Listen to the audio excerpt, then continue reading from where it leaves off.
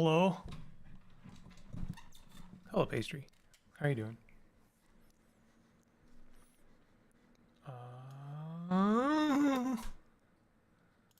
On.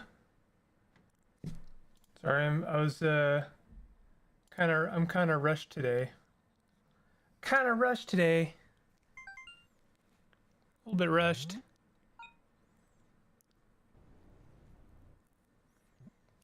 Please capture. We got 3 more. 3 more left to go. Hell yeah. Can't believe I'm actually going to play through this entire thing. It was not my plan, but it just ended up being a good thing.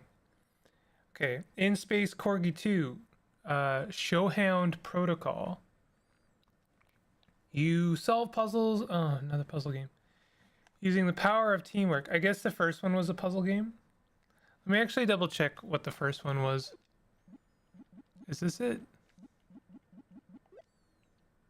No, that's Sebastian's quest. Where is Rat Dreams? Debris. What? Space Corgi 2. Where is Space Corgi 1?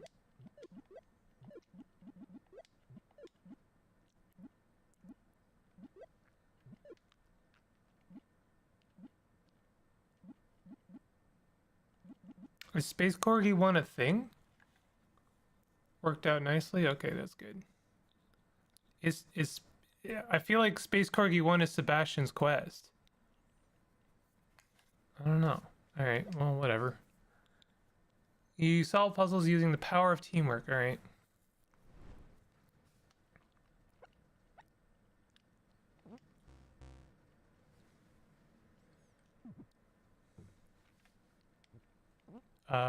Okay.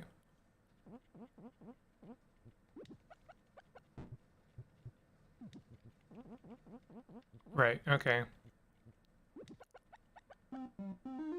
It's a very cute game. Very cute.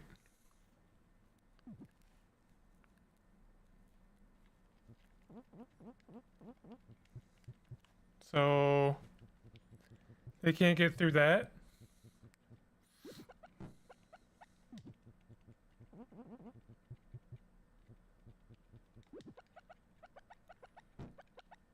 No, this is very cute. Flow chamber.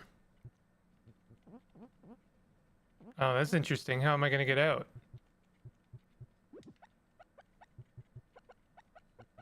Ah, cute.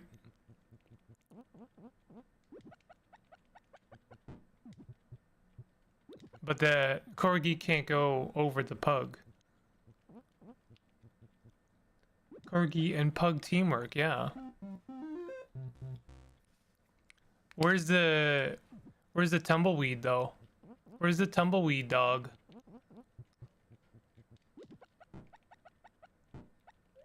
Oh, I see.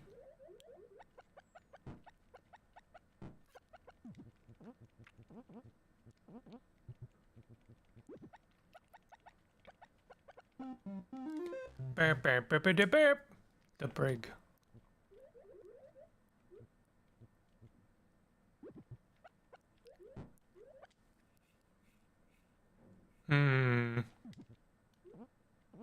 Okay, so corgi only slips when they're fully on the ice. Otherwise, they don't slip.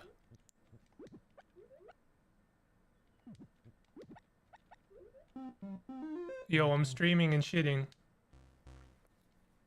I'm balding.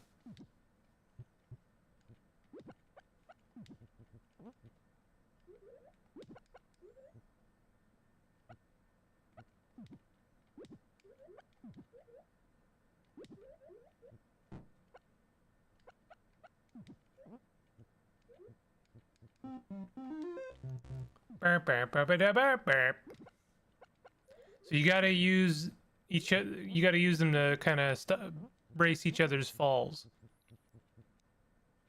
So you go like that, and now I can walk across. Oh, except now I can't get back on, right?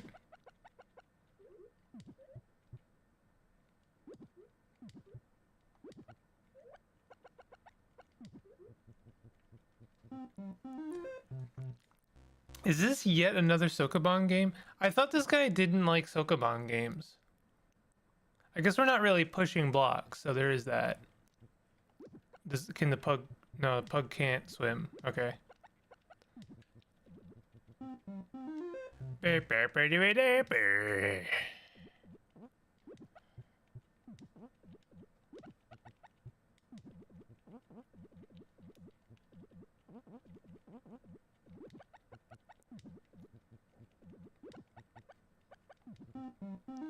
This one feels very easy comparatively to some of the other ones. Maybe he's unsure of the definition. Maybe I'm unsure of the definition.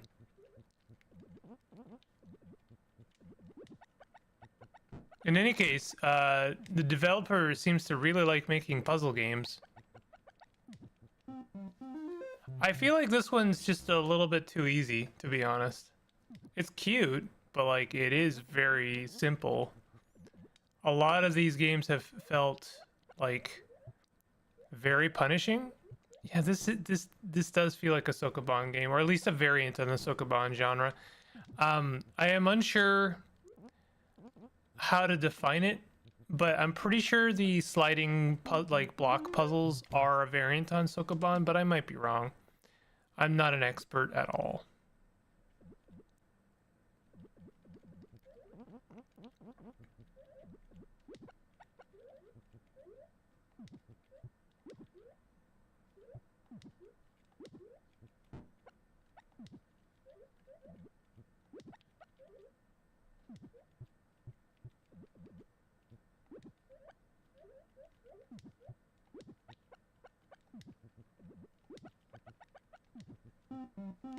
Make no mistake, I'm fine with easy.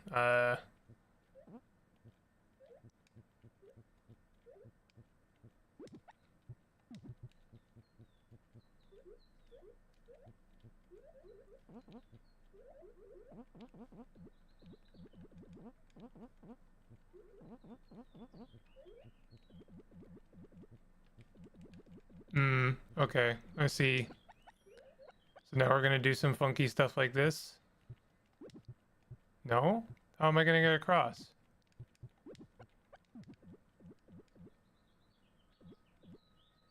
Oh, I'm stupid.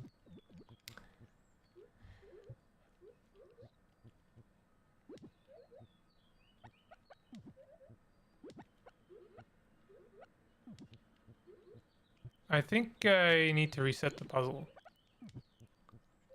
Unless I'm wrong.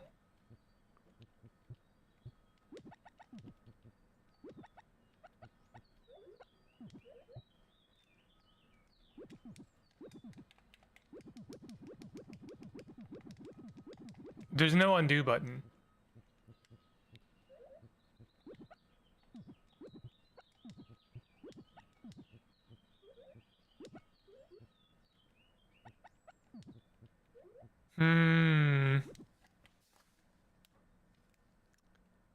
Switch to 2 players, reset cart. There's no undo the stage. Pretty sure there's not really... Am I...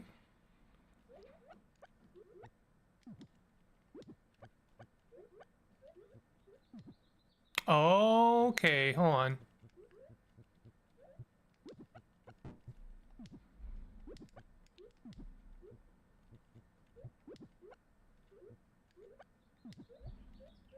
I don't know. I don't know if I can recreate that. That was a little bit tricky.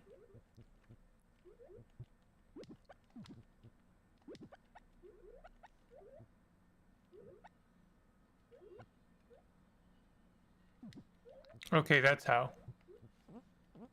That one's tricky. That one was that was a little bit tricky. Okay.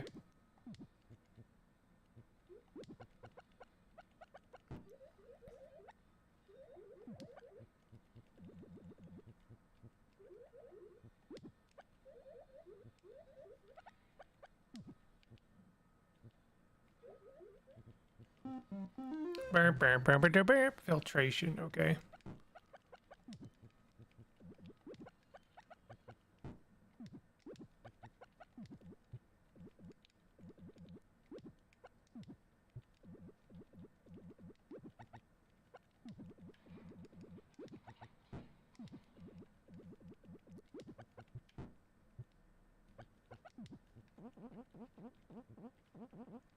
And then this one's pretty easy again.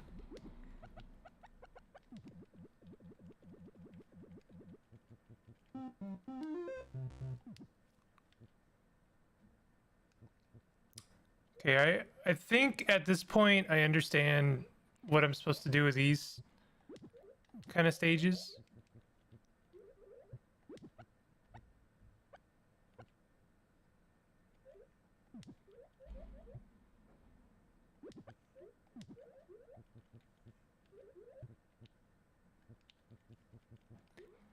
I messed that up slightly. There we go. Nice.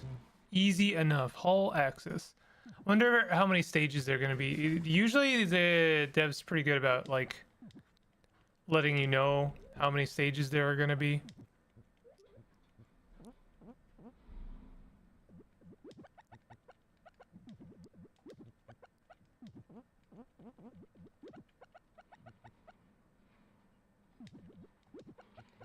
What was with this stage? This was like very easy.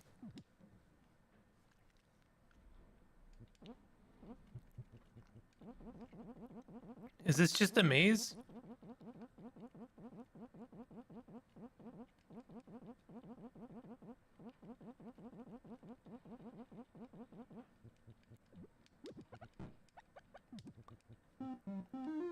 Yeah, I keep expecting this to get like a little bit harder, and instead it keeps getting easier.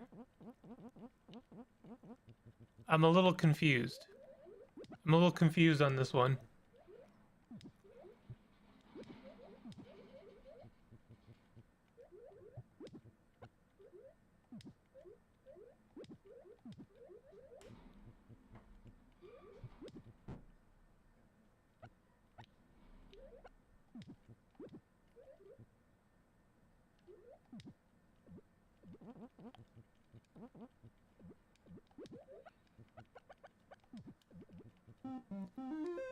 Okay.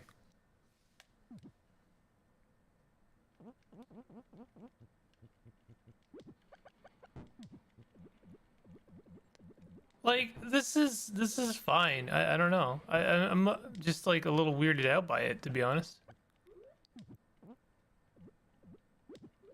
I'm like, when is it gonna ramp up? I keep expecting it to ramp up, and it's not gonna. Maybe this one's meant. It was more of an experiment to make it like make a two-player game. Because I noticed this one is like supposed to be two players. So I don't know. Maybe this one's more interesting when it's two players.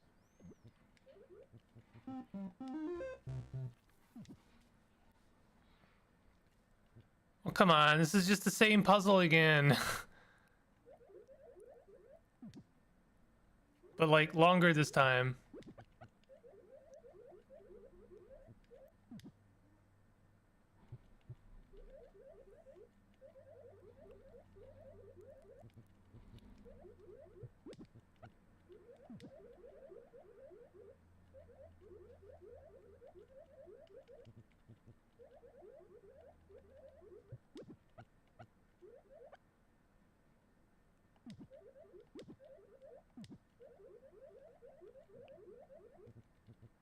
I'm sure I could have done this one quicker, but whatever. Can't wait to see the blurb at the end. Yeah, honestly.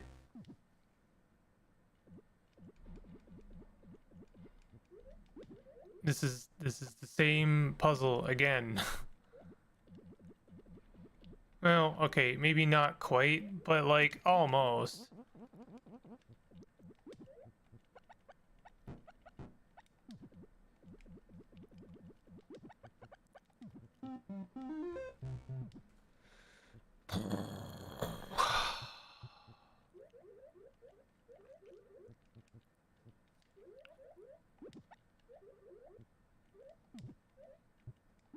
I feel like I've done the same puzzle like 3 times now. Just in different contexts.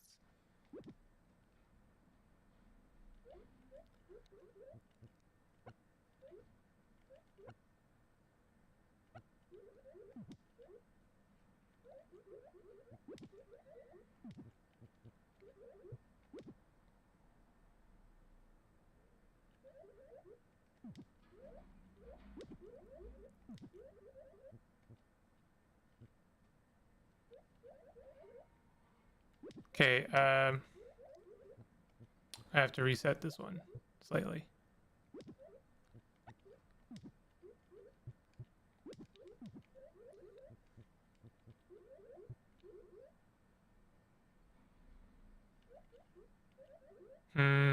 Okay.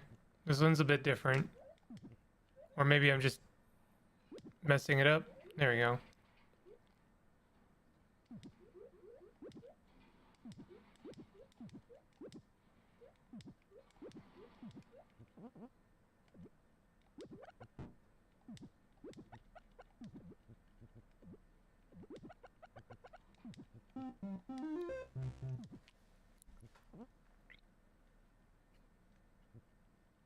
I keep waiting for them to do a puzzle where like you're better off not destroying the snow, because that's actually gonna help you stop moving. But it keeps not doing that, which is maybe fine, but like I don't know. Uh-oh.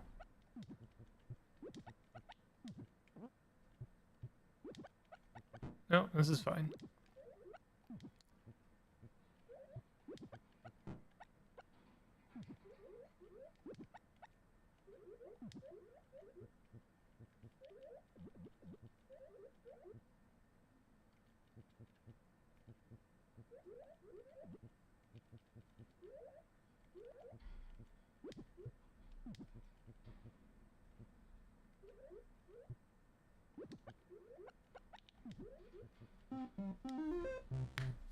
Barracks.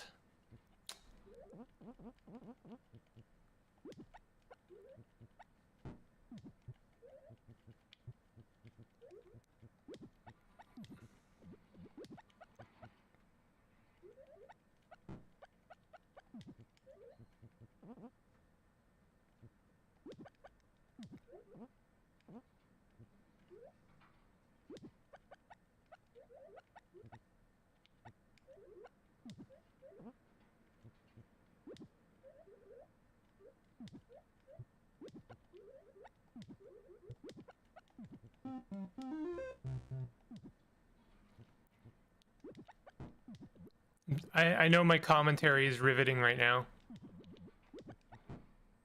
Sorry about that.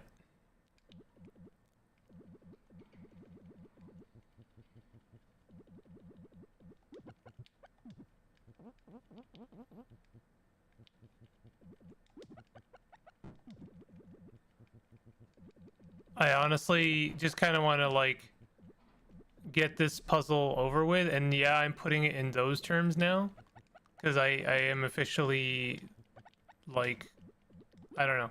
I think this one's kind of weak. It's okay. It's okay. It's got something. It had exactly one or two novel twists, and now I feel like it's kind of done, and I don't know. You know, I'm waiting for it to be interesting again, but I don't think it's going to be. I know that sounds mean, but like I don't know. I'm just kind of like over it already.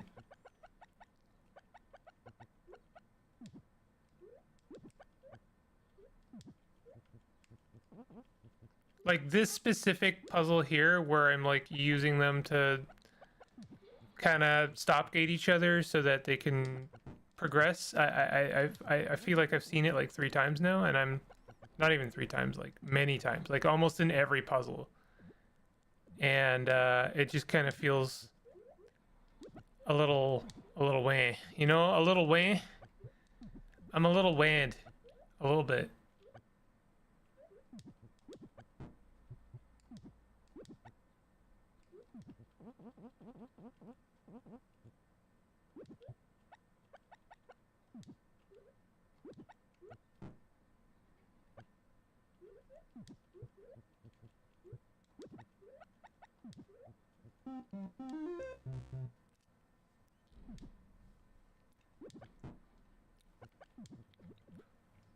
Wah, wah, wah. I know, right? You have 100% like that. That is my my feelings. You've got it. Wah.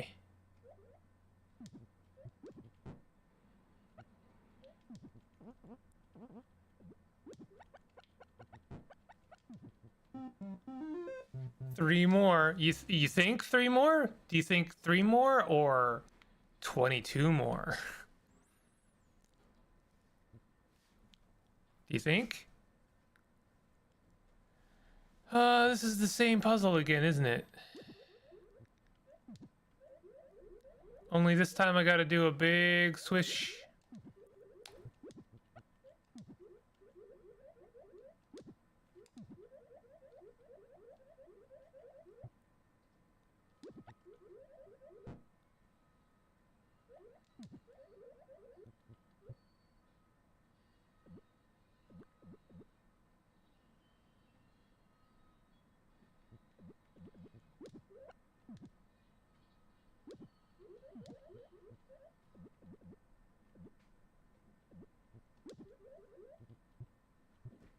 What?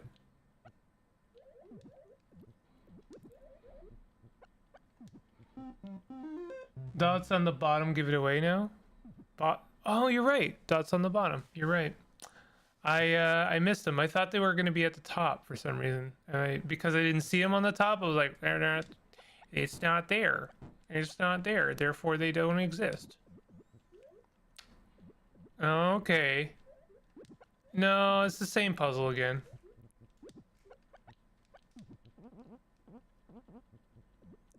Listen, I'm not oblivious to the idea that all puzzle games are basically a regurgitation of like the same gimmick several times until, you know, in sort of growing complexity. But I guess I'm just a bit more compelled by puzzle games that throw in additional gimmicks or a couple more twists along the way. I'm not really compelled by this. I think it's fine. It's exactly fine. I think it could have been a bit stronger if I'm being real.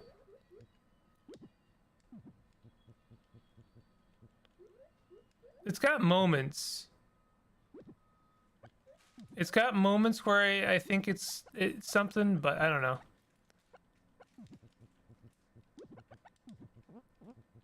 It's cute. It's cute, and it's 2 players. So that's something. Escape pod.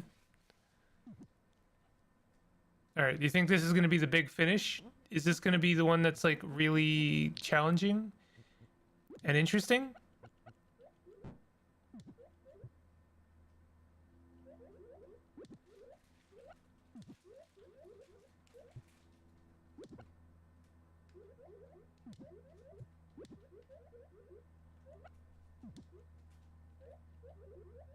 I won't lie. I'm a little flummoxed by it so far.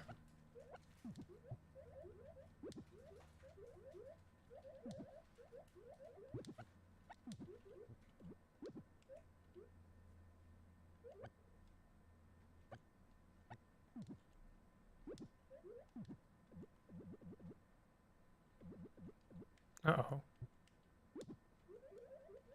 I don't know why I said uh-oh. The stakes could not be lower.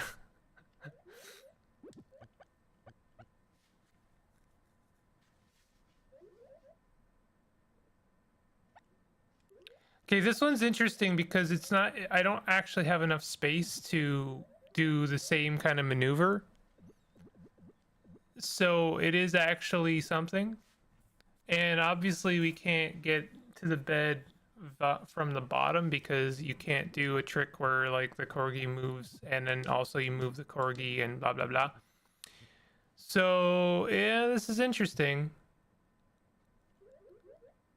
So why don't we try? I'm gonna try something like this.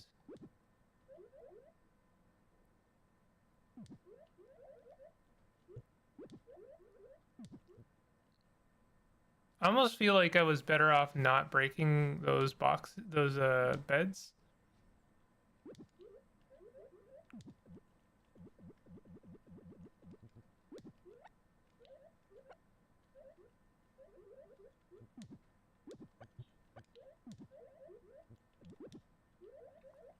So now I have to. Hmm. Okay.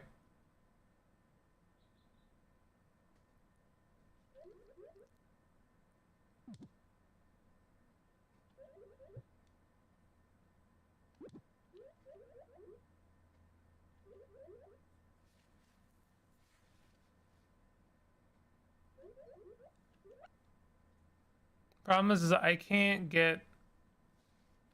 bring the corgi or the pug to the back of the corgi. Right?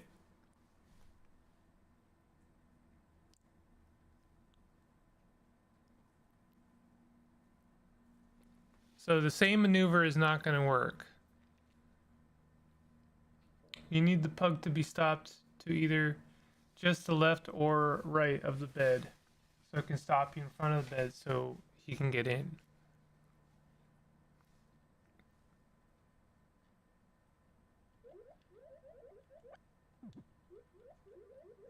The problem is the corgi can get to these spots, and that actually stops it from being able to do the ice circuit.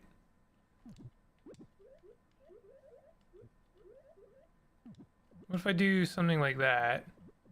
Okay, let's just keep the corgi there for now.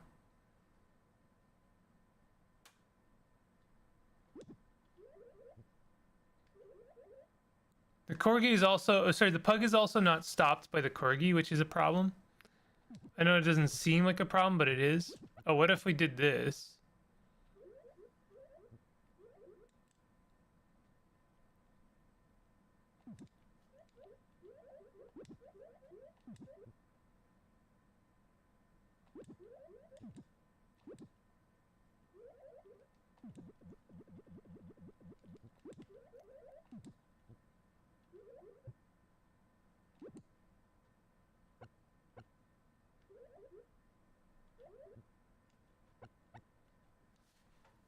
I'm so close here.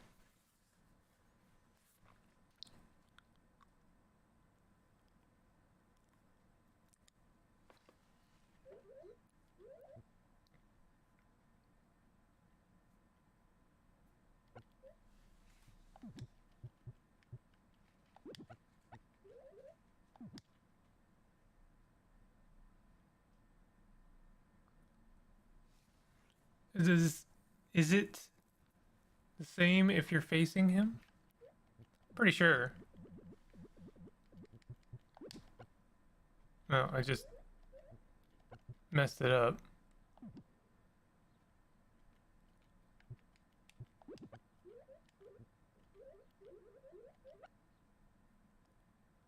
Does he just end up on your face? Yeah, no matter what, the pug just ends up on the face. It can dock with the corgi whenever.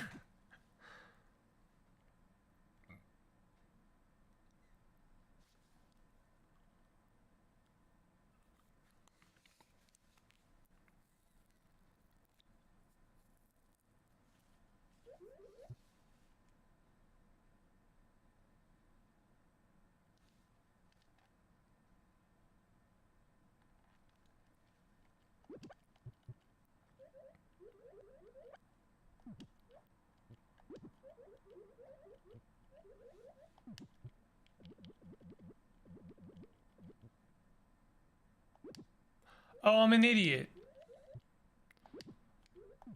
I'm stupid. Ah, oh, jeez. I hate it. Hold on.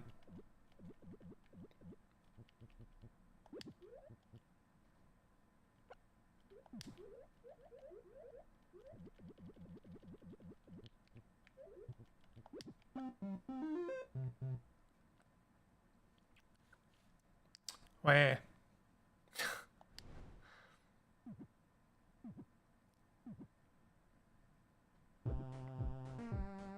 What do you mean to be continued?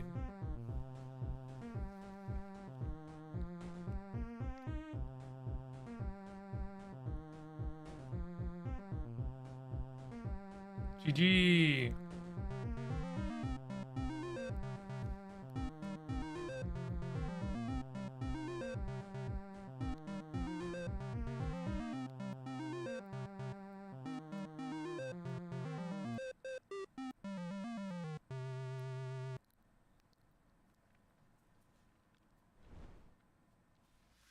Yay.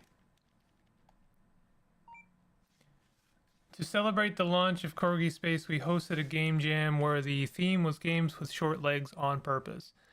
I wasn't sure what I wanted to make for it at first, which was a little awkward, but watching our dogs play in the deep snow, we kept getting.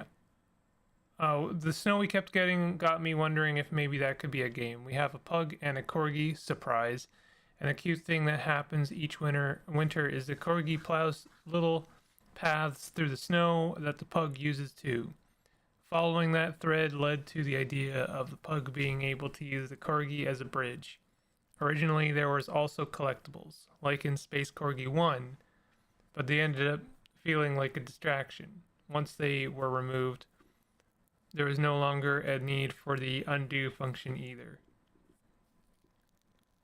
I don't remember Space Corgi 1. Have I played any game that says Space Corgi? I didn't mean to do that.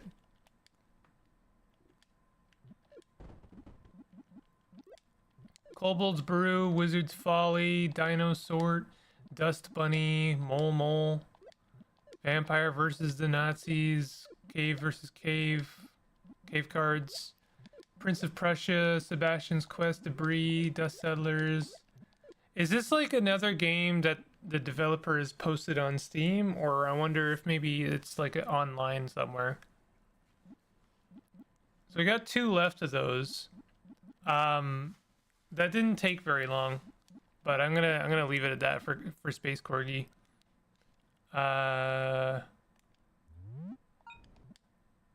Corgi Space. No, I'm not. I don't think there's another game hidden somewhere that I don't know about. So I don't know. All right. Well, sometimes they are quick and dirty. So I'm gonna try a couple games. We're gonna try a game called Luck and Loot. I have been kind of in the mood for, I wouldn't say more deck builder games because hold on a second.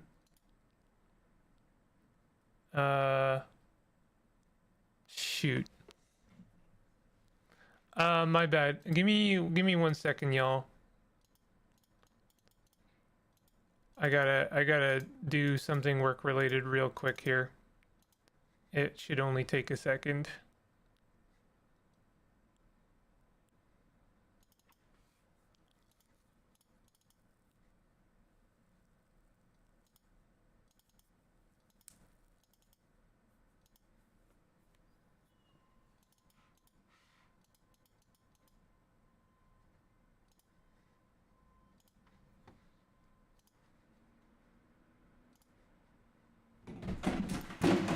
Yo, excuse me?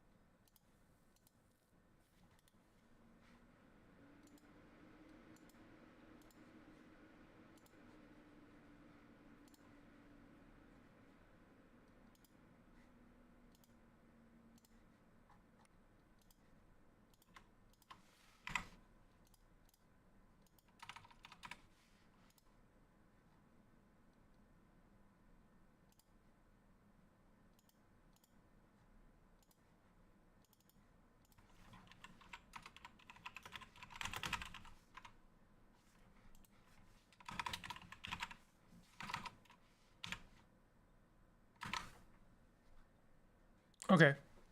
Sorry about that. My bad. All right. We are gonna do, yeah, Luck and Loot. Luck and Loot is a dicey deck buildy game. Um, I gotta say, Vampire Crawlers is kind of like revitalized my feelings towards deck building games. But also this one looked just a little bit different, so I was kind of curious about it.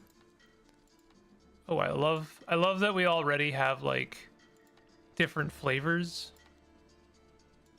Let's do normal font. I know that's sacrilege, and I'm gonna turn down the CRT filter a little bit. We'll see if this is something. Deal 4 damage and inflict +1 vulnerable to all enemies. Charged every 4 rooms counts as an attack. Lead from the front with balanced offense and defense, keeping pressure steady through clean, dependable combos. Whispers sounds almost like they're asking for help. At the start of each turn, enemies roll first, revealing their actions. Then you roll and use rerolls to optimize your strategy. Lock dice to prevent them from being rerolled. Right-click a hero or enemy die to view details. You can rewind your turn once per combat.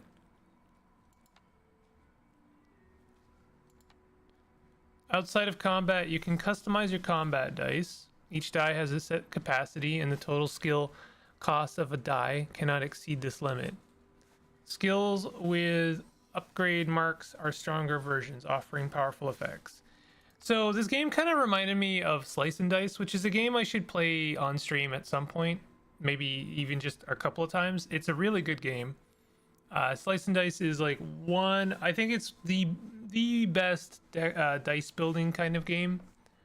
And this does feel almost like it's aping off it a little bit, I will say. But it's kind of hard to make this game, this kind of game, and not have some overlap with other dicey kind of games. So we're gonna start combat. So they have flee, run away from combat. So this guy's just gonna flee, and then this person's gonna do nothing. And meanwhile, we got break, deal 4 damage and inflict 1 vulnerable, and then deal 4 damage +1 for each attack played. So we can lock those two, and then we can roll the other ones.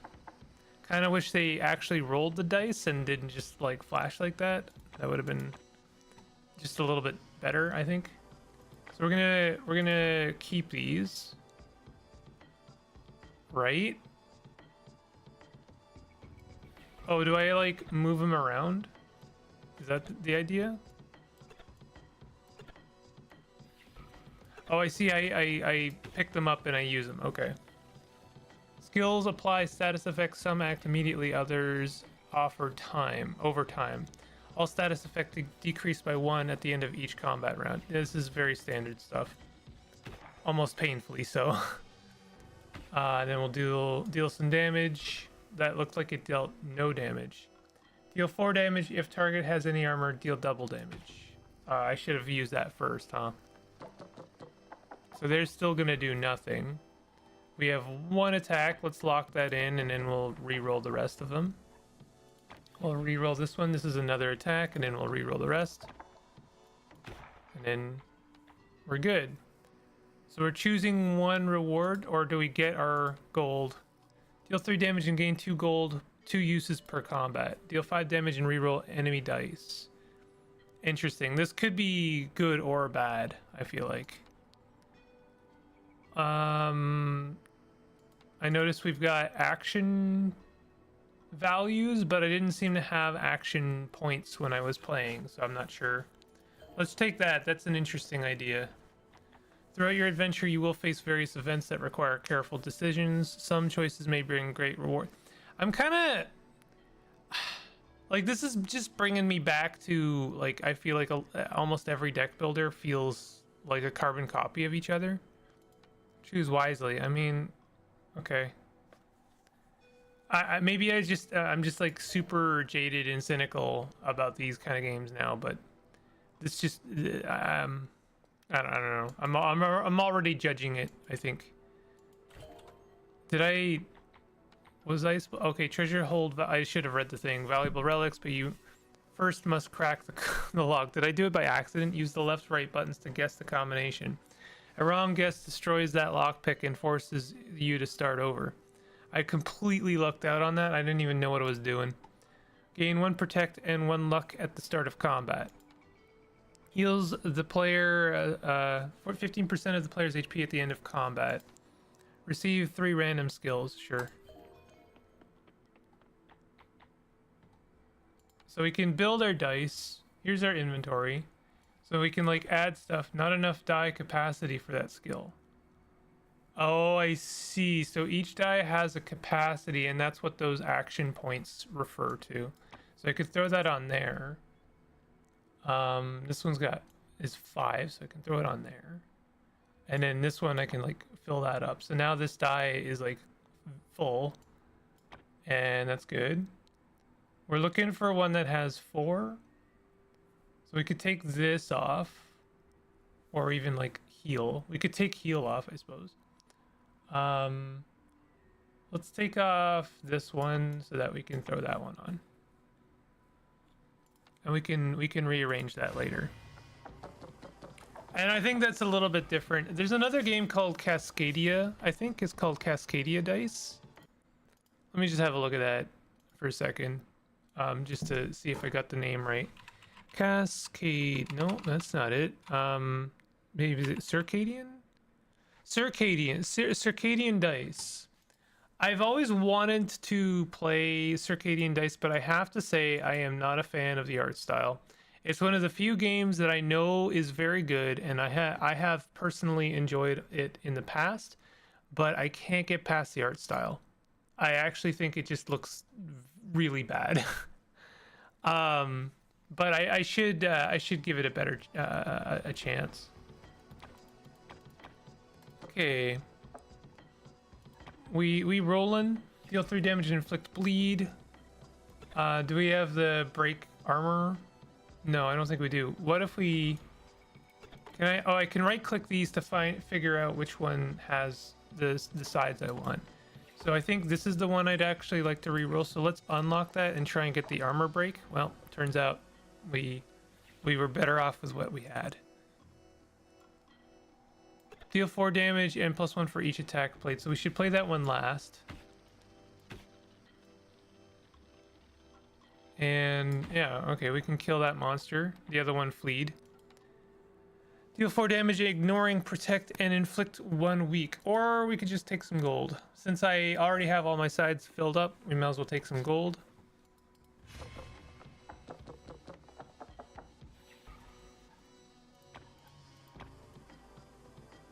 This one's actually attacking, dealing 5 damage. Is no joke. So let's actually defend ourselves.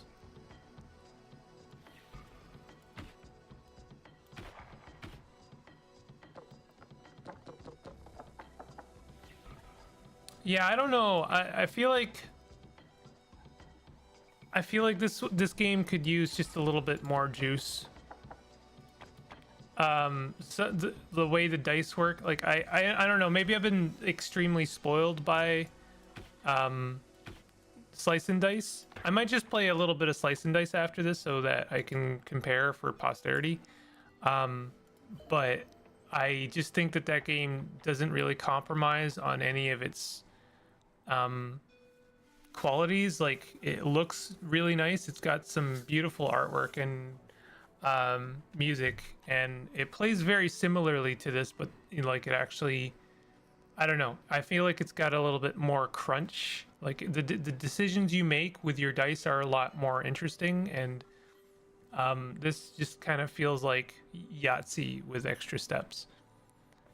Traveling merchant sells rotating skills. Not that Yahtzee is a bad game, I guess. And relics for gold, their stock changes, so check back often. Dice skills have a rounded white border and modify your dice relics. Without this border, provide permanent effects. Okay, so let's buy a relic. We don't have enough. Deal 1 damage to a random enemy at the start of each combat round. Deal 3 damage instead if you have less than 5 gold. Interesting. Gain 1 max HP, 1 max armor, and 1 capacity to all dice. All right, let's grab that, and that'll pretty much spend all of our money. Always fungal, all right, fungal freak. Let's see what you've got. You know what this game reminds me of stylistically? Is it kind of reminds me of that game, the RPG game that Galen runs on his stream. Each dungeon ends with a powerful boss. They roll 2 unique dice. Stuns on the boss. Skip 1 action per stack, starting with the left die. Use 2 to fully stun. Defeat them to clear the dungeon. Okay. Ew, did you just hiss at me? Rude. Do I need to build out my dice a little bit? I'd like to use this ice lance if I can. What if we take off the sword and then put the ice lance on? We've got 3 here, 3 there. Okay, we can throw this one on there. We can throw this one on there.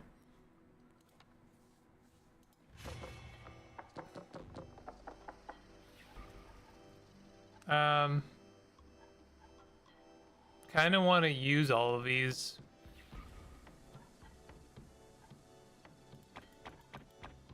Maybe we can get rid of the ad.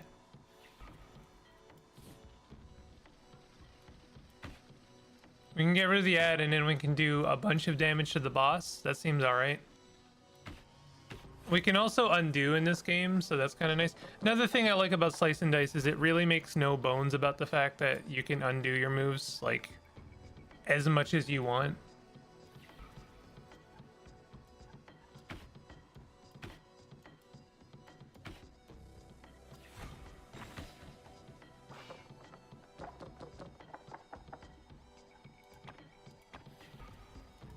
So they weakened my attacks.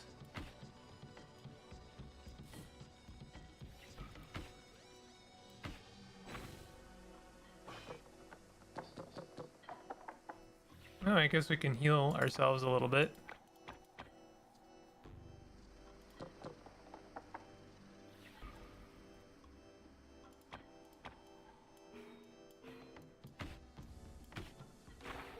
Nice. Vanquished. Gain +3 luck at the start of combat. I don't know what luck does. Rerolls are increased by 1. Gain +2 lockpicks permanently and +5 gold for every successful treasure unlocked. Gain 1 protect and 1 luck at the start of combat. That seems pretty good. I'm not really using rerolls, to be honest, so I might as well take the keychain. I probably should be using rerolls. Rerolls are very powerful in certain contexts. World map is your hub for choosing your path. Select a dungeon to shape your adventure. Each dungeon has unique positive and negative modifiers. To unlock Dark Keep, you need to complete 3 out of 4 dungeons. Okay. And it tells us the threat level, which is nice. There's a game a little while back, I think it was Howl or Dark Howl or something, that I mentioned. It's always nice when it tells you how challenging something is going to be. Just make something up, honestly. Wanderers claim the forest is alive and not just with unusual things. Sometimes something deeper stirs there. Which one did I do though? Have I done any of these? I guess I'm choosing swamp, graveyard, or coast. Why don't we do the swamp since it's the lowest threat level? 1 step in and my boots already hate me. Obligatory slay the spire, fork in the road thing that I bring up almost every time I play one of these games. Goblin-like fly flits before you, trailing eerie dust. It grins wide, offering to weave power into your skills for a price.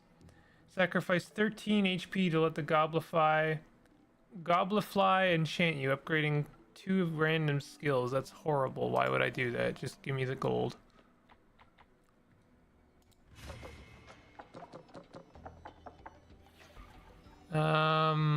Well, we're gonna lock these in. Let's roll the last one. Okay. Oh, these guys have like Mondo armor. My god.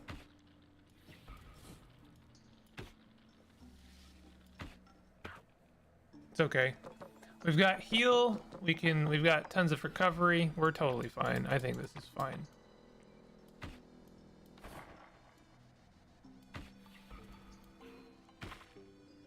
They're poisoning me though. I wonder if healing myself kind of gets rid of the poison.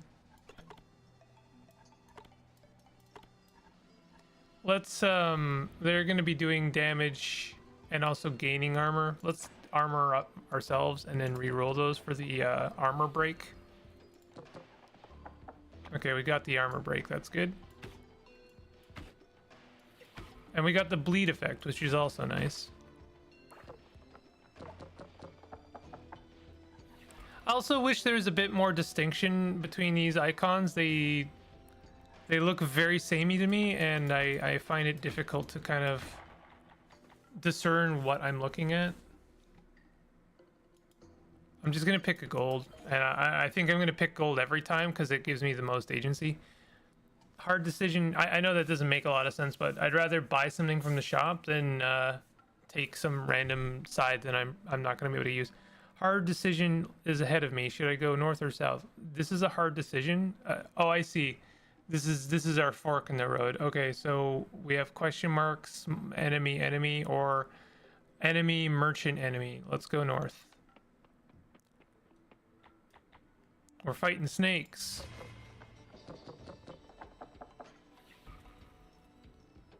They don't have armor, so this is actually fine. This is a fine set for me. And we want to make sure that we do a bunch of attacks. It would be nice if we could stop them, like stun them, but I don't seem to have any stun attacks yet.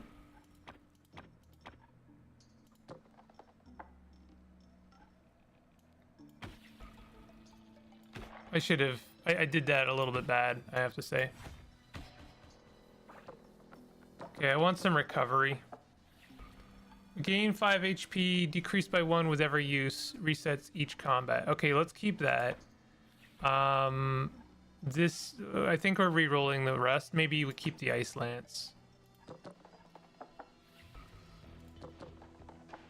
I really wanted that recovery. Okay.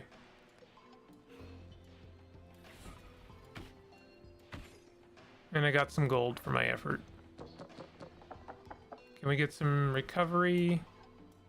Let's lock in the attacks because we know we're going to win here, and the recovery, but I want to get one more recovery. Nope. So let's use the recovery before the combat ends, and that way we can get the most. Inflict 2 weak to target and gain 2 protect to dice owner. That's an interesting way of putting that. I wonder if we get more adventurers later. I think I still want gold, but the shackles is the most interesting thing I've gotten in a while. Okay, we've got Spiral Leaf. Heal 3 HP whenever you use the same skill twice in a round. Okay, that's interesting. Deal 1 damage to a random enemy at the start of each combat round. Deal 3 damage instead if you have less than 5 gold. And we have the Spear. Inflicts poison. I kind of I want this, although it's like really expensive. But I like that actually encourages me to kind of rebuild my set a little bit. Like if I use these swords, you know, more than once, then I'll actually be healing a little bit. I do want to throw this shackle on somehow. It's a 4. So maybe we take off like quick stab. No, stab actually applies a thing, so I kind of like quick stab. What was that? I didn't mean to do that. Gain dice experience by using skills and dragging them over to the star icon. Once a die levels up, you can choose from powerful traits to enhance your skills or influence your luck. Okay, that's actually interesting. I wish I had read this like a second ago. Oh well. That's actually something kind of interesting there. I haven't seen that before. These guys have armor, so we want to keep the armor break. I like the bleed. Let's keep the bleed. And inflicting weak would be kind of nice because then we can actually weaken their attack. Having a second... Okay, that's the same attack 3 times in a row.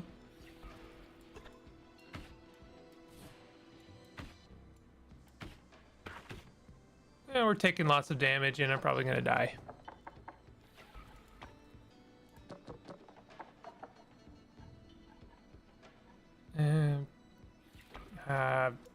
Sure.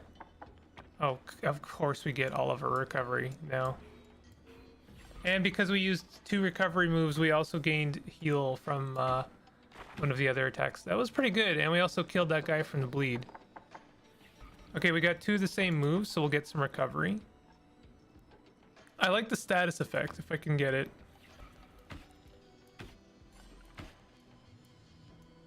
Was that not the same move? Did I not heal from that? If those icons look exactly the same, this is rapier and this is rapier. Is that not what I used?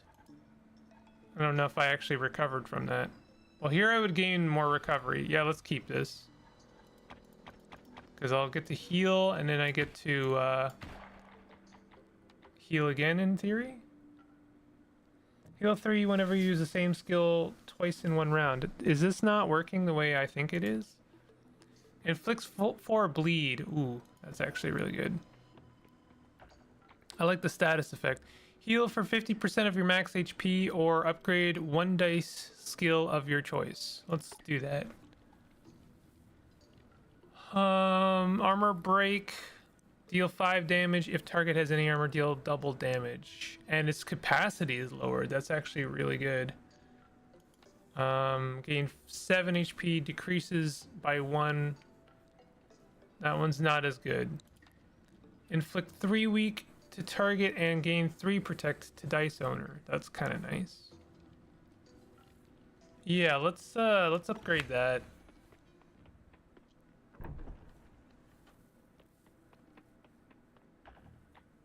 Face the silent will of the old gods. You have 3 turns to destroy it. Fail, and each turn after drains max HP.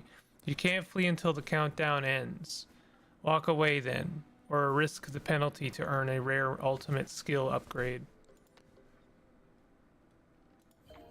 Did I have a choice there?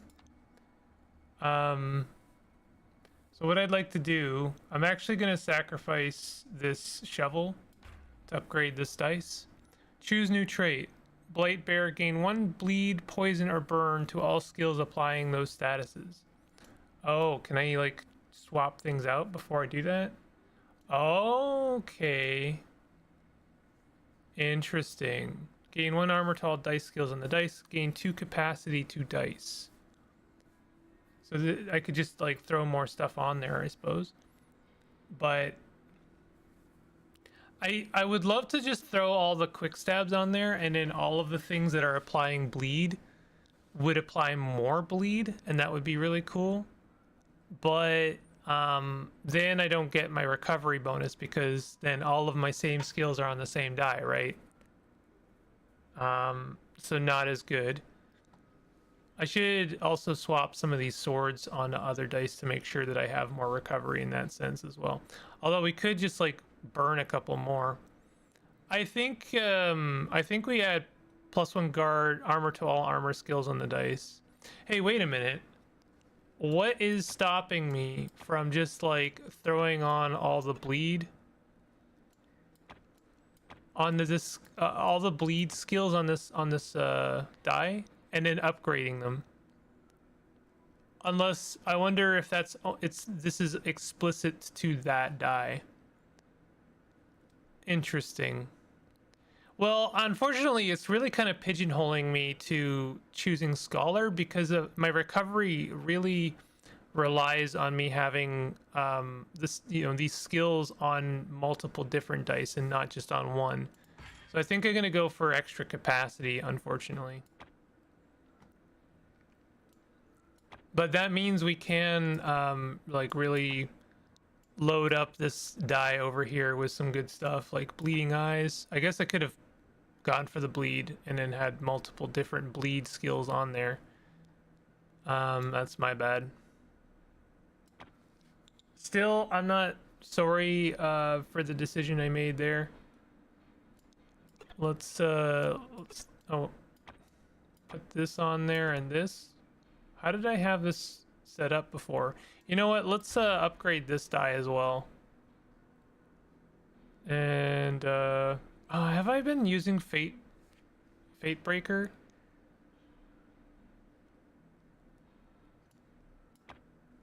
I want to have one of these swords on each die.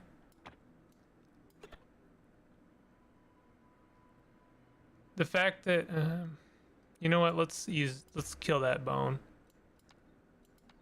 Herbalist, gain +1 heal to all heal skills. Gain 1 bleed, poison, or burn to all skills applying those statuses. Gain 2 capacity to die. Let's just add more capacity. Screw it. Whatever. This is good too. I mean, honestly, having higher level abilities is also good. Seems explicit to the die. Yeah, I think so. Hey, Andrino. This is gonna be pretty brutal.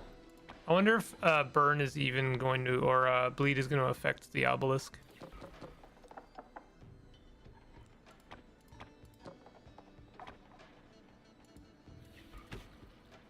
Yeah, I think it's got bleed. I wish I could have gotten my ×2 for breaking armor, but you know. Shackles is gonna do nothing. Rerolling is gonna do nothing as well. However, it's still 5 damage. I'm not gonna worry about recovery right now.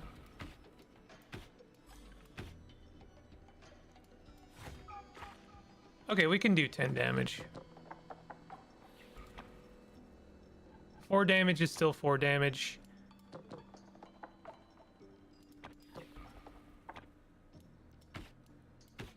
We did recover our 3 health.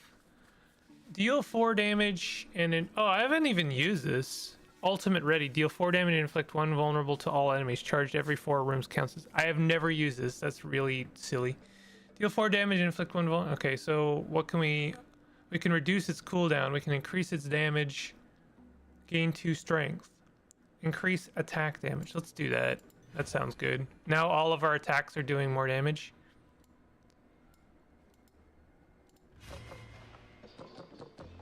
So this guy's healing when he doesn't even have any lost health. This guy's doing 7 damage and inflicting 1 bleed. Honestly, I'm pretty okay with this set of abilities because we'll block all of the damage. We'll recover some health. I guess we didn't have any health to recover. You gain your health back when you recover, I suppose, or when you level up.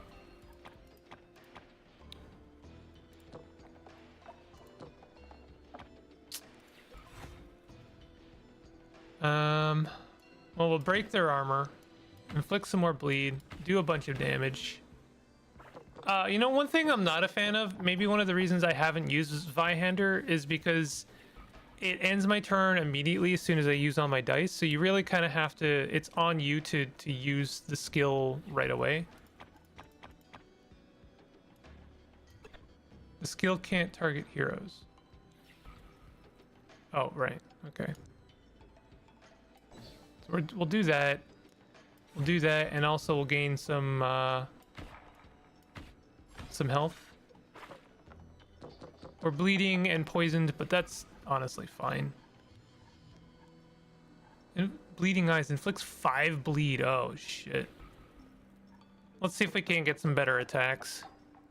That's better. We'll get to... Can we use that now? Yeah, we can use that now.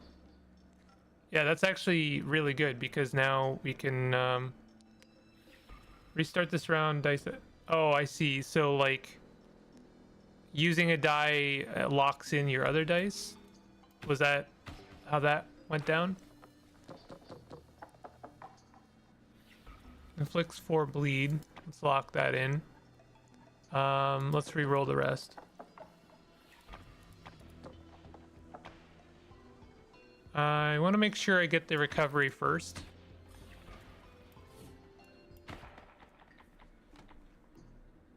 Get some gold or reduce weak and vulnerable by -4 and gain +2 protect. Okay, so this like recovers from status effects and then also adds some protection. Piercing damage and deals damage and inflict vulnerable. I kind of just want the gold. I'm not excited by any of those. Hard decision. You say a hard decision, but I think this is kind of a whatever decision. Crumbled ruins whisper of hidden rewards, but danger may guard their secrets. Sure, let's search it. How much damage do we take? Deeper into the ruins, the promise of gold lures you closer to unseen dangers. Sure. Oh, those really are unseen dangers. Wow. I'm gonna use my Zweihander right away, just so I don't forget to use it. I'd also like to lock that in and keep quick stab. Maybe we keep the recovery as well, but let's re-roll that last one, obviously. All right, cool. It seems to happen a lot where when I re-roll, I get like the same thing again. I'm not accusing shenanigans. I'm just saying it seems to happen a lot.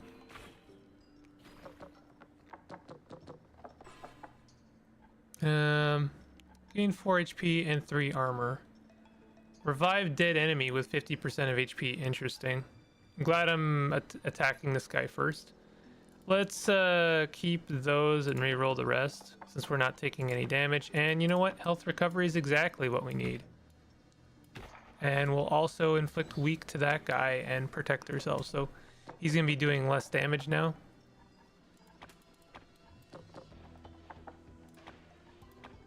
Inflict some bleed. Do all the stuff. Add a bunch of bleed. Get some recovery. He seems to protect himself a lot. More bleed. That's a good attack. Let's re-roll the rest. Yeah, this is pretty good. So he's got 10 bleed now. What is this? Gain 6 armor and 2 protect if the player used an attack this turn. Yeah, I mean that would matter if you weren't gonna die now.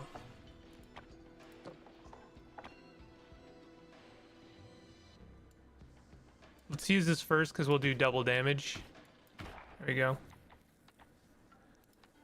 Gain 4 armor, +1 armor per skill on dice, and 1 protection. I don't know. Inflict 1 weak and 1 vulnerable, +1 for every 3 unused capacity on this dice. I'm not really excited by any of these. Healing is probably good. If I could look at my dice and strategize a little right now, that would be kind of nice. But I don't know if... Oh, here we go. So, for instance, I could put a healing on this guy, and then I have the chance of maybe using 2 heals and then recovering an extra +3 heal. Could save my ass, honestly. Let's see. Gain 1 HP, 1 max armor, and 1 capacity, all dice. This is a really good item here, and I can afford it. Or gain 4 max armor. All right, let's buy that guy. That just makes all my dice more powerful and also gives me more HP and all the stuff. Hunched figure stands beside a rusty wheel, sparks dancing in the darkness. He doesn't speak, just points at the handle with a trembling hand. Spend 25 gold to upgrade 2 random skills. Nope. Your Malor's idea of horror, guess his nightmares got lazy. Glurp Shrack. Cute, but I'm not here for a swim. Blork Glurk. Let's see how you scream when I start carving. Let's throw this guy on there.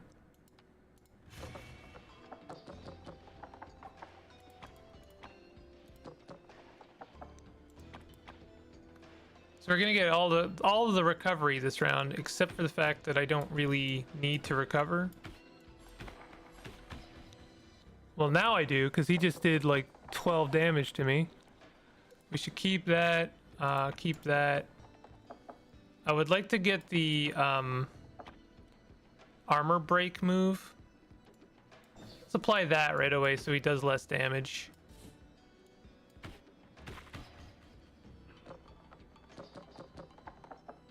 Okay, he still got armor, so this is great.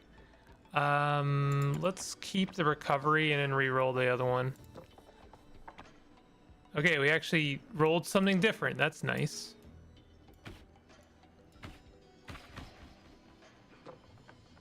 I think bleed is going to carry us through this. Keep the bleed, reroll everything else. Oh, look at that. Look at all that bleed. Hell yeah, and some recovery. We love it.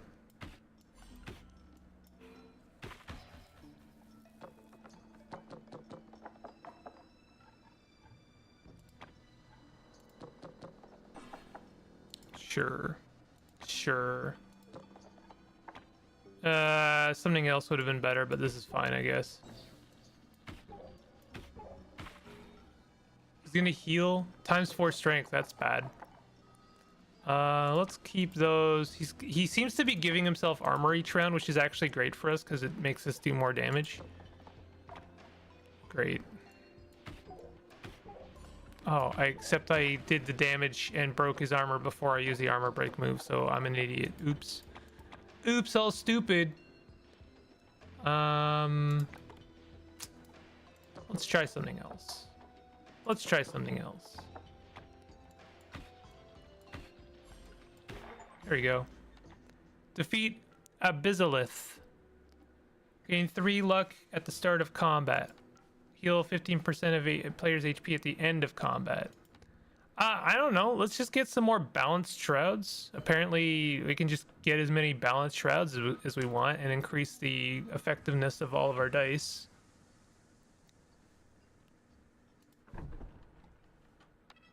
This place is quiet. Too quiet. Yeah, I said it.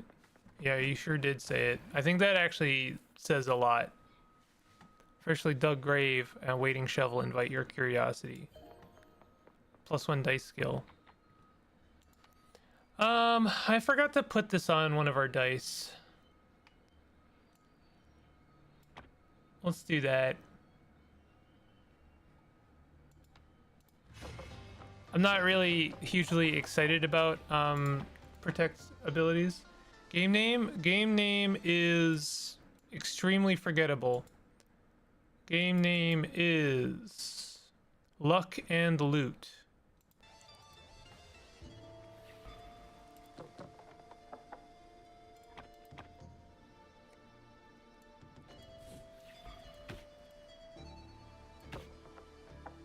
What is this? Deal 2 damage and +2 vulnerable.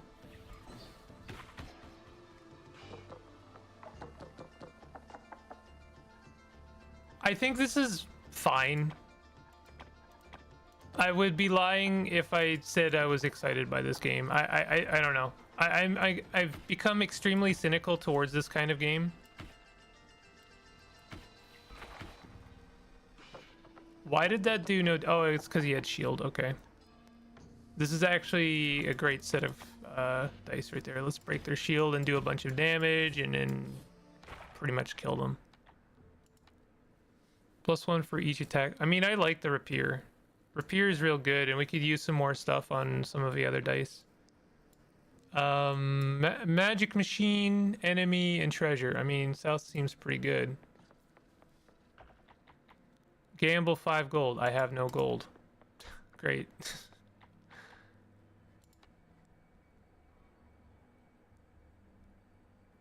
Yeah, this is good. It's a good set. I need to start taking sides, if only, like, skills, if only to level up my dice.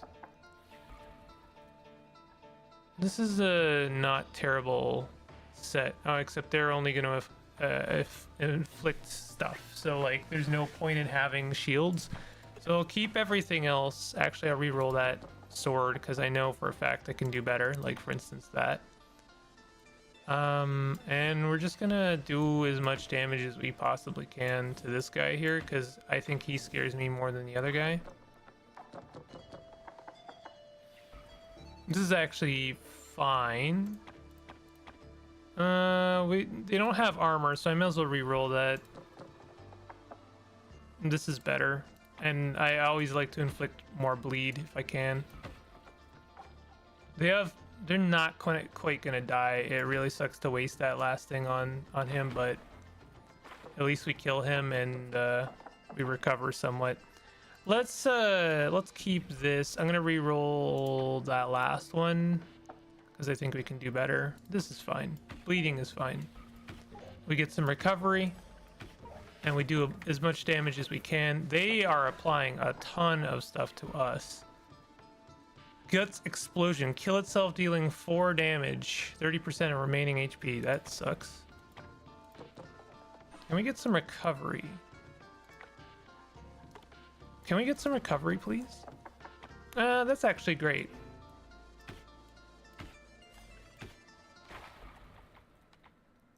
What is this? Gain +2 HP and reduce all negative statuses by 3. That is actually fantastic. We love that. Lockpick.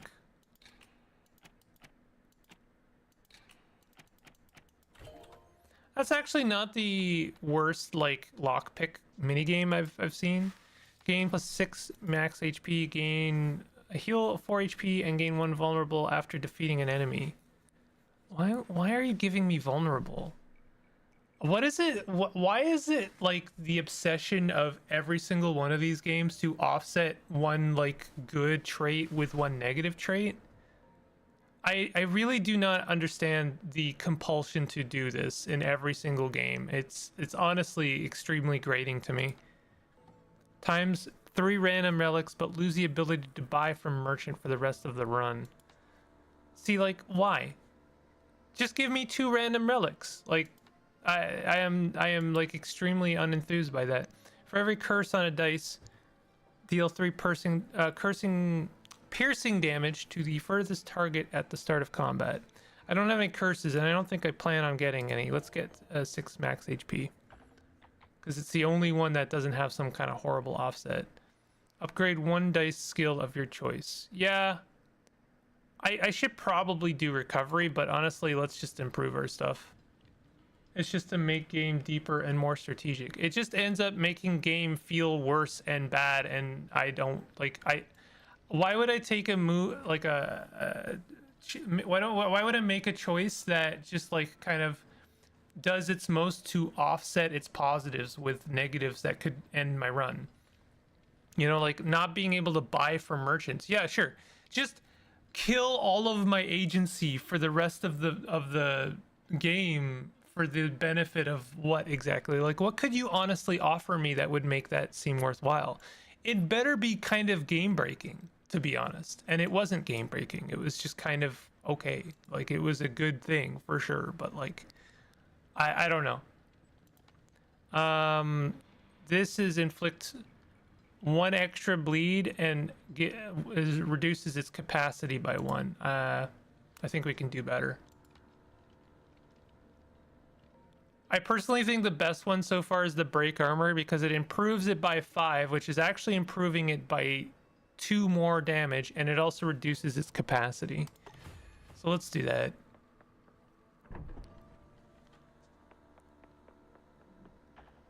All right, yeah, we can do an obelisk. I have a funny feeling this is going to get worse and worse. Can we throw this on there? No, we can't. We need to swap things around a little bit.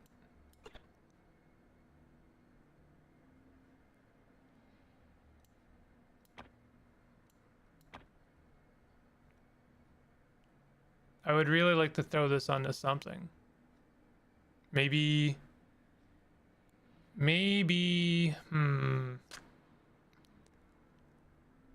let's get rid of the sword, or throw it on there, I guess, and then put it on there. This sucks because it actually reduces our recovery somewhat. I guess we could take off that. No, we can't do that, actually.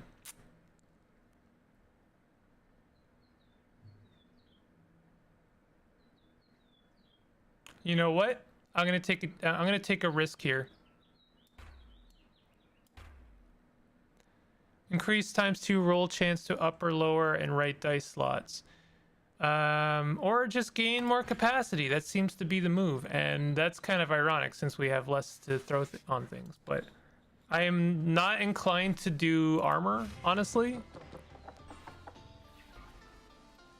Maybe I'm out of line on that one. Let's use this Viander right away, but I'm gonna re-roll these dice. I'll keep that one, I suppose. Maybe I keep the sword. Yeah, because then we have a chance to have that. And I'll keep the fading heal. That's extremely risky because I might end up not making it, but I would like to recover if I can. Let's keep that and re-roll the rest. Re-roll the rest. That's kind of weak sauce, but okay.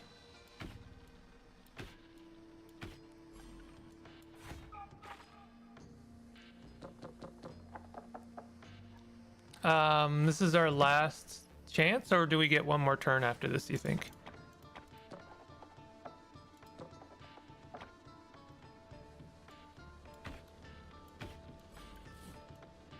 Oh, very close.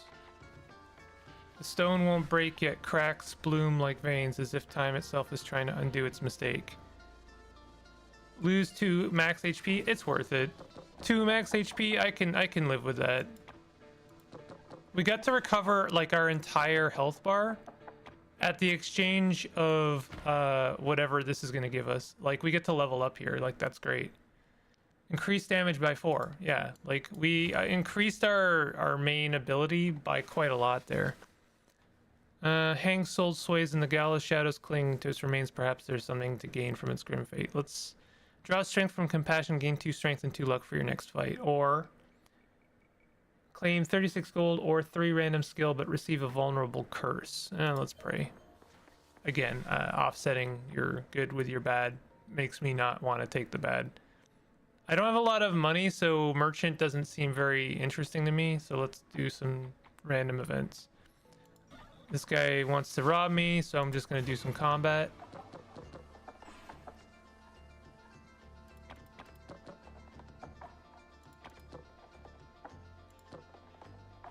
Wow, it really didn't want to give me what I wanted.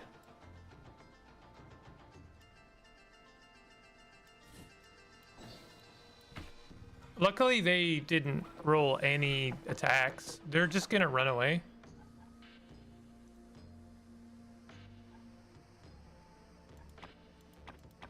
That's actually like the perfect move here.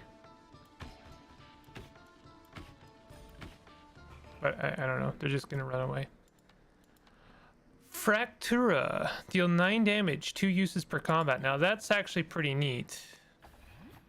Clever monkey scampers from the wreckage, clutching a gold doubloon and shrieking in broken laughter. Lose 2 random skills, gain random relic. No. Gain unremovable roll curse and gain random relic. Great. So 2 bad things. Curses are special skills with harmful effects that trigger automatically when rolled. Once added to a die, a curse cannot be removed permanently, claiming one of your die faces. Choose carefully. Every curse is a gamble. What we get? Negative on roll effect. Did we lose one of our... I guess we lost one of our faces there. I don't know which one. Probably the sword, actually. Increased 3 times roll chance of this curse, but without an effect. Negative on roll effect or die effect. It seems kind of cagey about what it does, to be honest.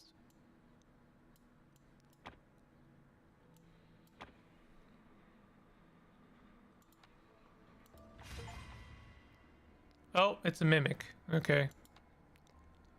Oh, it's a mimic. Daring today, aren't we?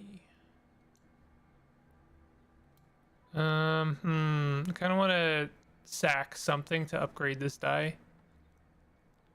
Let's do the armor. Gain 1 bleed, 1 poison, 1 burn to all skills applying those statuses. Not really applying any of those statuses. Let's just do 2 capacity. I seem to like that a lot because I've added it to every single die face. Increase times 3 roll chance of this curse. So what is it doing? Is it doing anything, or just is it just nothing and getting in my way?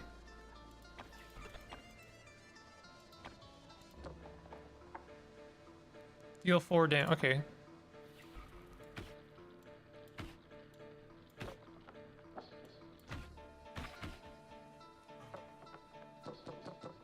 So they're gonna recover some damage.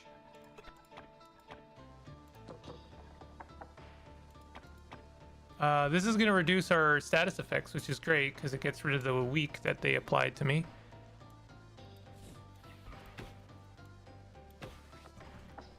Well, unfortunately, I re-rolled his dice into something more powerful.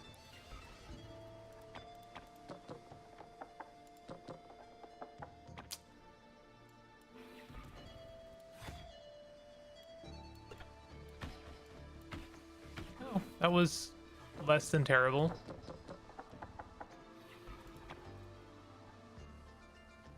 Five damage in 1 week.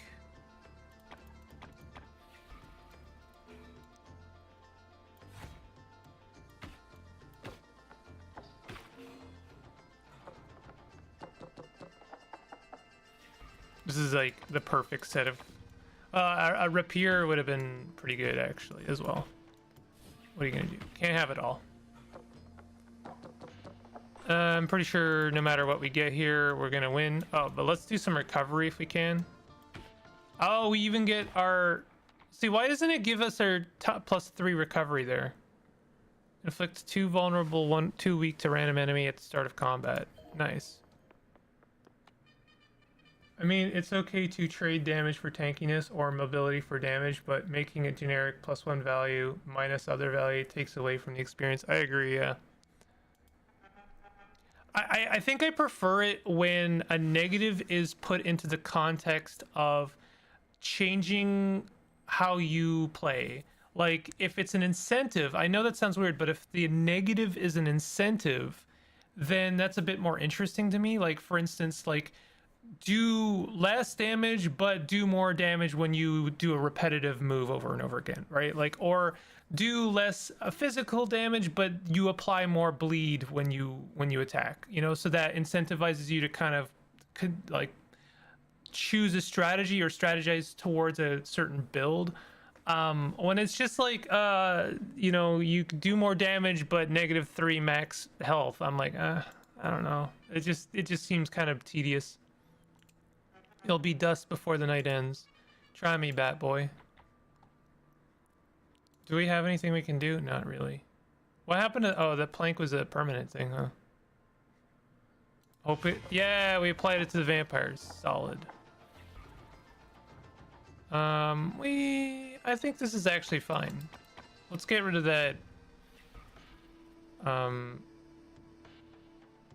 Let's get rid of the bat. And also maybe apply some more weak.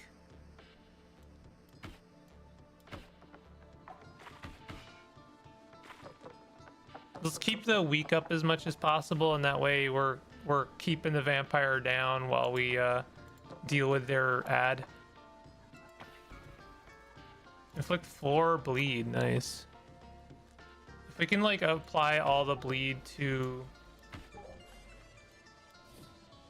the vampire, that'd be kind of nice. Oh, the bat is applying vulnerable to me. That's not good.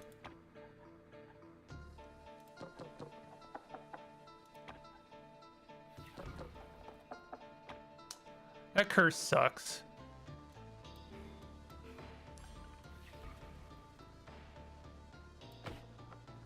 At least, oh my god. Yeah, we're gonna die.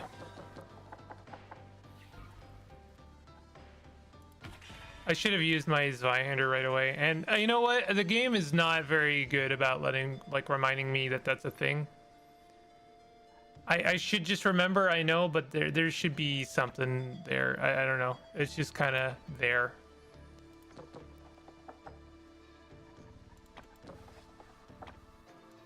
Well, that's some recovery. That's not bad. Let's kill the bat and do some damage to the vampire. We might... Nope, we died. Yeah, I'm not hugely excited about this. I don't care. It's fine. It's exactly fine, and I don't know. I think that we can do better. Hey, man. How you doing? That was luck and loot. I think it has a good art style, and that's about it. And I also think the art style is kind of generic, but I still like the art style. Corgi survivors. Um, yeah. Wait, what? Log in for person? What do you mean log in?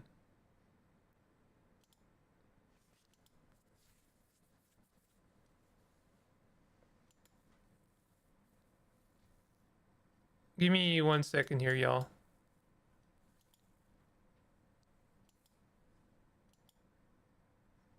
Corgi survivors. That was a weird way to come in on. So I'd like to show off something real quick. This will take about 20 minutes. I discovered this like over the weekend, and I played a few rounds of it, and I really kind of couldn't stop playing it. It's very good. Exhausting weekend into exhausting work week. Do be like that. I'm sorry. I hope things get better. I'm gonna do a round of this. This is top dog. If you have any interest in like Ace Combat like games, this is for you. This is contextualized as a roguelite.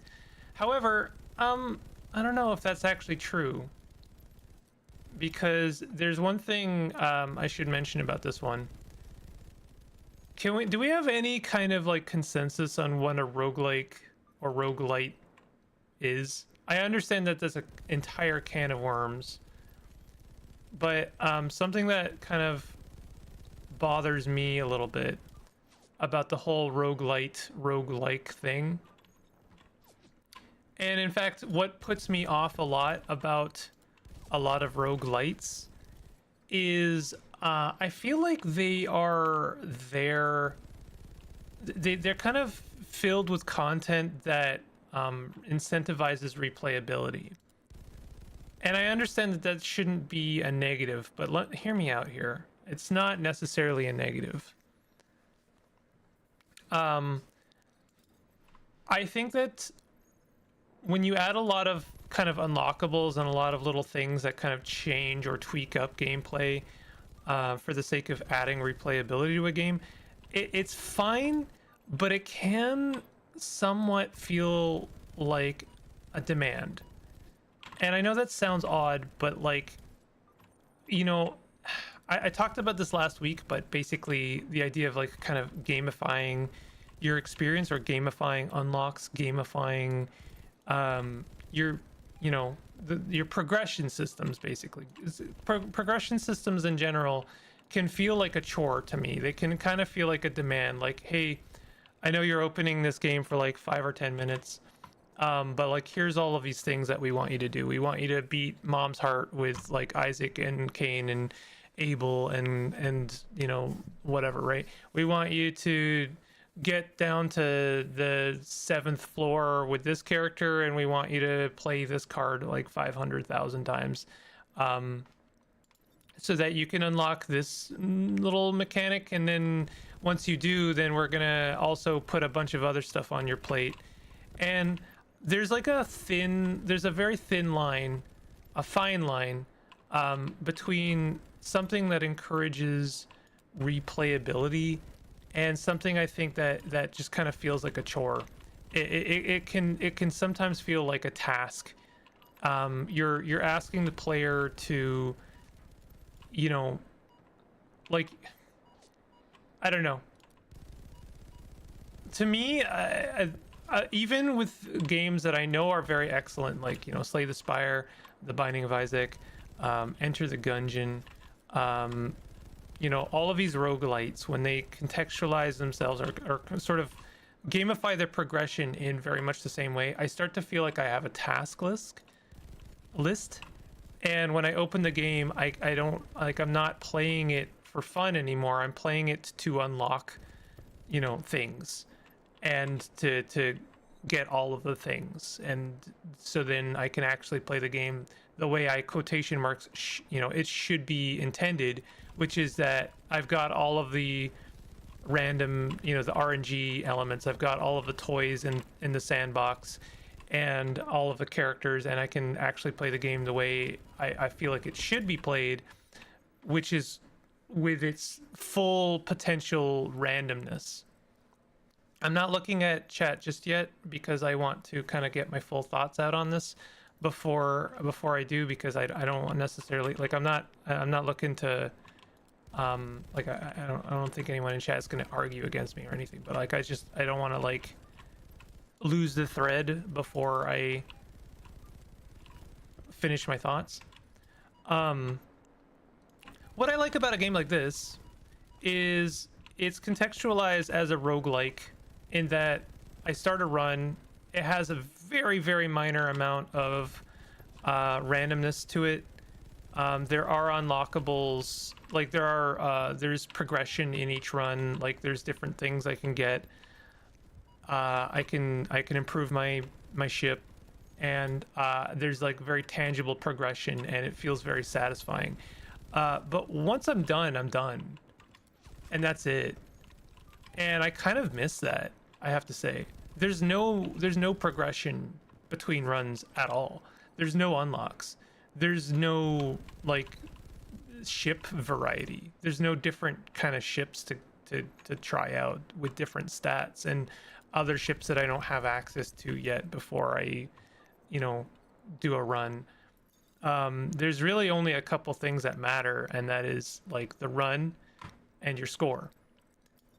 The score at the end of the day is really the only sense of permanency in this game.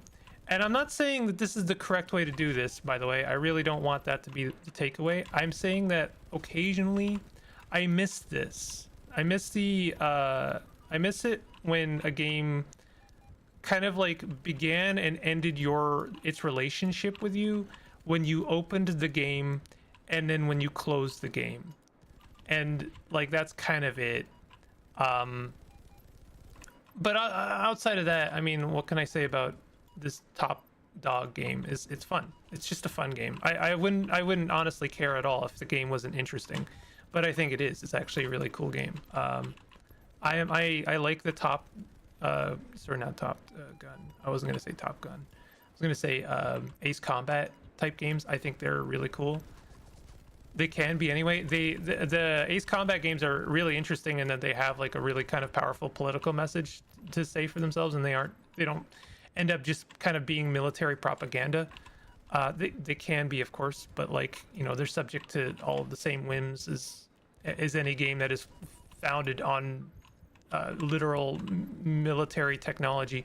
But they try pretty hard to, make a statement about war and how it is ultimately not a good thing, and have like interesting characters and have something to say for itself.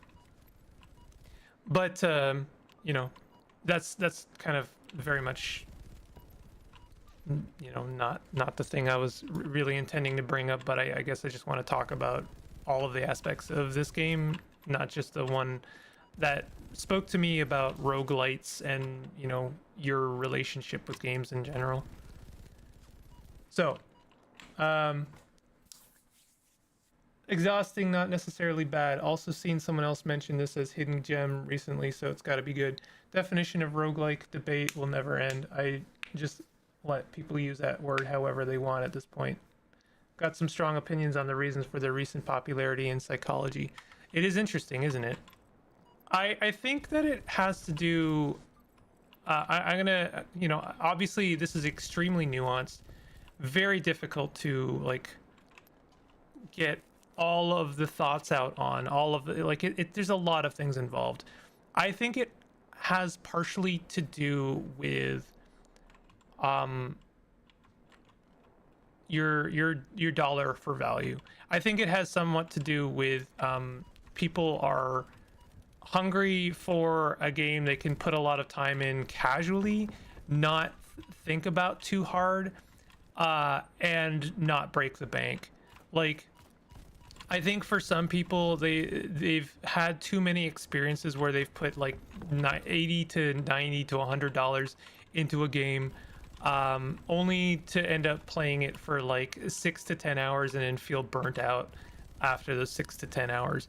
Like, it's just happened, I think, a little bit too much for a lot of people, myself included.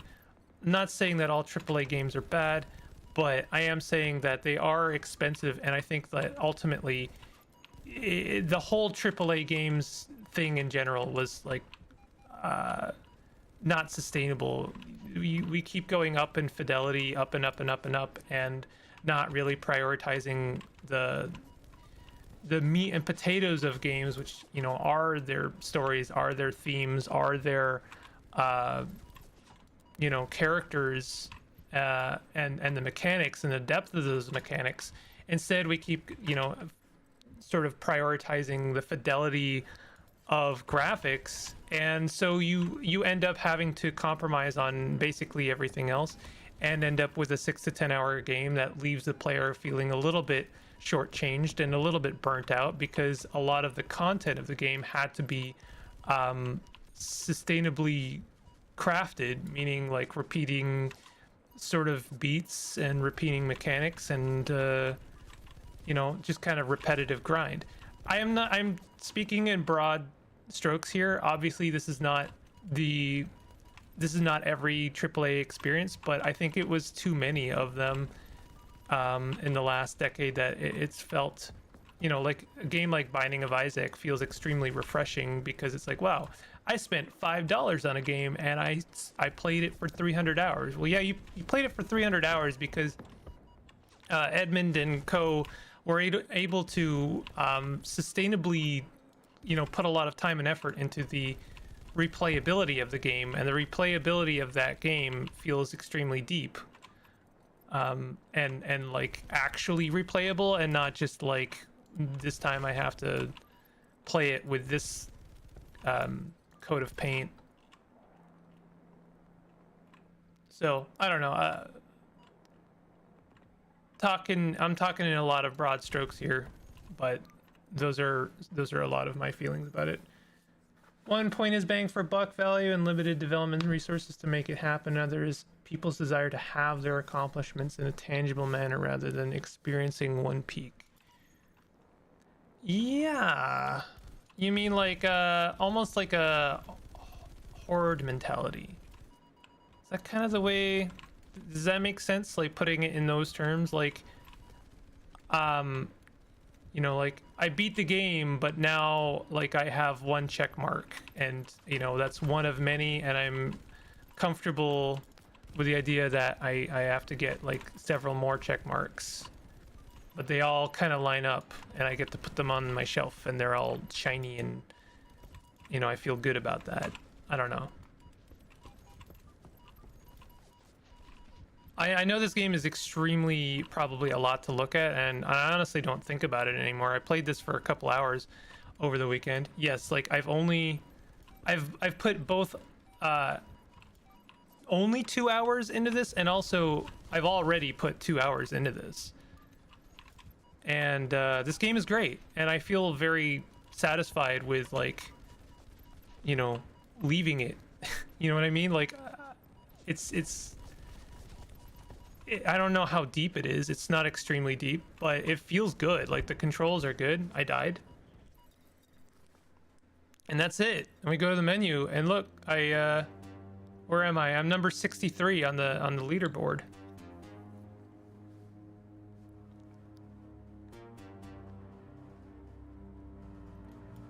I don't even think I can look at yesterday's daily daily seed.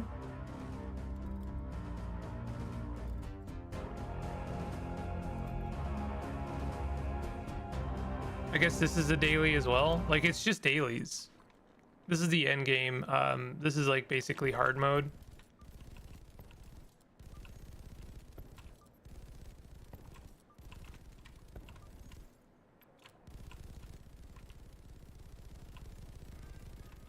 You might have also the other, I don't know if I did post about this game on Blue Sky main, so I don't know if maybe you saw that.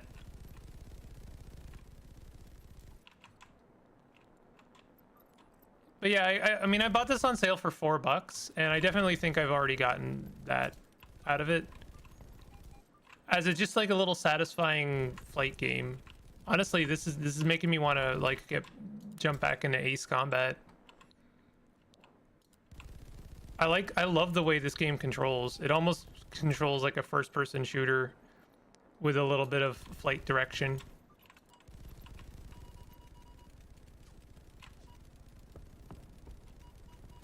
Also, you might have noticed I can actually slow down and like back up even. Like this is not just a jet. It's more like a Harrier.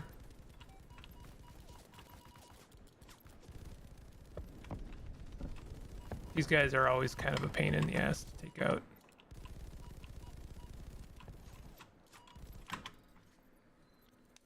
Let's do increased weapon damage. Things I prioritize when upgrading the ship is extra pull, which makes me turn a little bit faster, and then extra strafing ability. So I kind of focus on mobility. And then I go for weapon damage and also survivability, meaning I can convert the scrap that I pick up into health. Those are all very good things.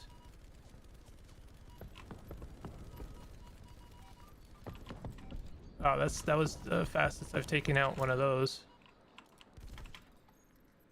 AC 60 is weapon damage. If I can't get the things I want, and I really don't like the weapon, or sorry, the missile upgrades.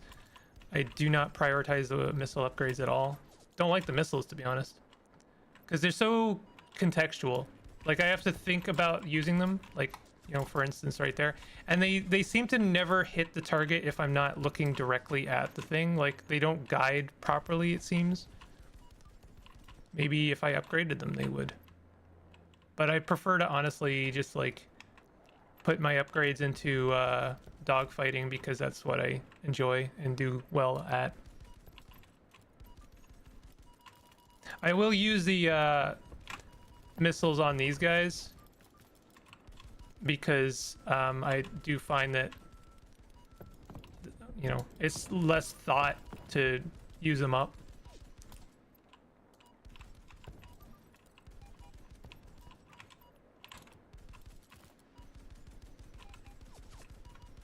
Oh, okay, missiles worked out there.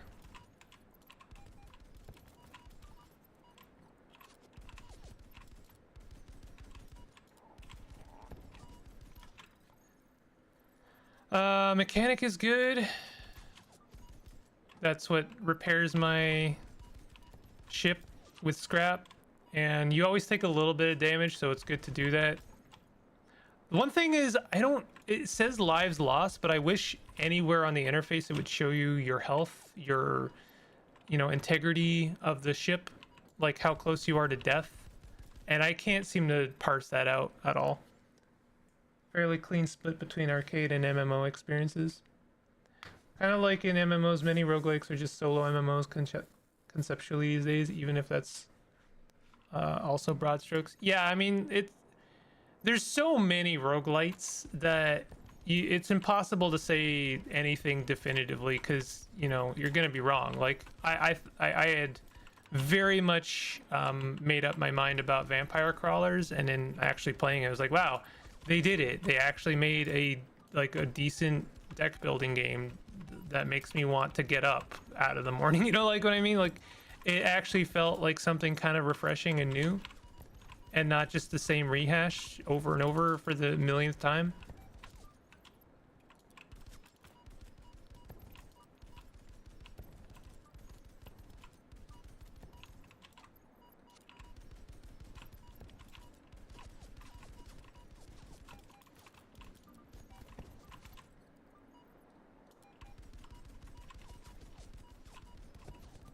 And so that's why a game like this, I don't know. And also, I have to say, Evil Egg. I've played Evil Egg a few times now, and it's fantastic. I love Evil Egg. It's the same idea, you know, like it's just a really good arcade experience. And yeah, it's got a little bit of roguelike in it. Like you get some power-ups, you see some progression, and then you die, and that's it. And you're done. And I feel good about that. I feel like, hey, I wouldn't mind trying again. And, you know, maybe improving my score and not worrying about the task list that comes with every single game. There is no task list. The game is the game. As soon as I opened it the first time is the game I can expect the 500th time, and I don't feel like any kind of obligation there. And I know, listen, I know, I know I'm making up a guy here, but like, I get that people like that. They like the task list, and I don't want to poop on that. I don't want to rain on the parade, but like you got to understand there's just so many games that love the task list, and the obligation of that and the unlock list. And I know it makes people feel good, but I don't it like there's enough of that, right? Like, is there not enough of that? There's so much of that. And I think it's fair and valid to maybe say, hey, maybe there's enough of that. That's all I'm really saying. Like, I'm not saying let's stop doing that. I'm not saying that at all. I'm saying I personally have gotten kind of tired of it.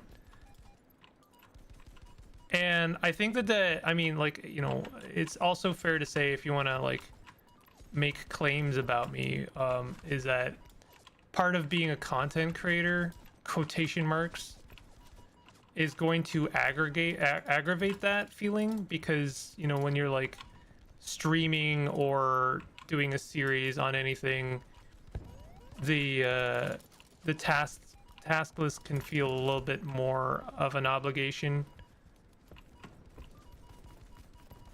But I don't know, like, I think that's an excuse, to be honest. It's a cop out.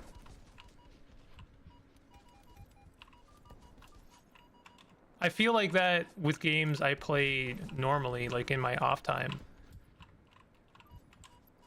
I know this is all very first world problems also, but like also if we're putting things in context of first world problems, then like what's even the point in talking about anything, to be honest?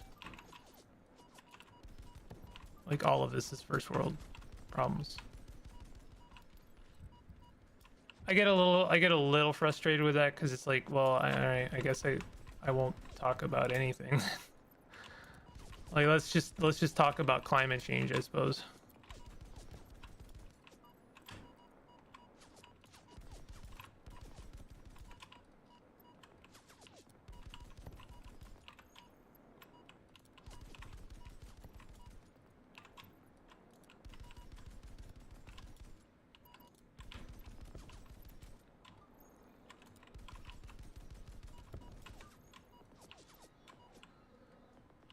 I'm gonna finish this round and then we'll move on. What's our time looking at? Like, okay, so we got 3 hours. I think we could start. I wanna. So, man, I'm glad you popped on. I started later Alligator last week, and that was really good. I'm gonna finish that, and then I think we'll move on to Scarlet Hollow. I did one more session of Lorelei and came to terms with it. I don't think that I should stream that game necessarily, because it's just, I'm not making any progress, and I don't think it's very entertaining to watch. If I was making any kind of sustainable or like consistent progress, I would feel differently, but I just haven't been. I've been like stonewalled, and I need to just like sit down and like break through some kind of wall. So I think I'd rather move on to something narrative. I don't mind puzzle games. I like puzzle games, but like I need to make some kind of progress. Otherwise, it's just like I feel like I'm being very boring, and I don't want to feel like that. I think that's fair. Oh, that's that. Later Alligator is so good. It is so good. All right. I'm gonna take a quick minute break here, and let's look at the itinerary. Is that the word? Probably not the word. Let's look at the schedule. How about that? Top Dog, played it. Okay. Luck and Loot, we played it. I'm gonna do Lucky Tower next, and I wouldn't mind doing a round of Million Depth, but I also had a couple other things I wanted to look at. Oh yeah, speaking of arcadey kind of games, I was looking at this game called Ouroboros, so maybe we'll have a look at that afterwards. I'll be right back. 1 minute. See you soon.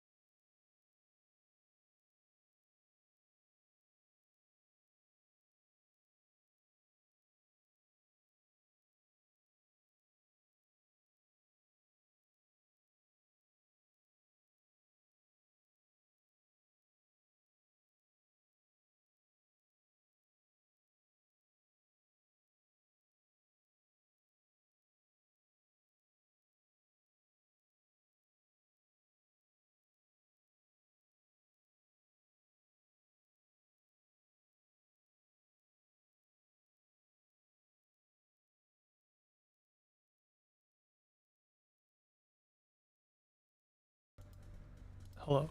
I think I said all that and you didn't hear me. I should play more Mahjong. This game may contain rapid flashing lights and strobe effects, which can trigger seizures. Photosensitivity, everyone. The loop has been broken. Life as we know it is no more. Darkness veiled everything. Maybe there's still hope to be whole again.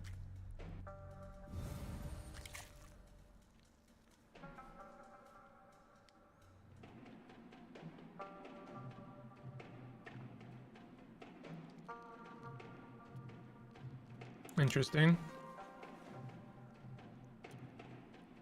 Protect your head.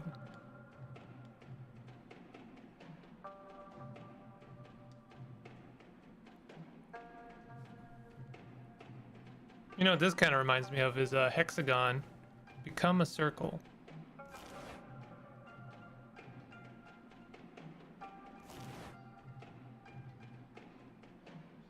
Soul Grinder has collected 3 souls and turned 50% of them to coins. Okay. Hello? Why couldn't I just press the button? Health booster will be unlocked at level 3, so we can improve our health or our speed. No, we can't. We can improve our health, and that's it. Good choices.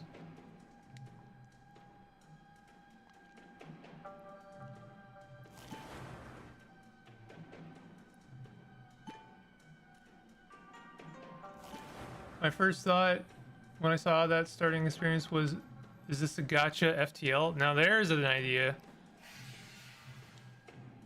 Gotcha FTL, now we're talking.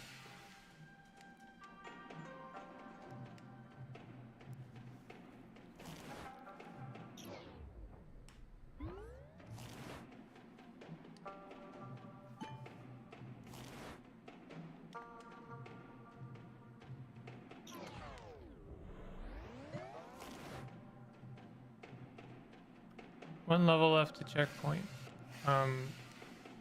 Just pressing the button there, it wasn't doing it. Okay, so when you make your same button 2 different things, and now it's hold A to boost and tap A to switch, you're gonna get confusing kind of inputs, I think.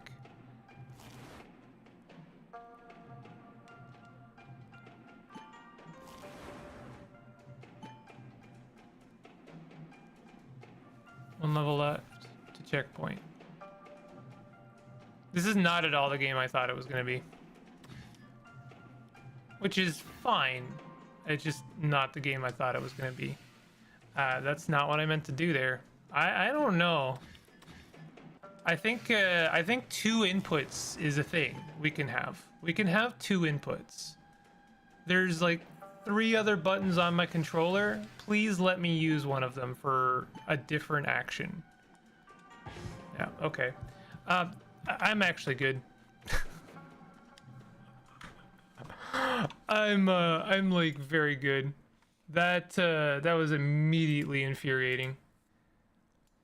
Good God. It was also not very interesting. Confused FTL and Nova Drift, those space word games. Hey, Nova Drift, there's a good game. Nova Drift is actually really good. I also don't think it's not super big on the on the unlocks, right? Like it is like kind of just a arcade game. There's a little bit of unlockage, but not a ton.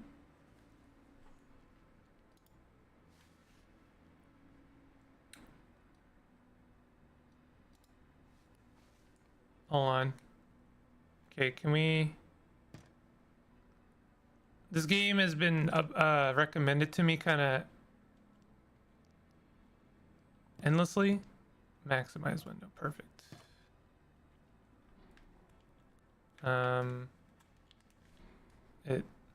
Okay. Choose play mode. Peasant mode, game is easier. Normal difficulty, sure. Can it change the difficulty at the end of every round? Tutorial. I've heard this is very good. We'll see. Hey there. I see we have a new servant. Let me turn it up slightly. Get on your feet. Show me you're fit for the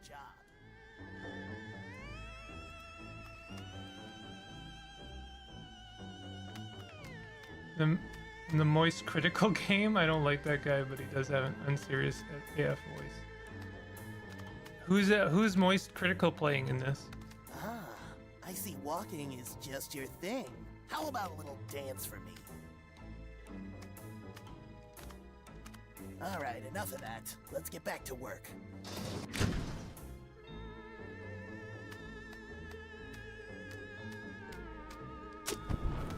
See those ugly dolls? Give them a punch-tastic makeover. Ignoring my instructions? I like your style.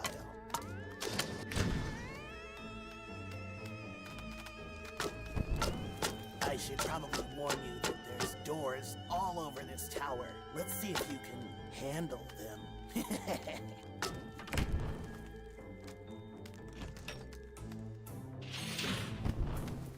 You're looking weak. Do you even lift? You better get used to it here.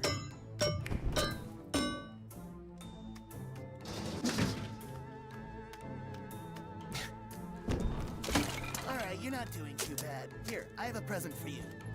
Oh man, you don't have a hat face at all. Take it off. I'll bring a paper bag next time.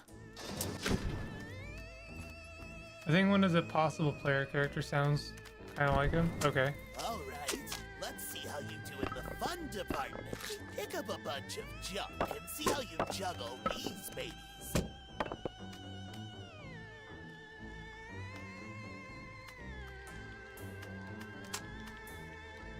Okay, enough.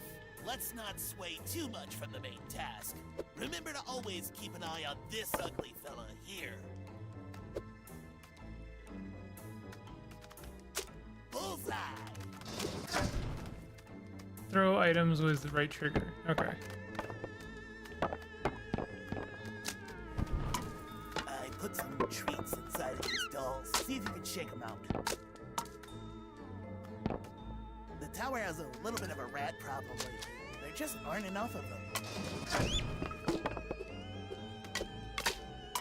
According to IMDb, it wasn't actually him. Oh. It can get pretty lonely in the tower, so it's best to try to talk to things as much as you can.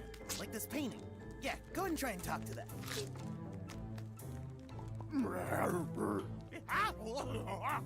But don't overdo it.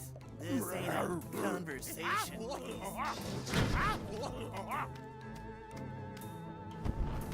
Great work. You made it through all of the training without any major injuries. Go through one of these doors and just beat up anybody that tries to get through you. Maybe one day I'll give you a promotion. Good luck.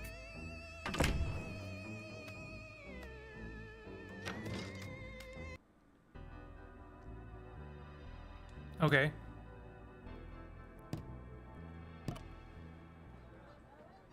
Is there an option to change dub languages? Perhaps.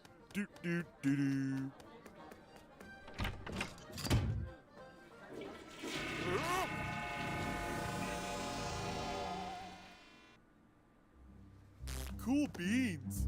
Where? Oh yeah, Dr. Lock and Gold. Oh yeah, Dr. Lock and Gold. Oh, I see that.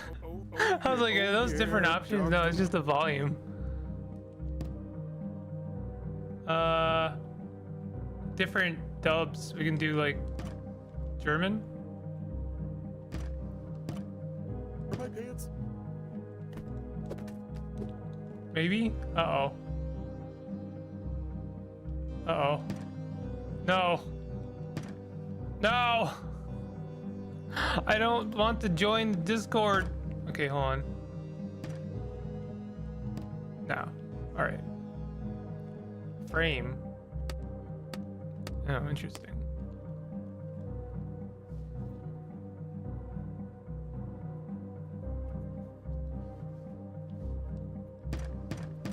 I don't know if there's a dialogue option.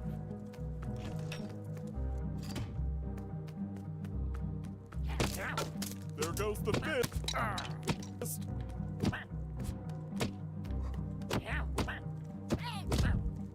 Uppercut.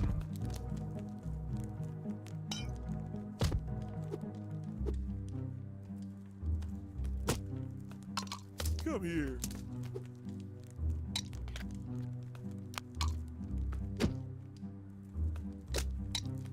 I see dead people. What? I lift. Can you tell?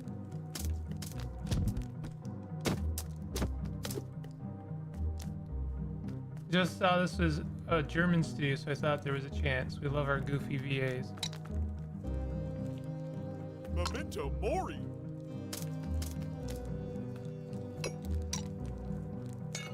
Oh wait, I'll take it. it won't let me like have it.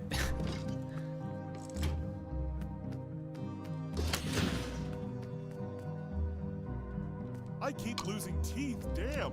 Am I eating healthy? All right.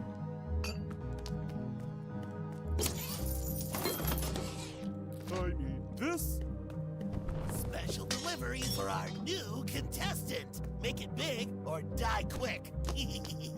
For me?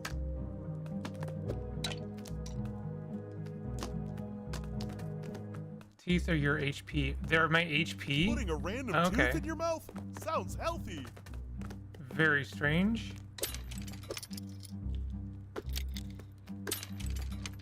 We're attacking with a leak. Is that like a Miku thing? Who is that anime character that attacks with a leak? Bruce Lee. Oh, I didn't mean to do that. No. My hat. Now what would I do with a tooth?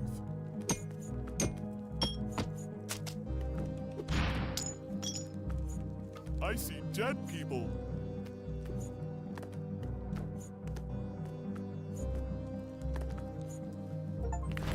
Hey pal, eyes up here. Okay.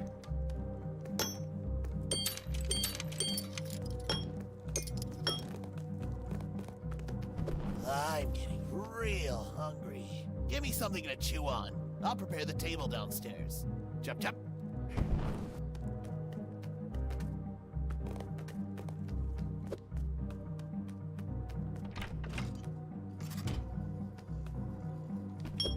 Hey there, Captain.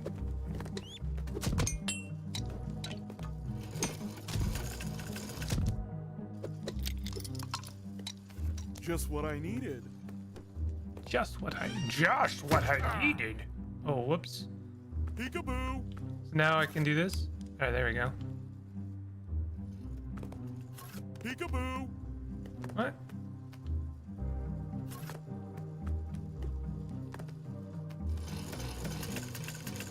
I lift. Can you tell?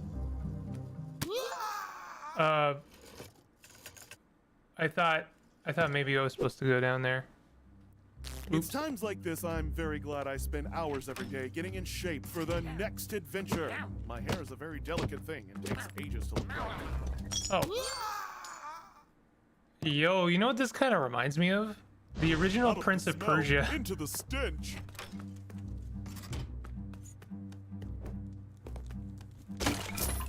A regular peasant would wear this. Oh. This is pretty neat.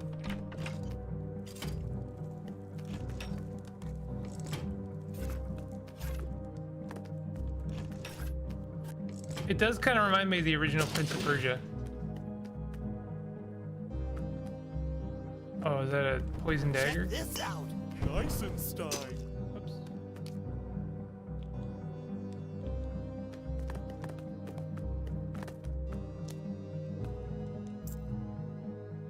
Retreat.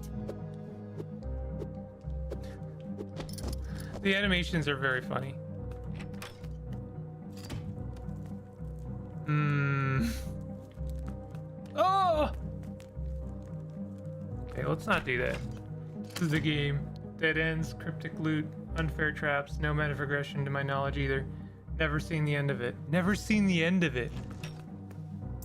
Oh, does this have to be a regular, since I just talked a lot of smack about the chore list, should I make this a regular entry? Tell the time with this odd clock. Oh! No!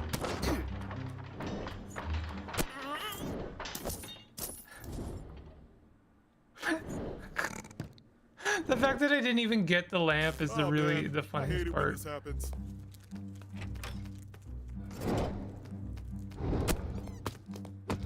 Hooray! I equipped the enemy before he was dead.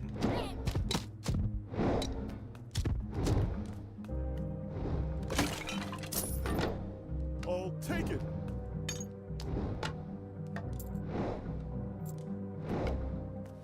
This may be a humbling experience more than anything. That's okay. I can be humbled. My middle name is Humble. Ooh, that must have hurt.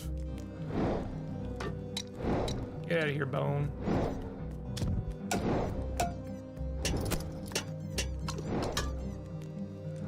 Okay.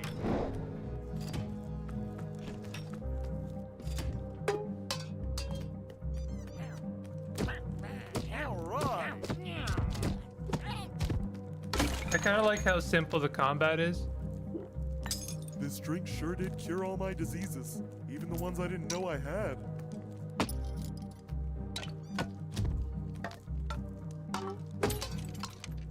I lift, can you tell? I'm still getting used to the controls, so if I do stuff that doesn't make sense, it's because I'm not pressing the right buttons.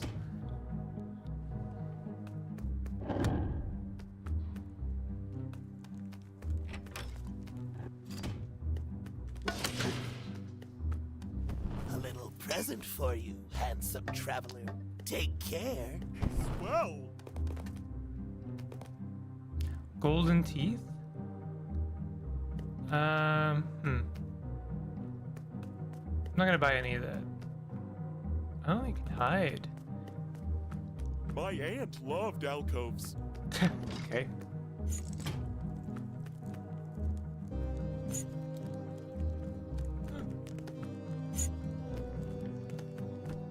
I never really liked spikes.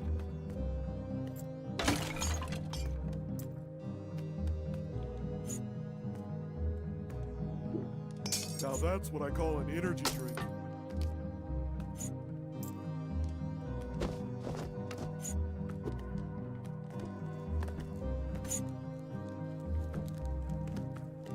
Many people experience the weird controls too. Okay.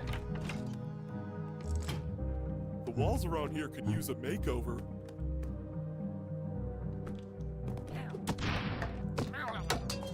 Ozef tis. Oh!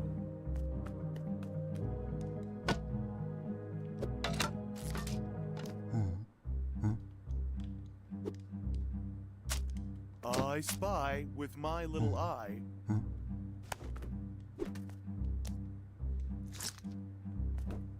A wooden hammer. Guess that's a start.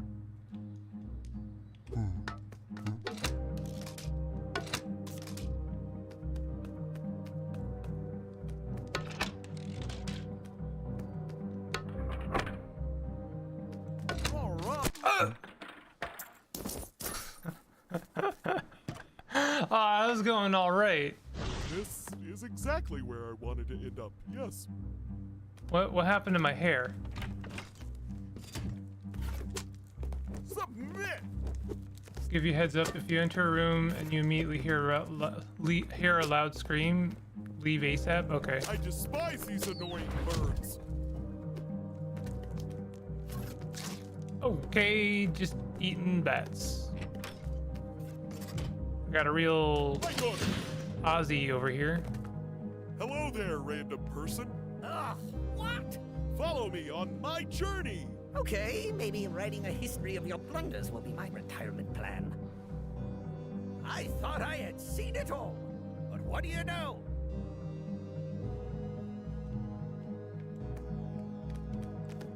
Okay, I got a little friend now.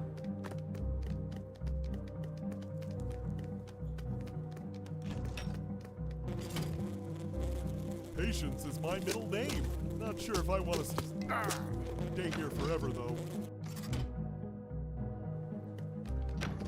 Let's not do the bees room. Is that a pancake machine?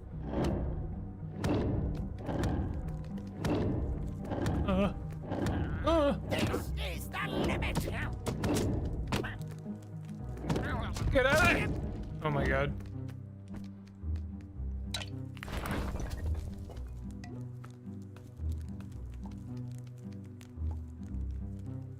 So how'd you get here? I'm doing a lot of research on this tower. My findings have been tremendous. Nice. Spill the beans. No, only the chosen one shall hear these secrets.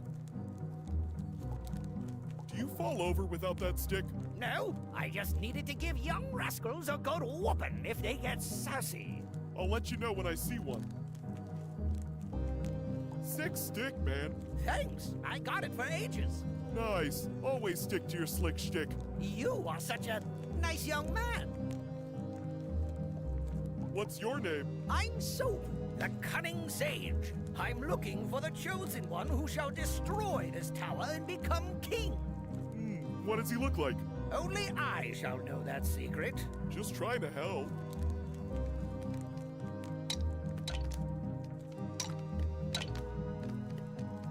There you go.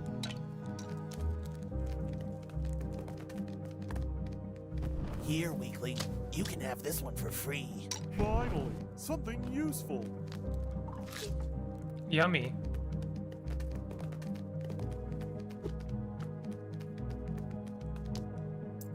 Oh, I have money again. I can't wait till I have clothes. Oh.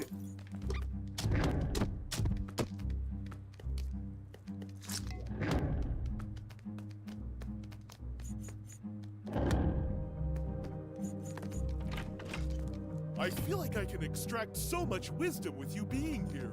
I think I can show you a thing or two. I think I'll receive the most smartness when I eat your beard. Another adventurer. And what are you, a bumbling idiot? Deal. Off we go. I hope that means you go first. Yay! I have so many friends. Armor. Helpful. Clothing! I have a shirt. Too bad my inspiration is depleted like my booze, else I could foretell the right door. Okay, interesting.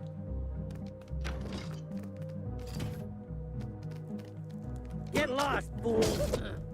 Wow. The fact that y'all survived that is actually insane.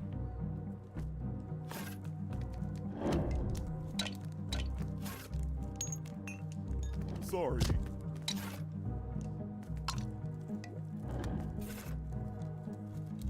That banana peel is gonna be a Seems problem. like you've got a crush on Ugh! me.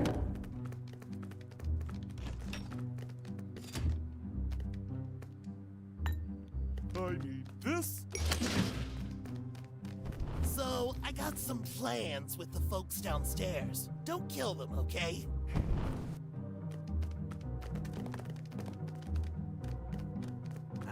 Pretty easy where to go. For me. Need help? Okay, show me. Go in here. Just remember, no refunds on wrong prophecies. Interesting.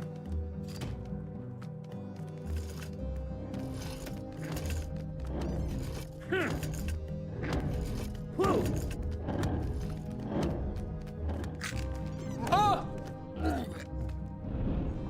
Little help here.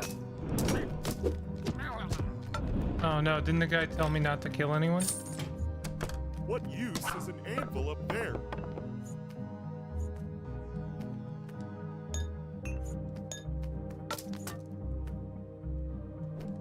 Now you can call me a broomer.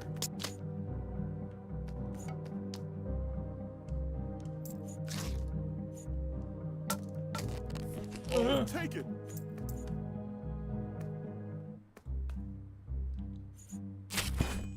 Farewell.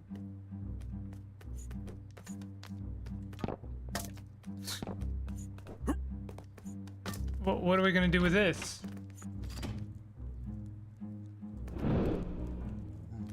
Time to club some bats. Whoa! Ouchie! Incredible work. Incredible work from everyone involved. Never fear, Von Lanced is here.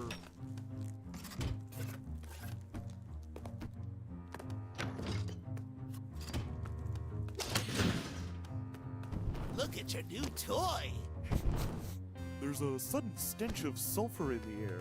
I hope that wasn't me.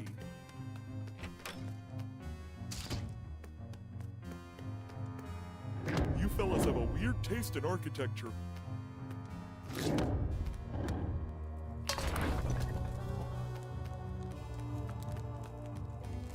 A princess used to wear that odd coat. Wait, what? A or to jump, go upstairs.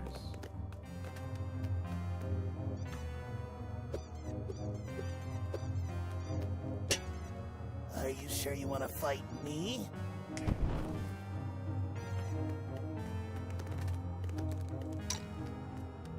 Hey pal, eyes up here. I wonder if I should be eating those.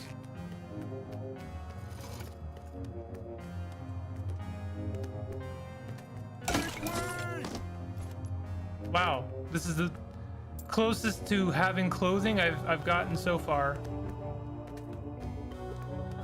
Coming through.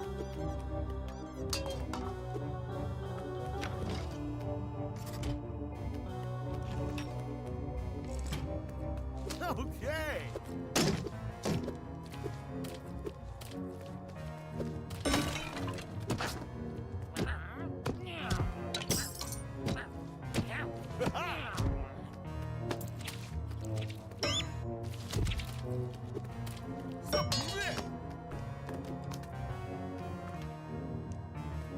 A shield. Farewell.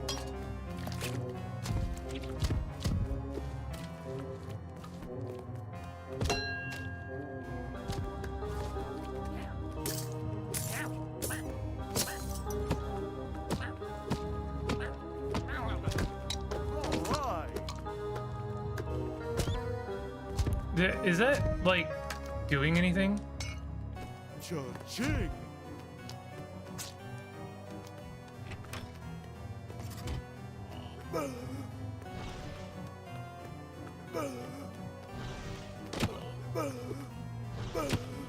Okay.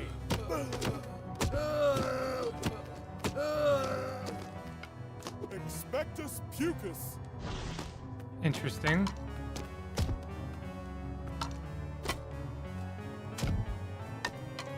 Hooray! What is this? Let's just take this right here.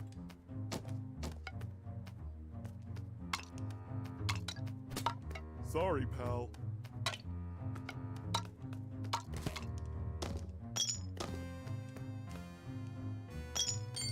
I should Is that a throw this shuriken? away. It is a shuriken. Oh, damn it. This coin will pierce my purse. My shuriken. Retreat!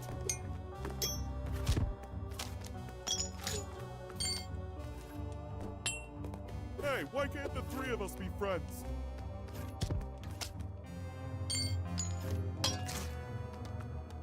I gotcha. This is pretty cool. I don't know. I don't have a lot to say about it. Oh, friend? Another adventurer? I am kind of lost here. Follow me on my journey. Okay, I am a bit scared though. Ouch, more doors. I can take a peek ahead if you insist. Godspeed.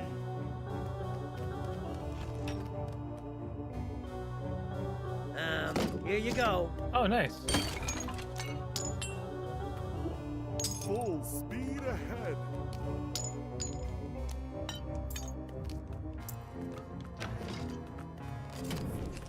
I have no idea what this room is about.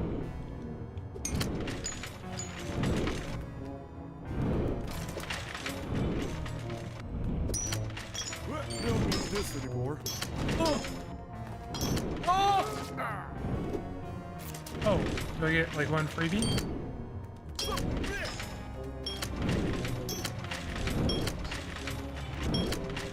Let's put this in two.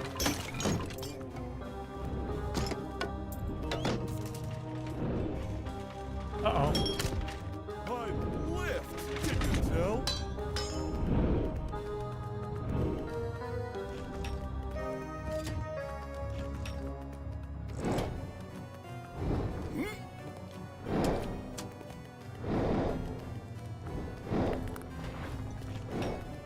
Okay, So we're far, so moving, good. but this is so tedious.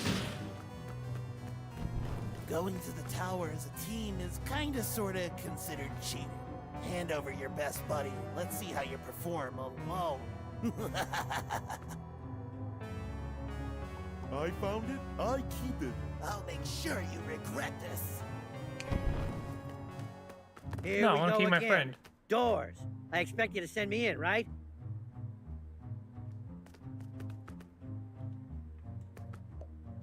So, how are you? Can we just get on with it, please? I'll file that under bummed.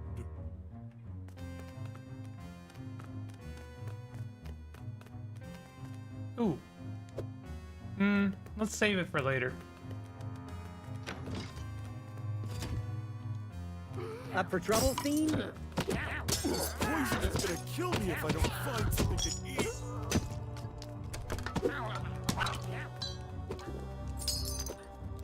Can we just stop? This Uh-oh. direction, right? Uh-oh. Whoa!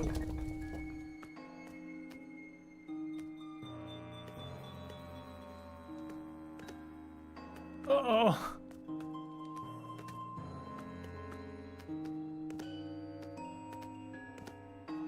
I sense a legend in the making, or a quick and painful death. Sometimes both go hand in hand. Oh. You think my friend's okay? Whoa.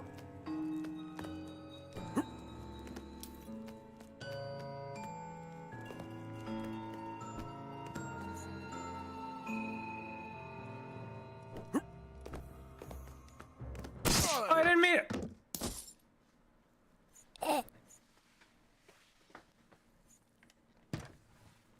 I feel like I was doing really good there.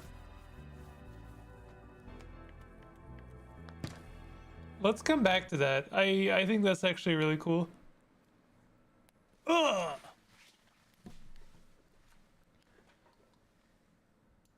I wanna come back to that. All right. Go into the schedule. Let's do this. What is this, you ask? I don't know. It's a Toho. I'm not kidding. It's a Toho. Cerno lifts a boulder.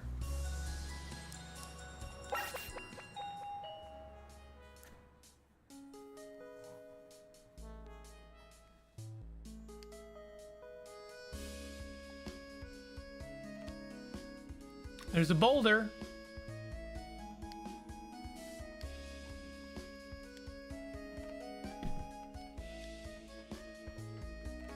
This is a fan game. As 90% of Toho games are these days, but no shade thrown. A lot of them are very good. This is a 3D platforming game. Help Cerno get rid of the boulder blocking her home. The movement controls are actually very slick, like right away.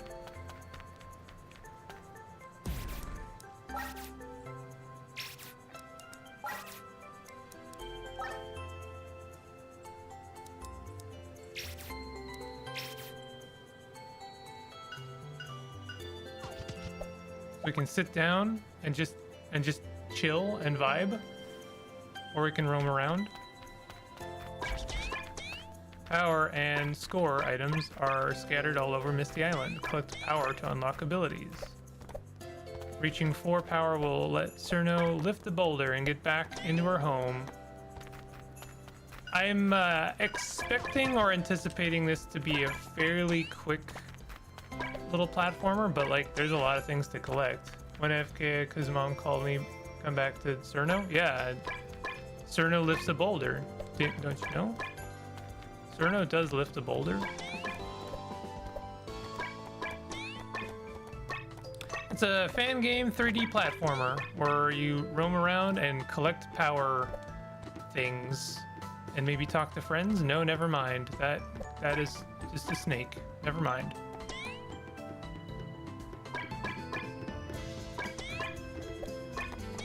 I love how creative the Toho fan community is. Like, they really just don't hold back on like let's completely like do a completely different genre, but you know, building on the lore and the characters. It's kind of neat.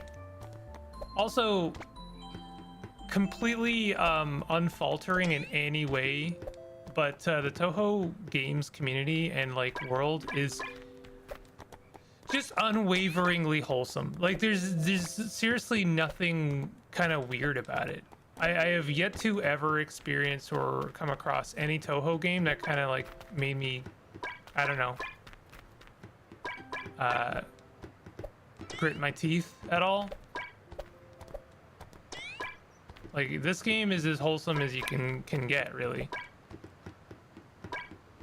Nearing on saccharine sweet. We'll see if anything changes, but...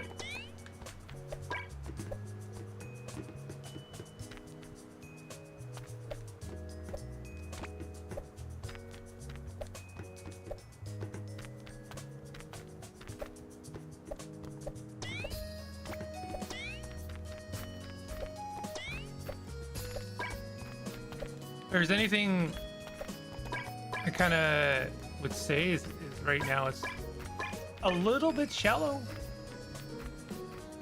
That invisible, not so invisible wall is actually kind of freaky.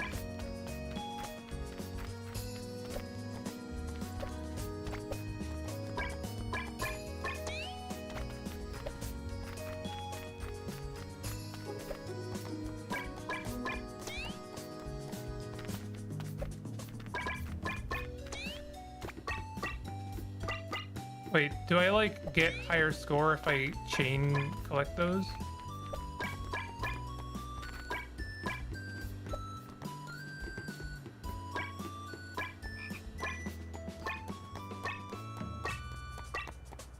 Yes, I do.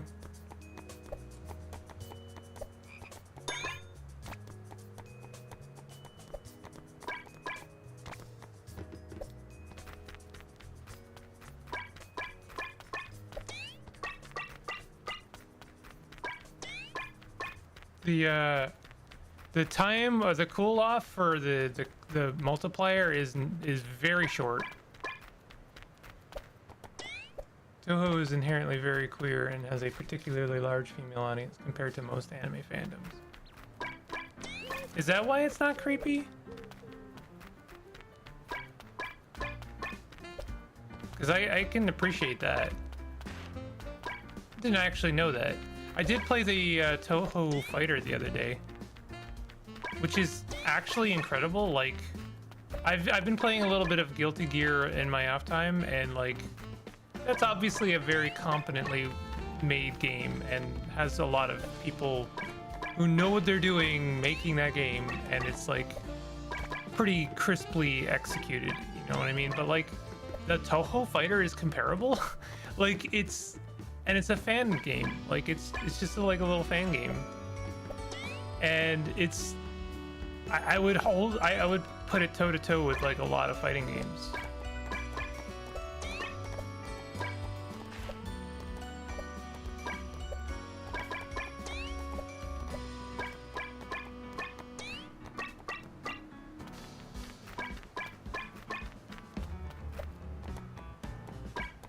I gotta say, just that little tiny change in pitch is enough to motivate me to try and collect the points as fast as possible.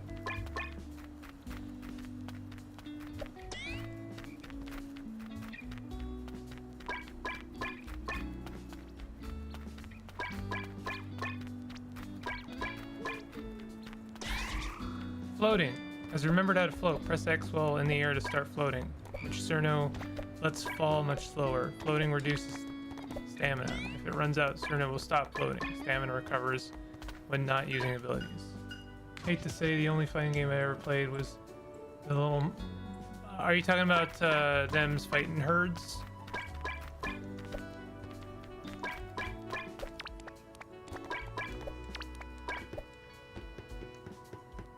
I haven't played that one. Can you take damage?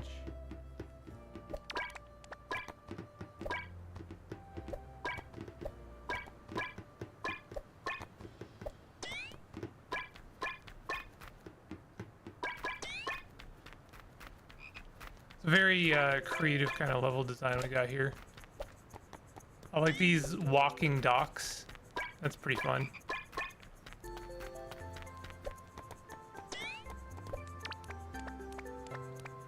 Oh, that floating move has opened up the world a little bit for us.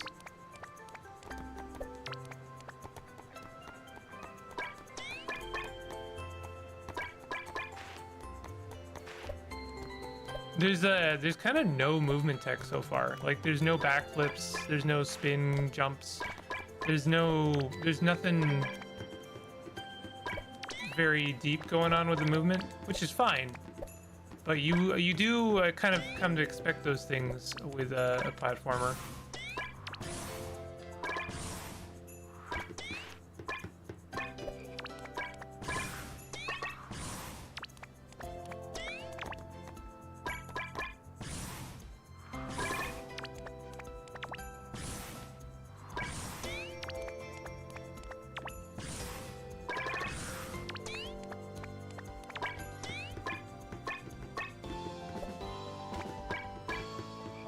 It was an actual MLP fan game called Fighting is Magic. Huh. I don't think there's anything wrong with that, honestly. Fighting games can be a very toxic experience in general, but you know, I think amongst friends it can be fine.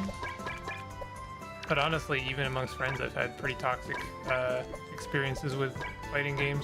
It can happen.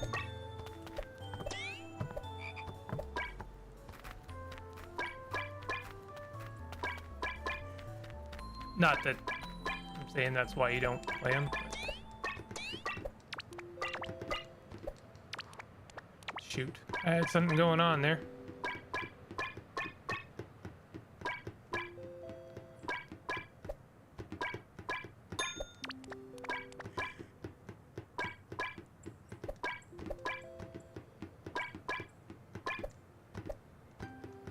It's really hard to keep a combo going.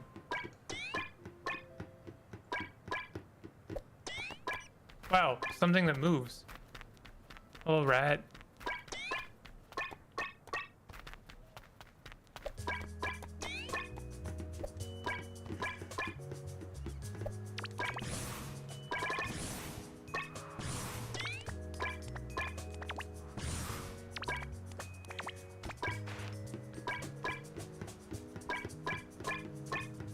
So it was mildly Lovecraft, like in that is thriving on fan interpretation and loose canon, but well-established lore context. It's like a DM toolbox of world building. Interesting.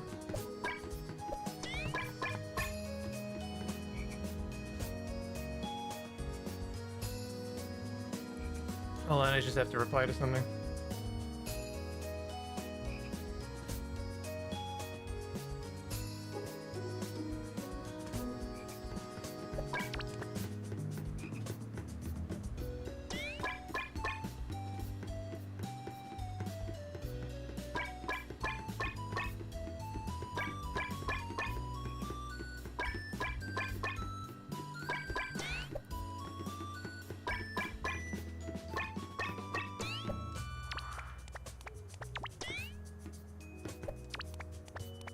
No.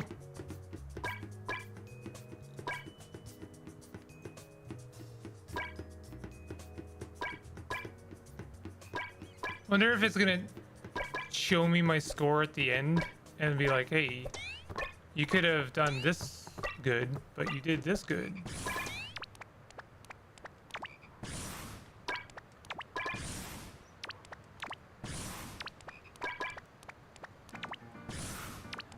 I'm not sure who this game is for. I'm gonna say that. I guess it's for me. You know what I mean? I'm amused by simple puzzle not even puzzle platformers, just platforming games, 3D collectathon games.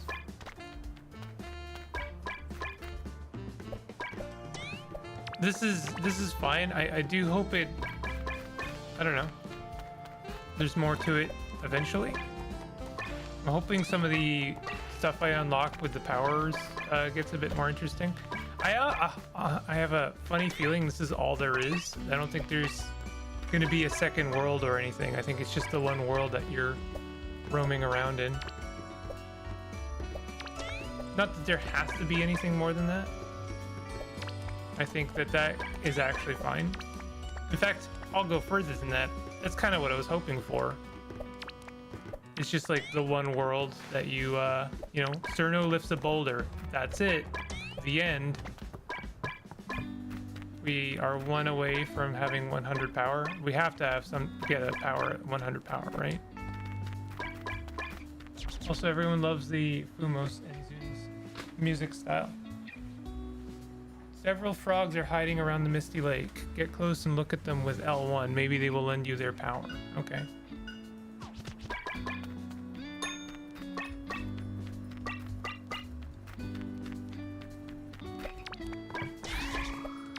Cerno has remembered how to flutter jump. Hold circle on the ground to jump even higher. Will continue to rise while circle is held at the cost of stamina. Except I can't flutter jump after, or I can't flutter, like, float.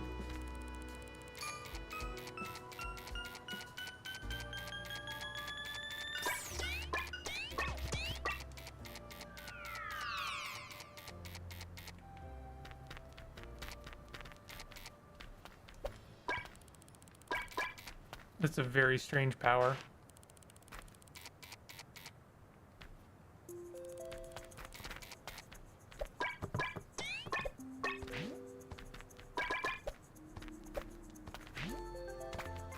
The flutter jump is about as bad as our normal jump.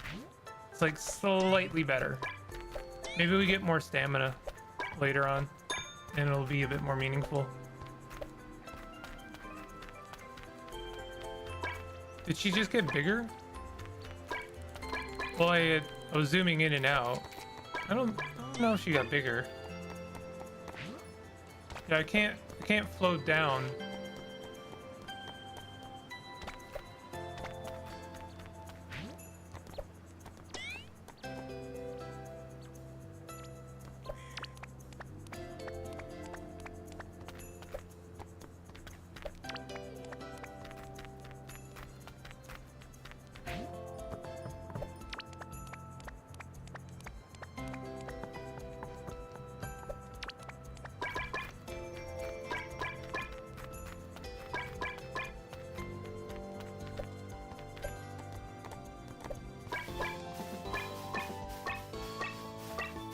Nice little touch with the footsteps changing when you step on different textures.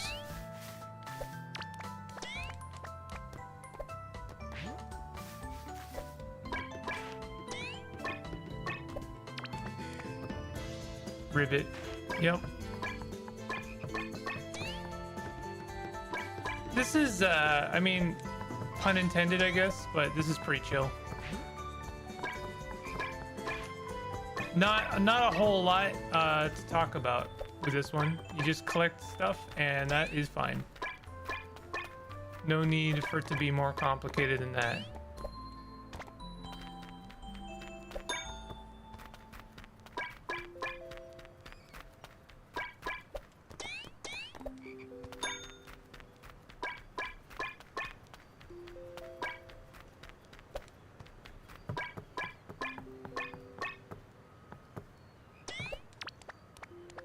No.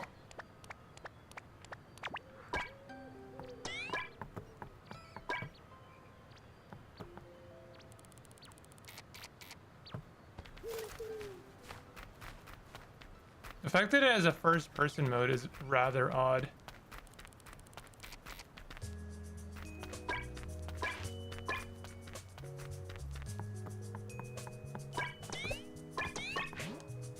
No.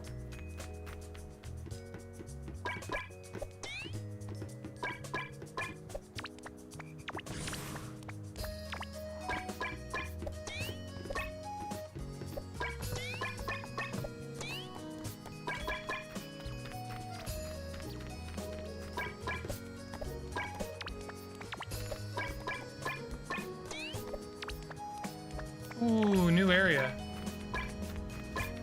Something new to look at.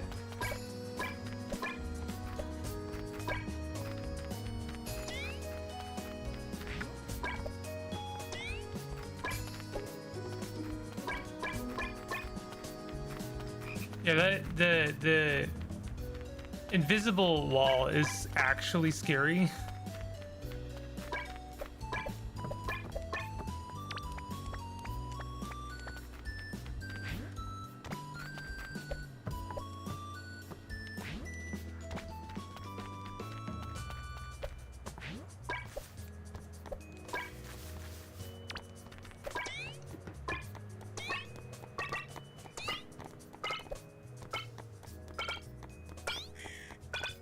Yo.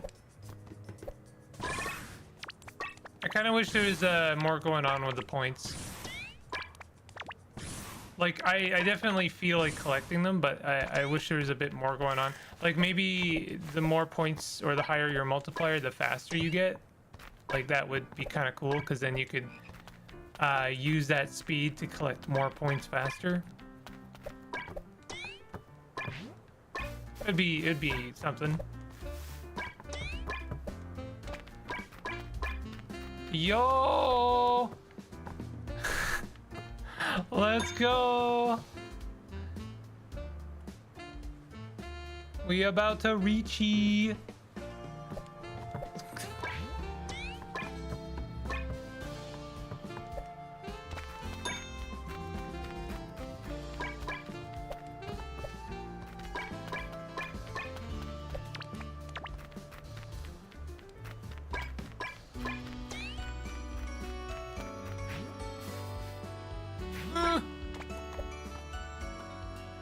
For God's sake.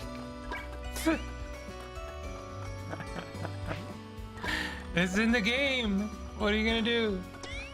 What can I do? I gotta play now.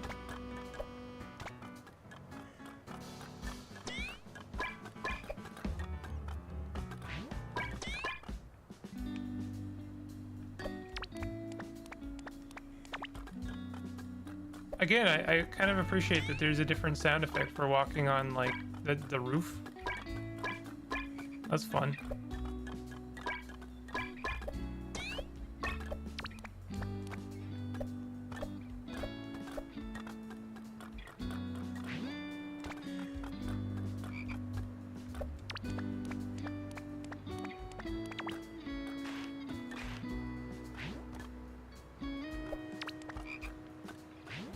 I hear a frog. Where'd the frog at?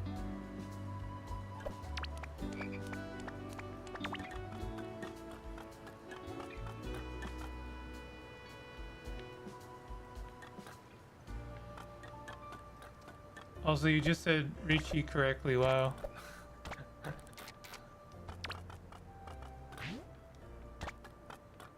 I've been saying it incorrectly super intentionally this whole time, I swear. That's a lie. That's a lie. Where'd the frog?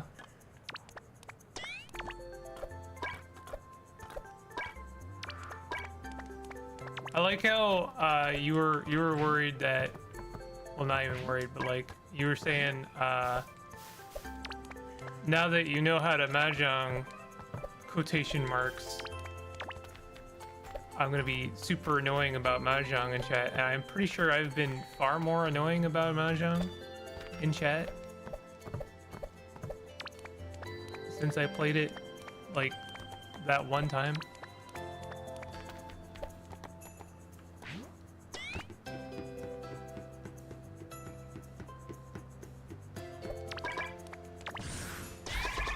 Ice platform. Cerno has remembered how to create ice platform. Press square while in air to create an ice platform. Must touch the ground before creating another one. Ooh. Neat.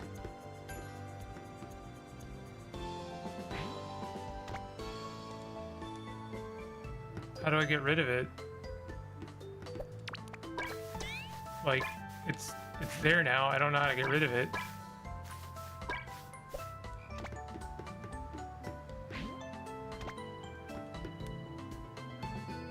Okay, I hold the button down. Okay.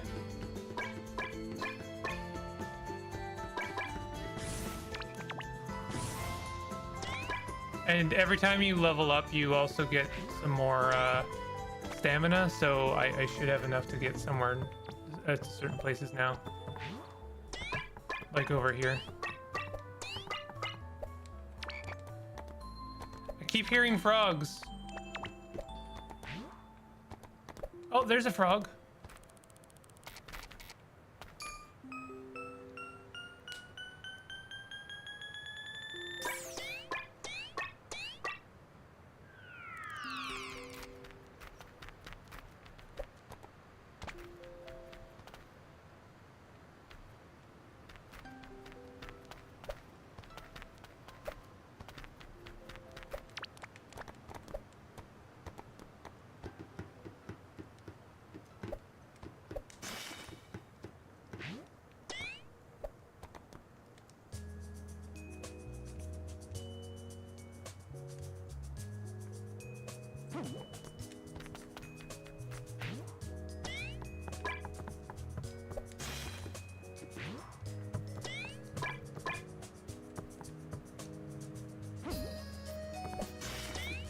Okay, so... Oh, I didn't mean to do that. The way you get rid of platforms is a little bit sluggish. Because you kind of have to wait a while before you can do it again.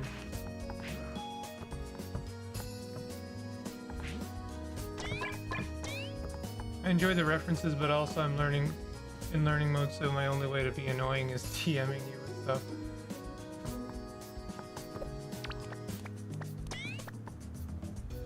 Here's when you would discard a center tile because they're doing a Suji trap.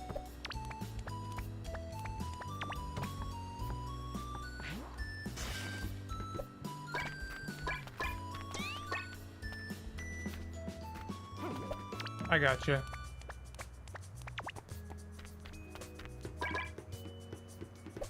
Does this count as a frog, do you think? No.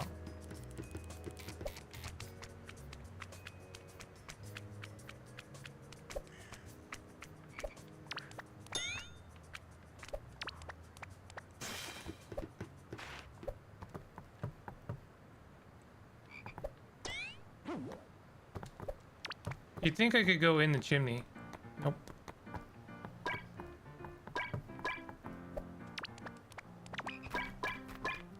I'm hearing a frog. Where'd the frog at?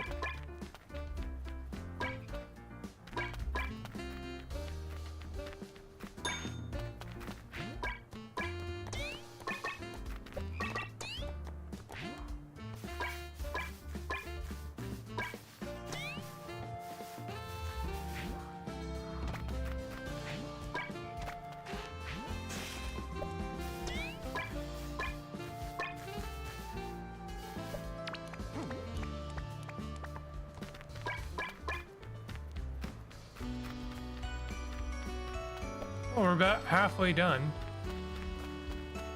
Should I just like finish this off and then we'll do some later alligator?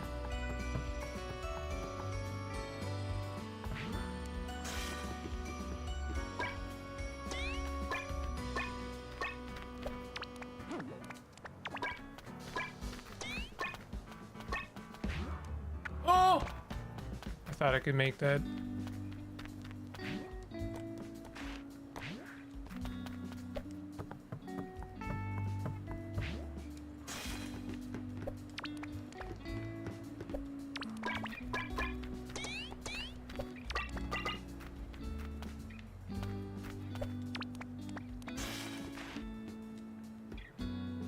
Oh, wait a minute.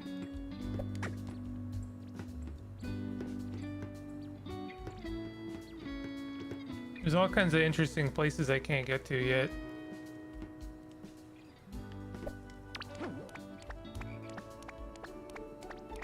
Damn, that actually spooks me every time a little bit.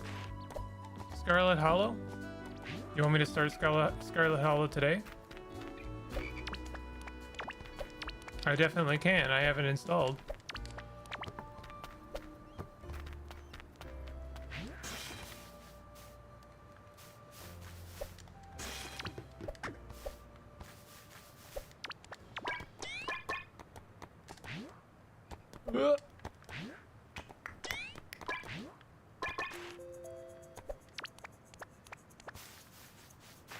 Look at all this stuff over here I didn't collect. I need an 8-hour video of gameplay of Cerno Collectathon plus videos of your cat. I can do that. Yo, it's Rin. What's her name? Is her name Rin? Rinyu? I can't. I'm bad. I'm not a true fan. It's the main character, quotation marks. Although I don't know if that's true anymore. It does feel like the Ice Fairy has garnered like a small fan base of her own. Like she seems to be more loved than almost any other of the Toho family.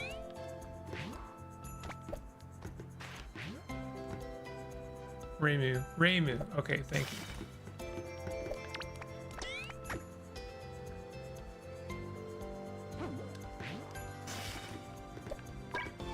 I kind of wish I could get rid of the ice platforms a bit faster.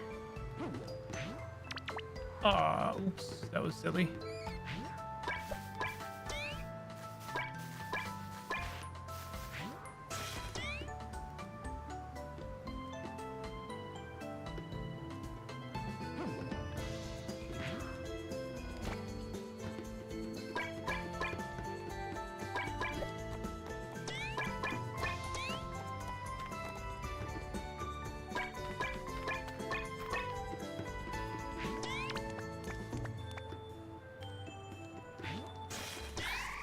Power up. Oh, I didn't get a power that time. Like one of those Subway Surfer zoomer screens. That is incredible to me. You know what's really incredible? I recently, like as of like last week, I was like, you know what? I need a new game to play on my phone because I use it to exercise on. Like I'll be on, I've got like an indoor bike and I'll exercise and play a game, right? Because it keeps my brain not thinking about how much exercise kind of sucks, right? And I was like, I'll look at it. I'll look at, you know, what's trending right now. Is there anything? Is it all the same slop? And yes, it is all the same slop. But also, Subway Surfers is still like number 6 or 7 in the top 10. It is wild to me how that game is still relevant. And I do think it's partially because it became a meme to put that in, you know, your influencer type reels. Where you have like Peter Griffin explaining socioeconomics while you have Subway Surfer in the foreground and also someone like parkouring in Minecraft. And also Stewie Griffin explaining how to set up a NAS server. Really good stuff. Really good stuff. Everyone involved. Congratulations, humanity. We've done some very strange things.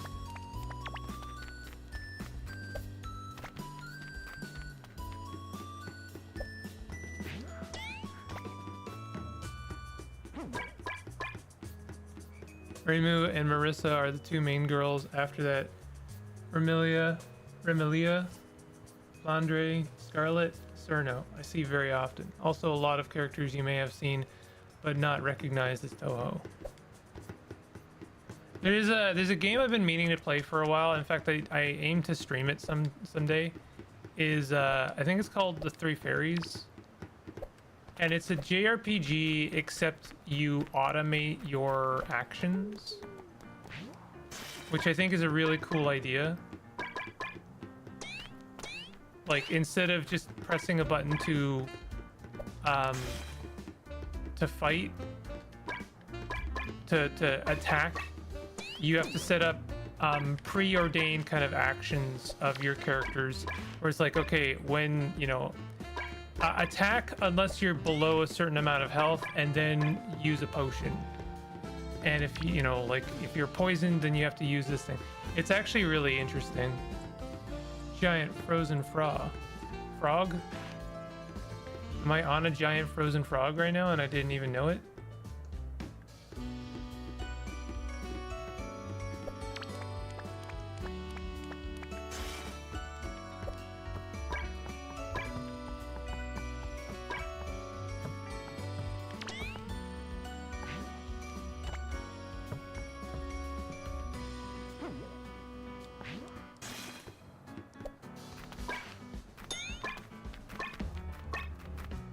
Oh, no! No!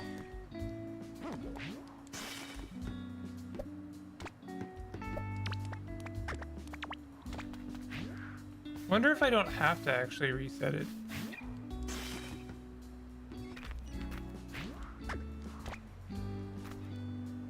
No, I definitely do.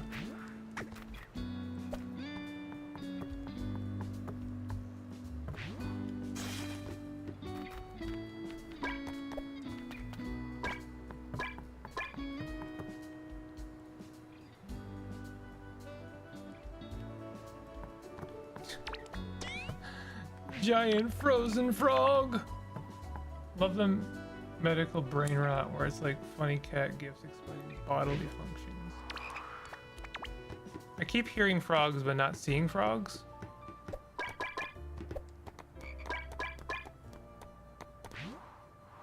Is there one like above me?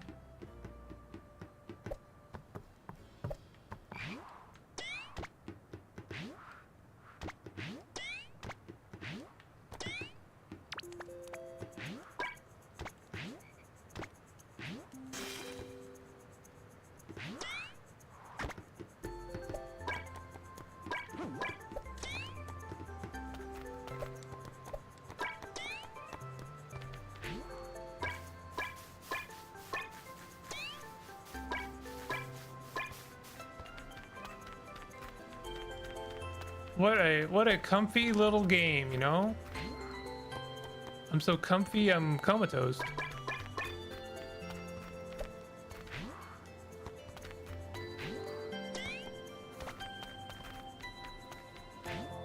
It's not comfy derogatory, it's comfy endearing.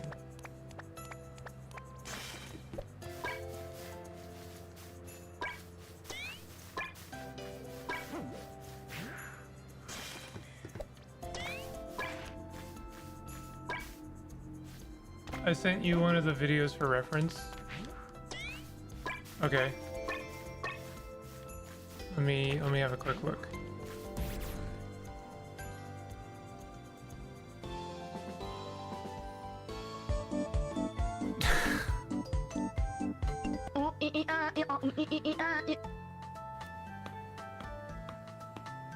This is very good.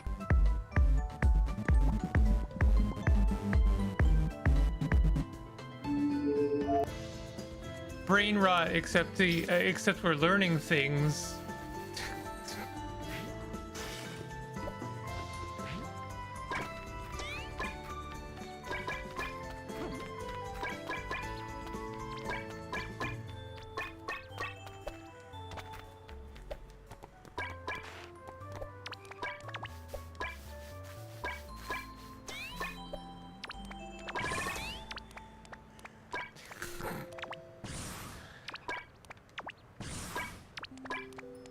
I don't know, like when did cat memes like get their own language almost?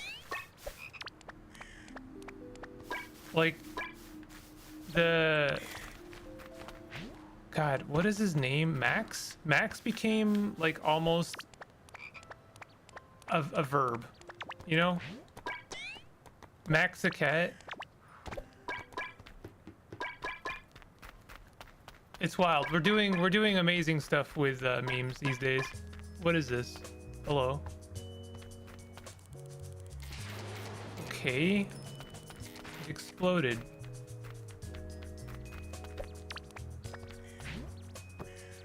All of the cat memes. It is all of them.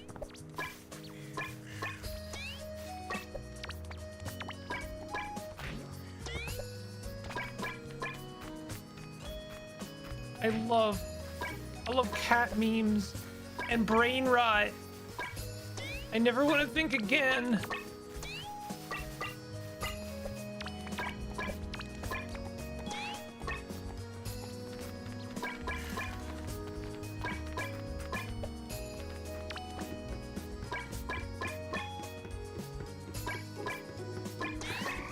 Yo, still not a new power, but I have more stamina.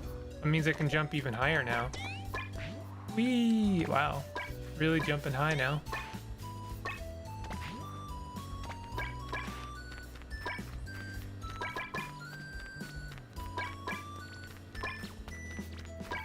I guess I'm playing through this game. I didn't expect to, but I am.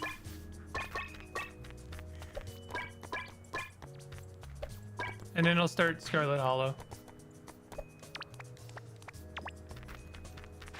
I do want to finish out later Alligator, but it can wait.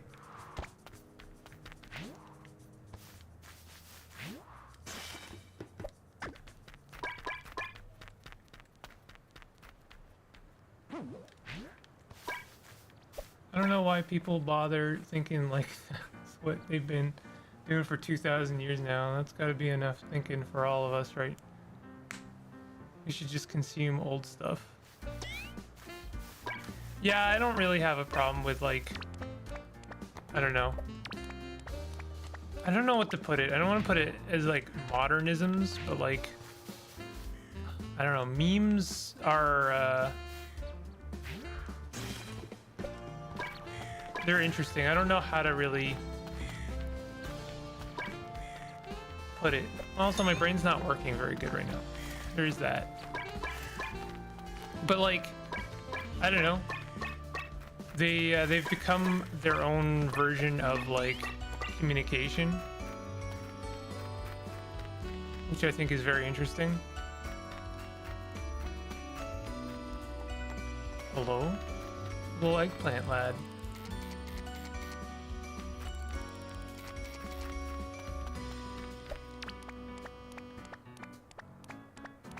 Do you think I can make this? Oh no! Oh, that sucks. Probably could have. Oh, I should have used the ice platform. I'm a dang fool. I could have made that. Damn it. Okay, hold on. Let's try again. Obviously, I'm gonna have to get up there.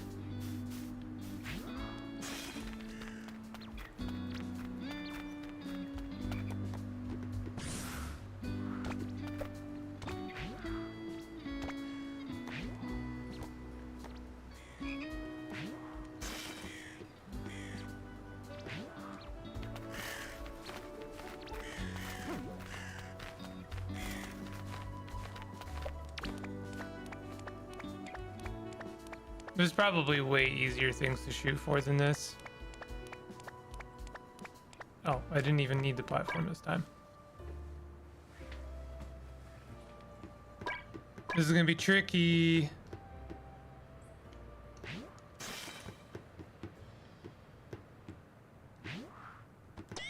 Never mind, that was fine.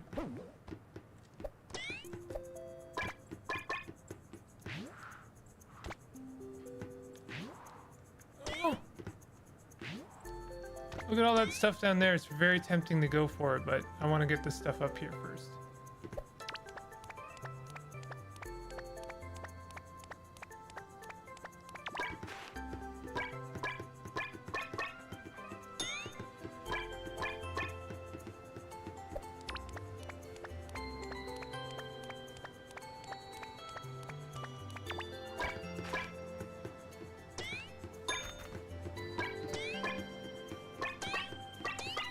The point symbol is the actual Chinese character for Dian, which there's a 90% chance you will pronounce correctly on intuition, and it literally is used to enumerate points, money, or order takeout. Did I get it right? Or is it DN? Damn it.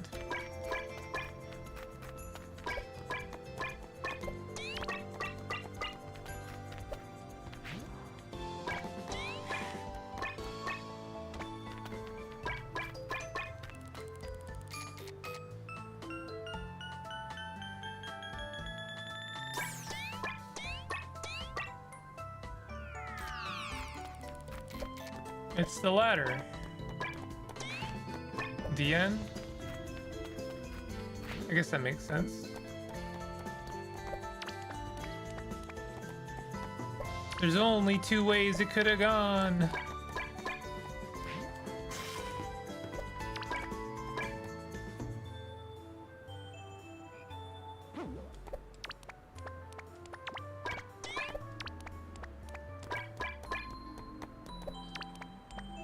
No.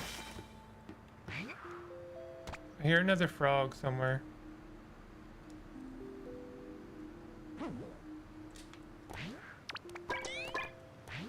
Whoops.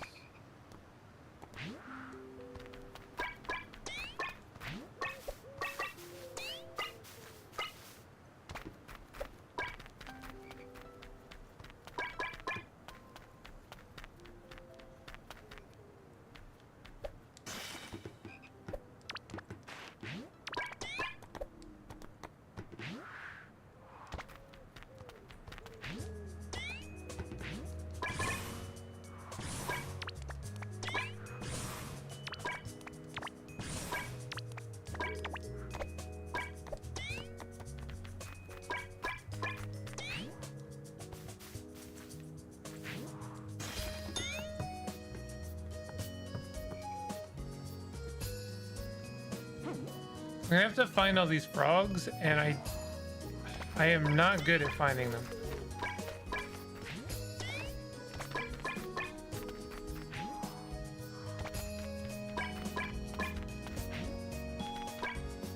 Oh, there's one.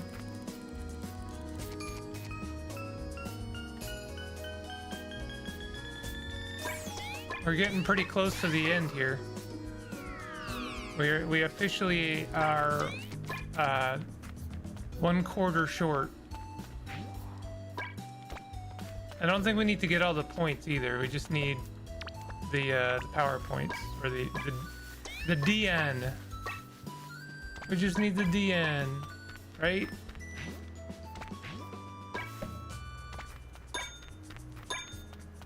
And then we can do the whole thing on hard mode and with no continues, and we'll get the true ending.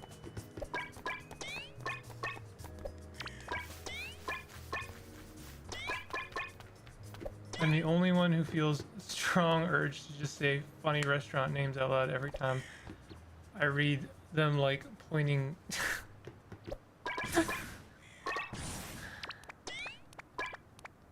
I have an example?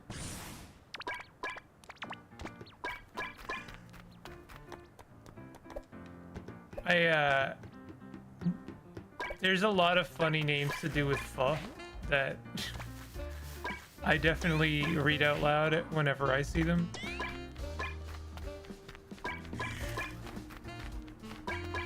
Like, get the pho out of here.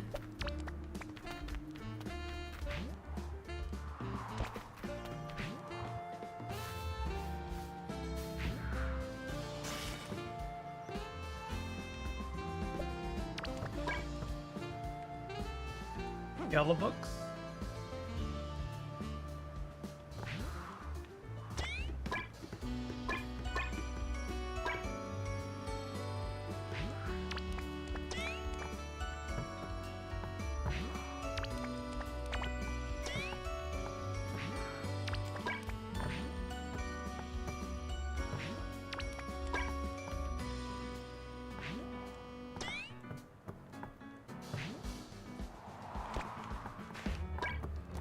No.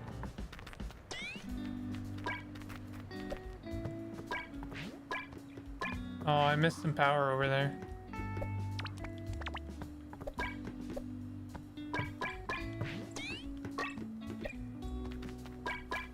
Is that why they're always talking about going to a restaurant in Toho?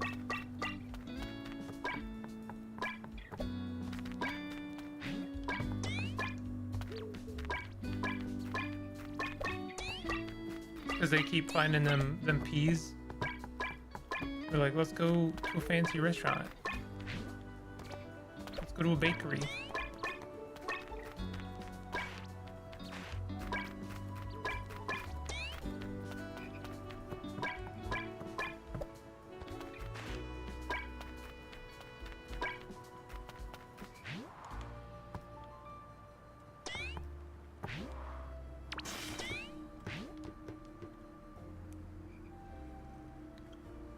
Walk and roll.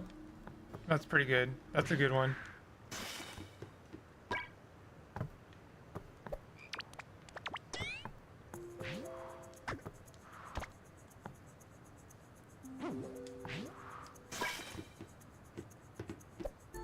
Oh, there's so many of them up here.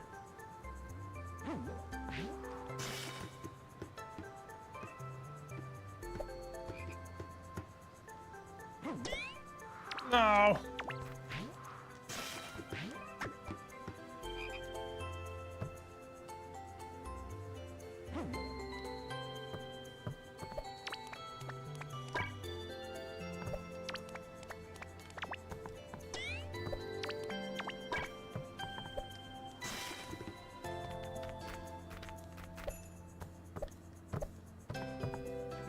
Ugh. This is gonna be one of those ones where I could easily the last 10% is the hardest part, because finding all the rest of the little guys is gonna be exponentially harder.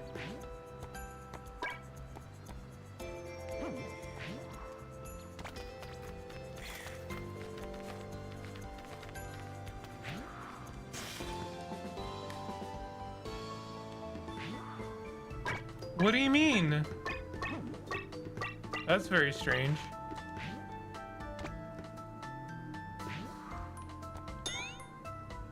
That's very odd.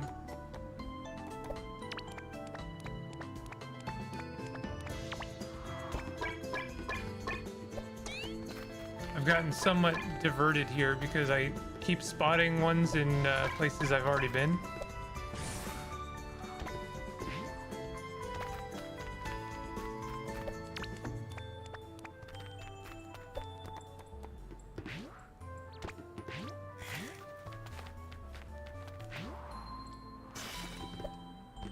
Kind of don't want to go for some of those points, because they just like will result in me falling down for sure.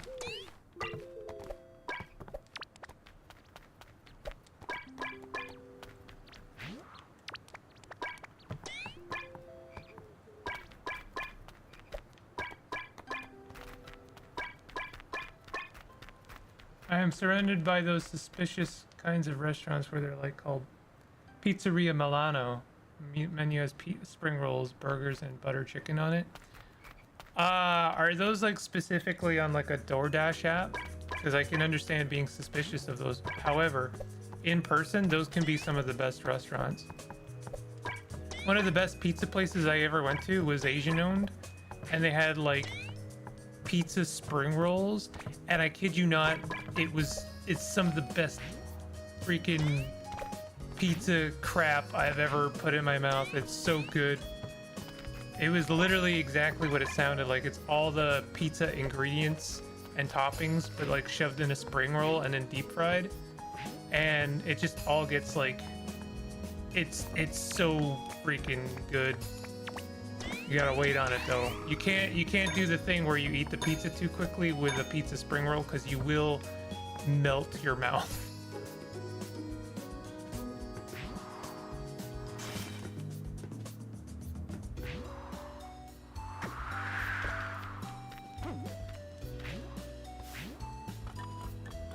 So good. I miss that place.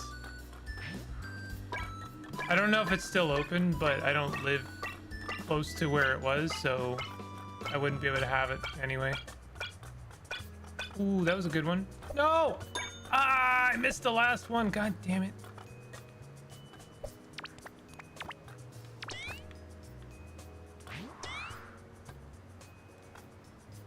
Best pizza place best pizza I ever had was from a Greek restaurant across my house. It was like Pizza Hut when it was actually good.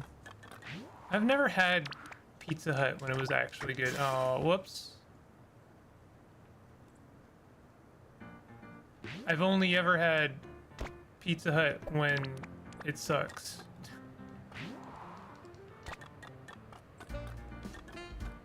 But like, I don't trust Pizza Hut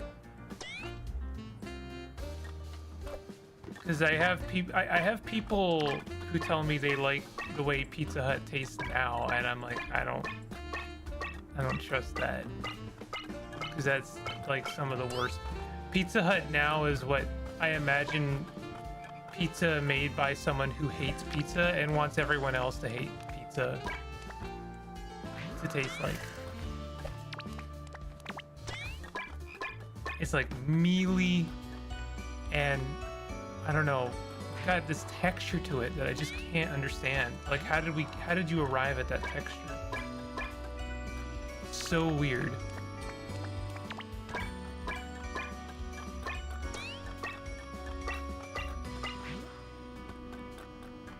Hey pastry, I had a friend make and bring Big Mac egg rolls for a potluck. That was good. That sounds good.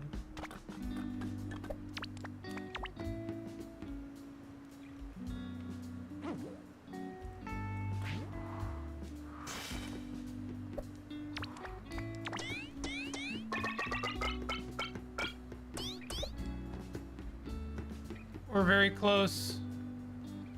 Getting there.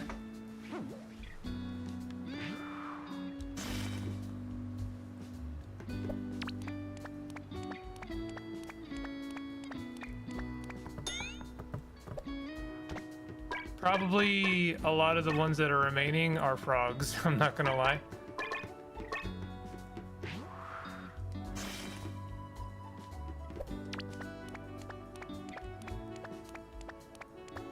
Aw. Oh, there's one up there. Okay, let's go up there. Should be able to make that jump now.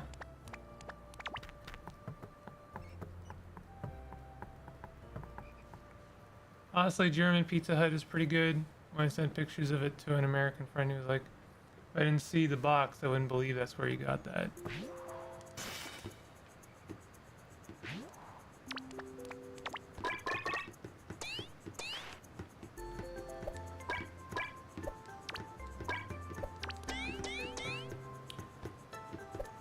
Okay, 26 left. That sounds like a lot. But actually, no, it's not. Because there's like, here's 5 more here.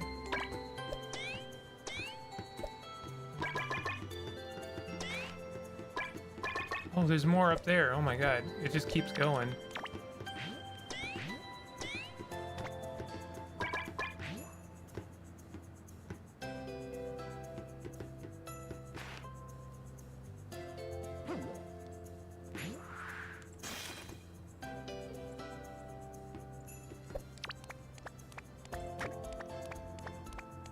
No.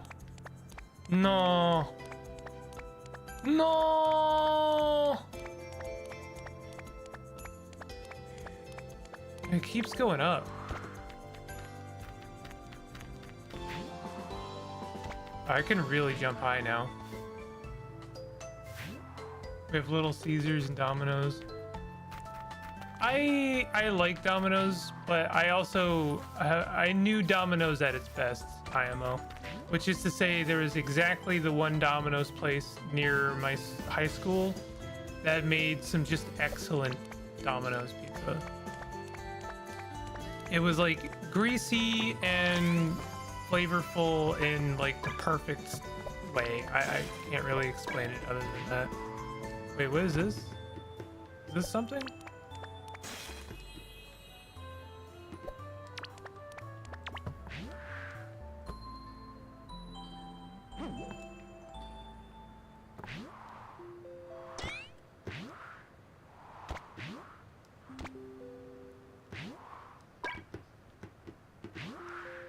I would never swear by Domino's because Domino's is not consistent.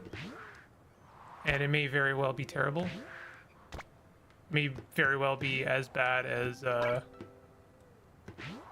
Pizza Hut. But I have known good Domino's. Okay, where are you? I need to get some of these frogs when I can actually hear them.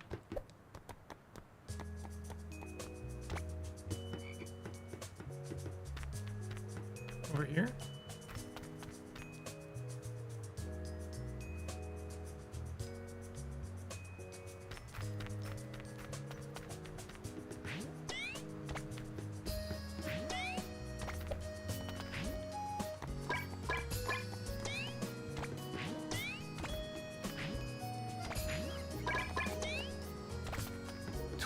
To go.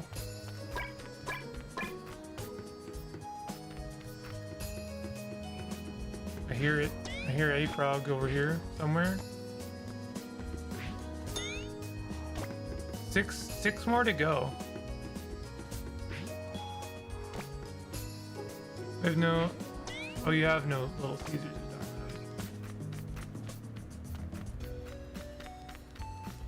Five to go. I wonder if it's above me.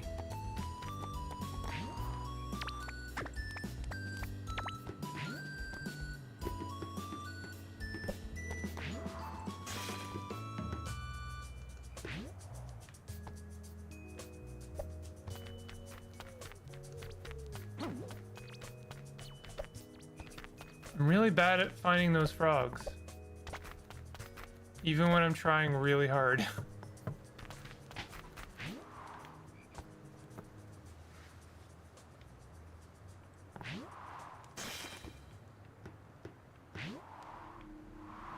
They don't even let you stand on top of that ledge.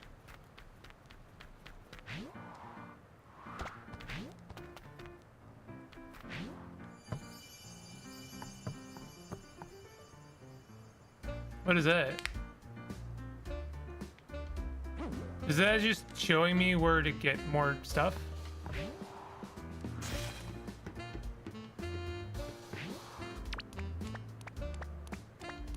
Come on! No! You actual garbage.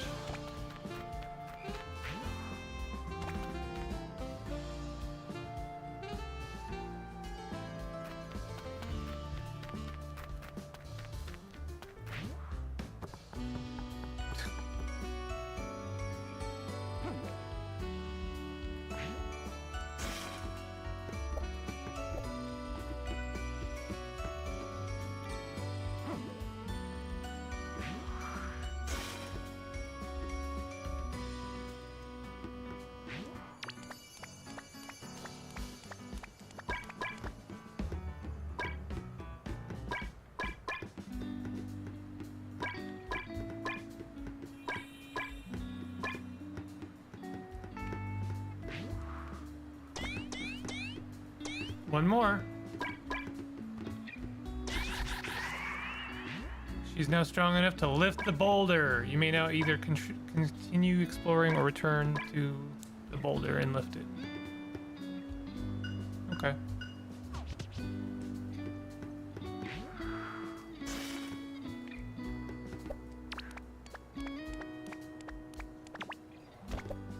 So there's clearly enough power left over. Like, you don't have to find all the frogs. I really appreciate that. I was kind of dreading the idea of having to find all the frogs.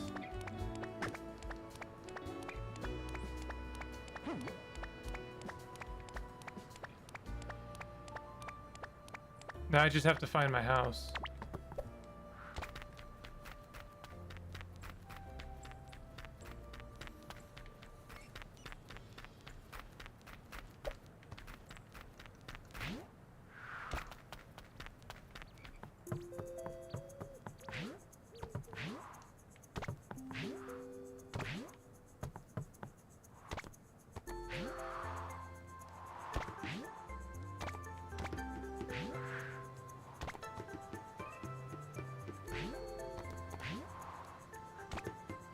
Where's my house?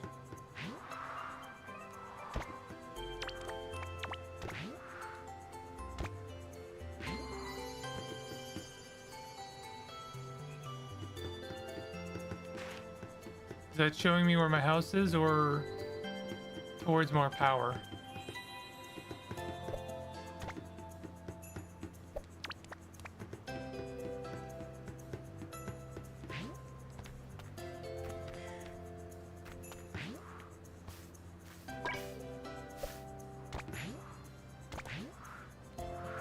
There it is. There's my house.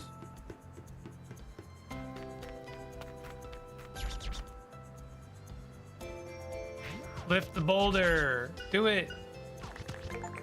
Yay. Lift the boulder and get the best ending.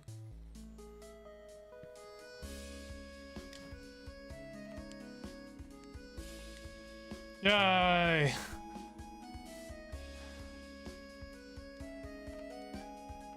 Wow. She threw it into space.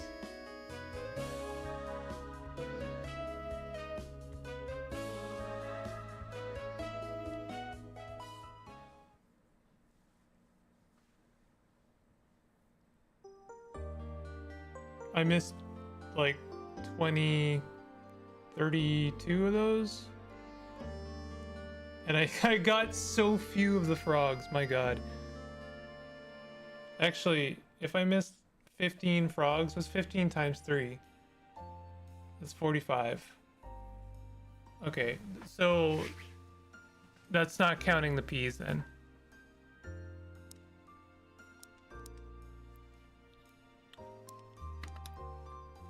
Alright, we did it. Cerno lifts a boulder.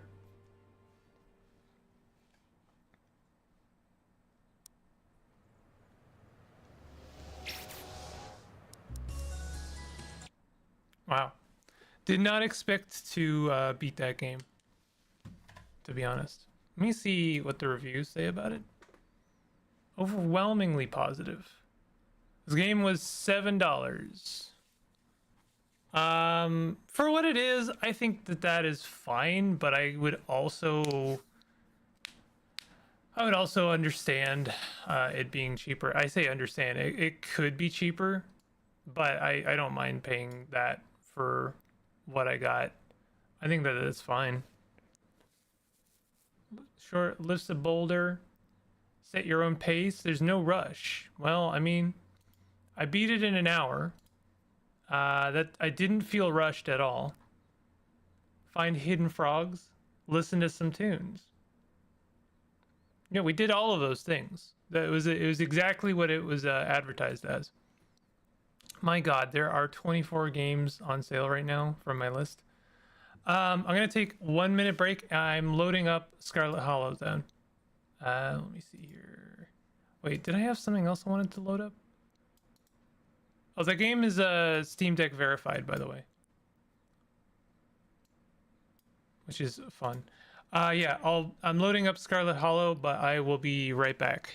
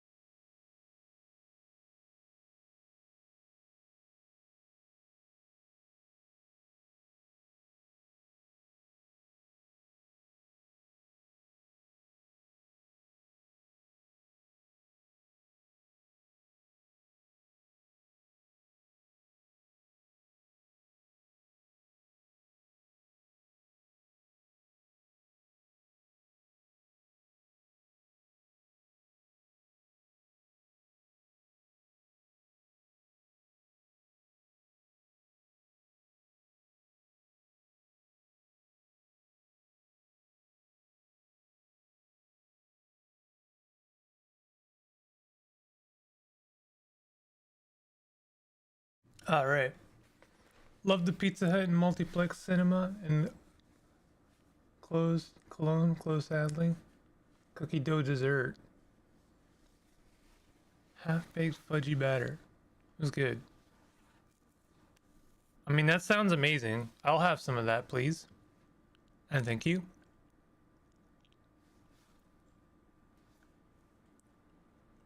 Need to charge my bike.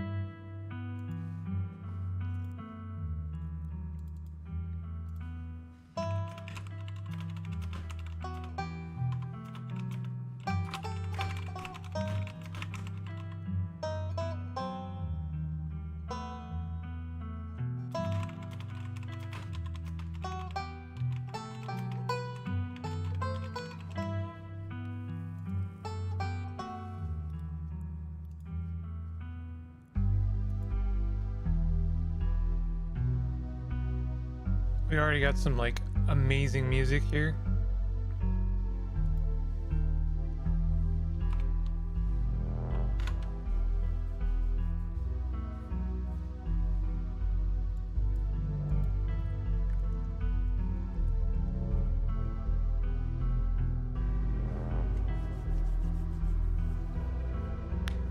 No wrong choices here. All right, I'll talk to some animals. But I'll do what I feel is right in the moment. Let's look at accessibility.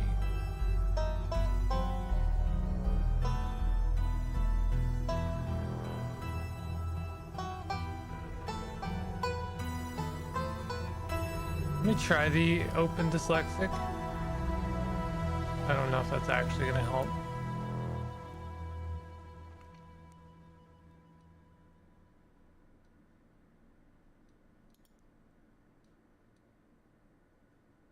That's awful. I'm glad they're there, but I don't think they'll be helpful to me. Your name is this the name of the main character or is it my name? If I name this character Bingle and my main character is Bingle and they're going to be saying Bingle throughout the entire game, then I don't think I want to do that. This may possibly be the only wrong choice in this entire game.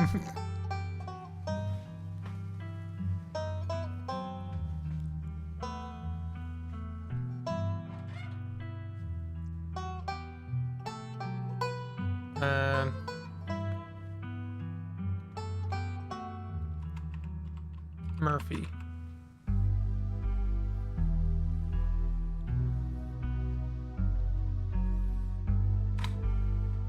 You live in the city, so character name you will be addressed as, okay? And I live in the city of I'm gonna say Peterborough. I like Peterborough as a little city name.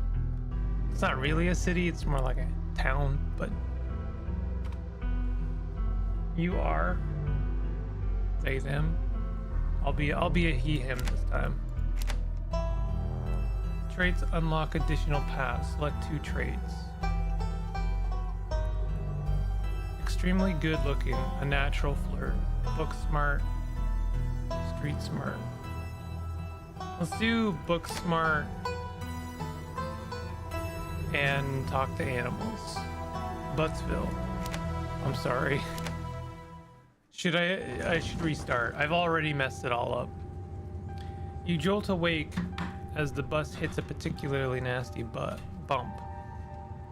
You feel like you'd only just managed to start drifting off, and now here you are, awake again and still exhausted. For a moment, you're hazy on the details of where exactly here is, confusing this bus with the many others that came before it. But as your mind continues to reassert its existence in the waking world, the past few days come back into focus. A long-lost cousin, the bad news, the 26 hours of bus rides with countless late night stops and seedy depots that would have felt unsafe even in the middle of the day. You wouldn't normally find yourself traveling like this, but your cousin bought the tickets. The funeral of Perlane, is it Perlane? Perlane Scarlet? Your cousin's mother and your aunt seemed like something you shouldn't ignore, even considering your own late mother's rocky relationship with this side of the family. Fortunately, the end of your long journey is in sight. You're almost in Scarlet Hollow. So anyway, as I was saying, I swear to God I've known someone who looks exactly like this. But I think everyone has. Pearl Ann? Okay.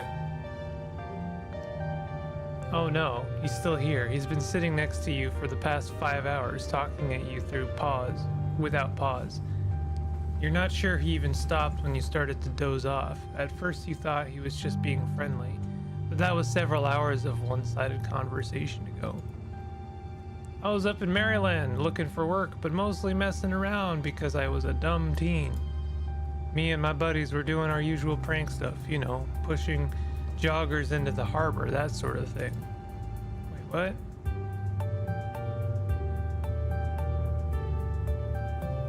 Are you serious? Wait, what? Yeah, you know, teen stuff. So this girl comes up to us swinging her purse, yelling about how she was gonna call the cops or whatever. It was hilarious. She actually hit my friend and said it hurt a lot, so I guess she really was mad and not just playing. But she kept swinging, and soon enough she lost her balance and fell into the harbor, all on her own. We didn't even have to push her. We had a good laugh and fished her out. Her phone got soaked so she couldn't call the cops on us. We wound up hanging out all day. She kind of became my girlfriend after that, and we've been on and off for about a year, so it's pretty serious. Though about 5 months ago she tried to break up with me, like for real, and geez, you ever get so mad you just want to like kill someone?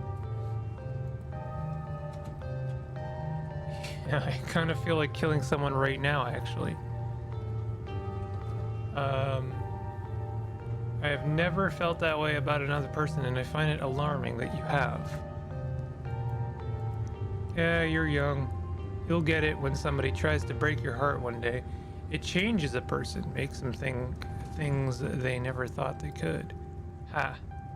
Honestly, could have killed that woman. Anyway, she's giving birth to our son right now. So I'm trying to get up to Virginia to be up there for it. I don't know if I'm like into that stuff, so I might just wind up on a bus to New York or something instead. I've always wanted to go there. Have you thought about seeing a therapist? Maybe it would help if you talked with someone about these feelings. Someone professional. Nah, I don't need to do that kind of stuff. Bus Stranger's the best therapist. I feel a lot better after talking to you. Anyways, where'd you say you were headed? I didn't. No need to be nasty. I was just asking. Not like I'm gonna follow you off the bus or anything. If you aren't getting off at my stop, then you must be headed to Scarlet Hollow, right? Or the Holler, as they call it in these parts. What does it say on his shirt? I want, yeah. That's the only other stop until the bus turns around. I ride it pretty often, so I'd know. Almost nobody ever goes up that way, though come to think of it. I had a couple of buddies who went up there to work in the mine. There's a coal mine up in the Holler, you see, and there's always a job listing or two on the boards around here. I've never wanted to do that kind of thing myself. I like my lungs the way they are, thanks. My buddies got desperate enough to try it. I haven't heard from them in a while, now that I think about it. I should see if they're on Facebook, see how they're doing up there. Hope they didn't die. He looks back at his phone, for once focused on something other than you. Oh, this is me. It was lovely meeting you. Hope you don't get too bored without me around to talk to. Here, I have something for you. Stranger rifles through his pack before presenting you with a dripping bag of peanuts. They're boiled peanuts. I got them at a gas station a few buses back. I noticed you haven't eaten much, so I figured you could use them more than me. Plus, they dripped all over my bag, so I don't want to carry them anymore. Tip: sometimes picking a dialogue option establishes new facts about who you are. Nice. I love boiled peanuts. Take the peanuts. You take the peanuts. Thanks. You're welcome. And with that, I leave you. Safe travels, friend.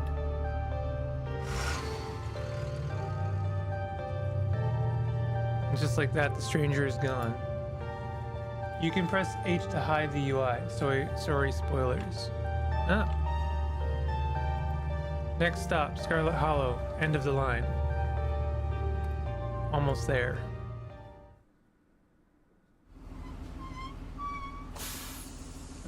Bus finally comes to a stop, its brakes squealing as it deposits you in front of the Scarlet Hollow bus station. The sign at least reads bus station, but calling it that feels disingenuous. At best, it's a kiosk. Though for a small town like this, you're amazed there's so much as a road, let alone a bus that drives on it every week. The driver quickly shuts the doors behind you and starts the engine, kicking up dust clouds as he pulls away, eager to leave you and this place behind. Hey, Murphy. You instantly recognize the worn young woman from the few public photos on her Facebook page. She's your cousin, Tabitha, and she looks annoyed to be here. Offer your boiled peanuts as a condolence. Condolence as condolence. Looks like somebody needs a hug. I'm so sorry for your loss. Come here, cuz. Bring it in. You go in for a hug. She tries to pull away, but it's too late. You squeeze tightly, your cousin squirming in your grip. Okay. Enough. She pulls away from you, dusting off her clothes. Something you should know about me is that I'm not really a hugger. It's never too late to learn.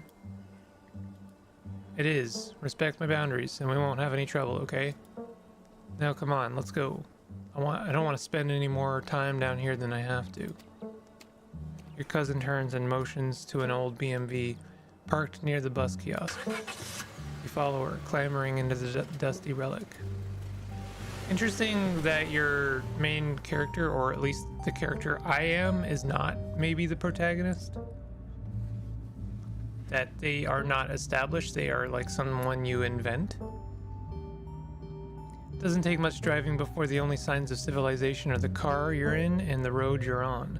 Tabitha maintains an icy silence as she focuses on the road. Dialogue options labeled Explore can usually be taken without advancing the story. They can impact relationships and unlock additional story paths, so choose carefully. So, the funeral. I can't believe we've never actually met before this. You have your mom to thank for that, or dad, I guess.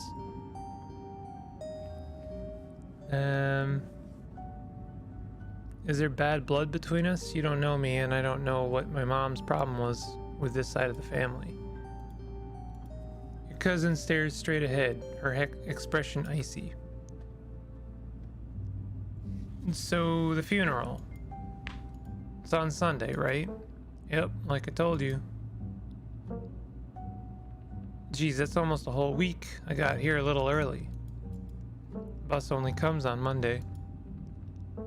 How are you holding up? Fine.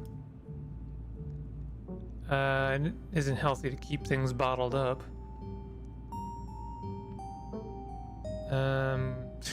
Phew, good to hear. This is where there was the peanut allergy option, by the way. Yeah, I figured, and I didn't want to be allergic to peanuts. I just didn't feel like being allergic to peanuts. I suppose it would have been interesting throughout the game, but I just didn't want to establish that. It isn't healthy to keep things bottled up.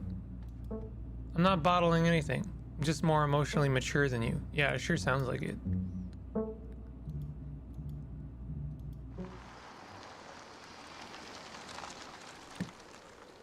And And here it is, the Scarlet Estate. Though it's seen better days, its crumbling elegance is not lost on you. Someone used to cramped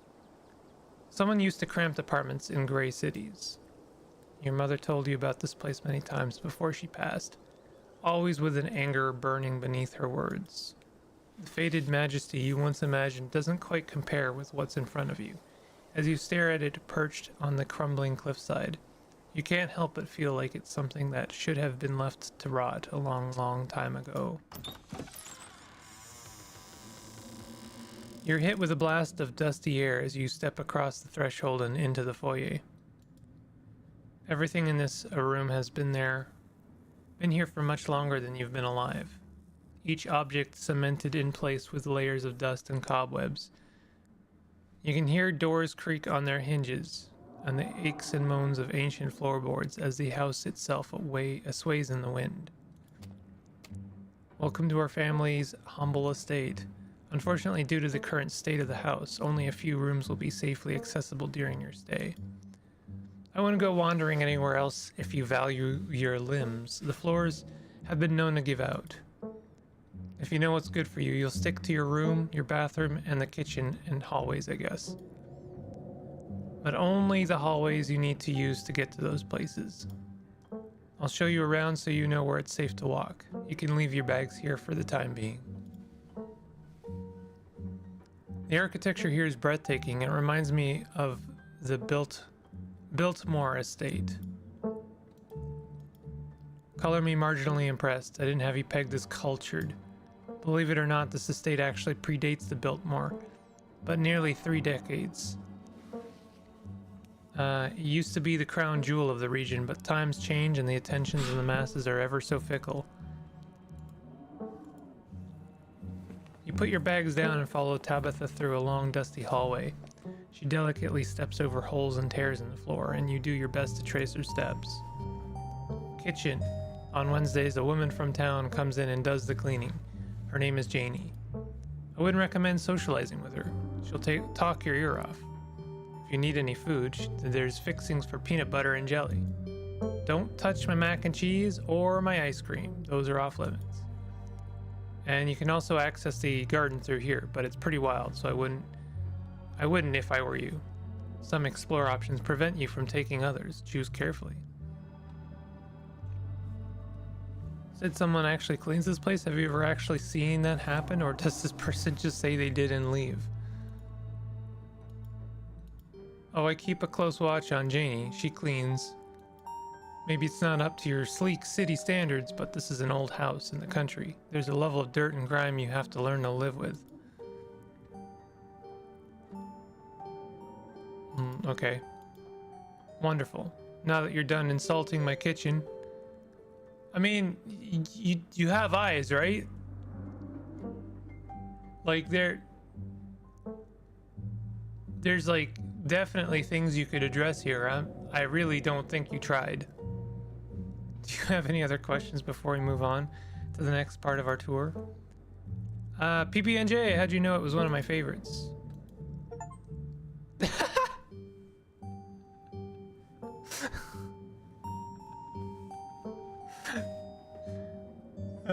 Making Tabitha like you is a bit of a hard ask, but you should definitely not lie to her if you care.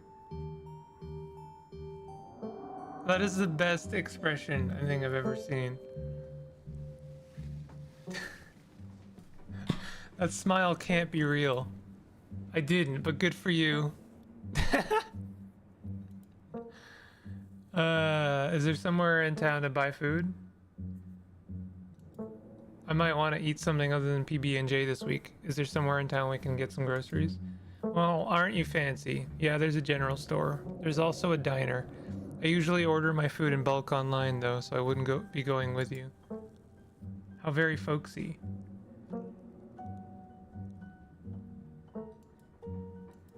Is it a store that fulfills your general shopping needs? General store just describes what it is. Alright, what's next? Bathroom, follow me. Great, it's been hours since I've gone. As the two of you leave the kitchen, you pass by a tuxedo cat sitting on the countertop. The cat looks angry. Tabitha Payne is my favorite. Talk to animals. Don't try to pet Frou Frou. If she wants to be pet, she'll let you know.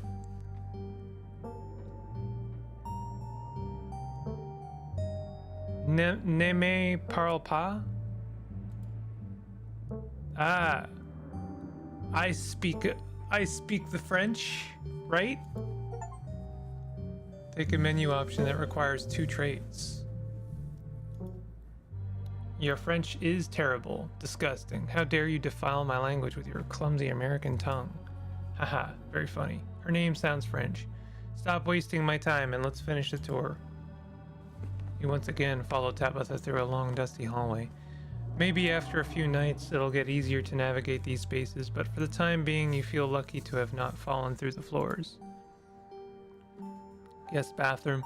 Not much to show, it's a bathroom. I'll wait outside. Do what you must, if you must. Oh, it's a wretched bathroom. Piles of junk sit untouched in the corners of the room, and mystery stains paint the floor. This is... what a nice bathroom.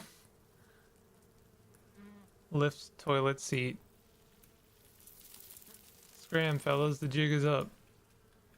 That was the bugs talking, by the way. Bugs skitter from the bowl as you lift the seat. Use the facilities. Just do it. You're gonna have to. It's gonna be a week, my dude. Toilet is a toilet. Sure, it could be cleaner, but your business needs doing, and this is as good a place as any.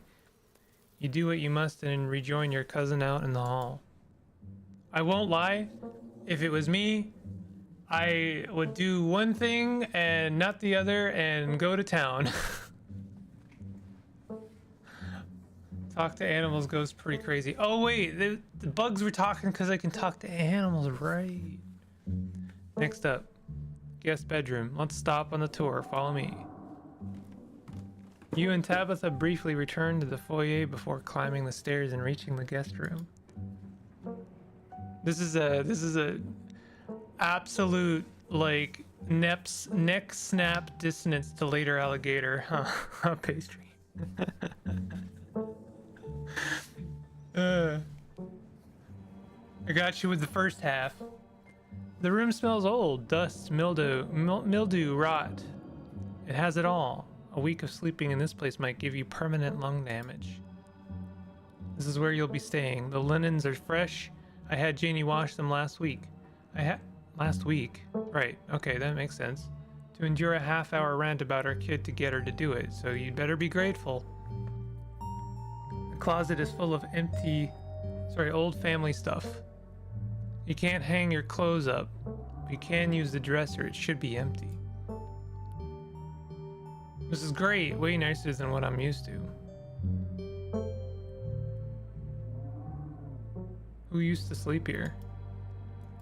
When? This house is almost 150 years old. Many people have slept here. And now you'll sleep here, carrying on the fine tradition of bedrooms being slept in. This is great. I can't say I'm surprised. Each and every piece of furniture in this room is a genuine antique, handed down through the family for generations. Best animal is yet to come. Please be nice to him. Why, thank you, Tabitha, for doing the good bare minimum. Yeah, she seems a little terse tart, you know? She seems a little abrasive, as they say. This is not an IKEA bedroom or whatever such nonsense you're used to in the city. I guess I'll get settled in. Follow me, I'll take you back to the foyer so you can collect your belongings. I did not expect her to collect my belongings, by the way. This concludes our tour. I'm afraid I must return to my duties.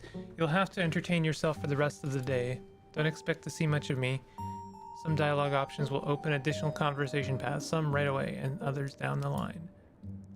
There wouldn't happen to be a library in the estate, would there? I'm not sure what else I should do with my time. You have a phone, don't you? There is, but I said earlier, most of the building is off limits. And the library is in the west wing, which is extra off limits. You're better off heading into town. I'm pretty sure there's a library there. Are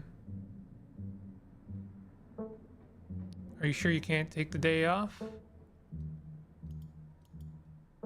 It's a special occasion. Your cousin's in town. No, some of us have responsibilities.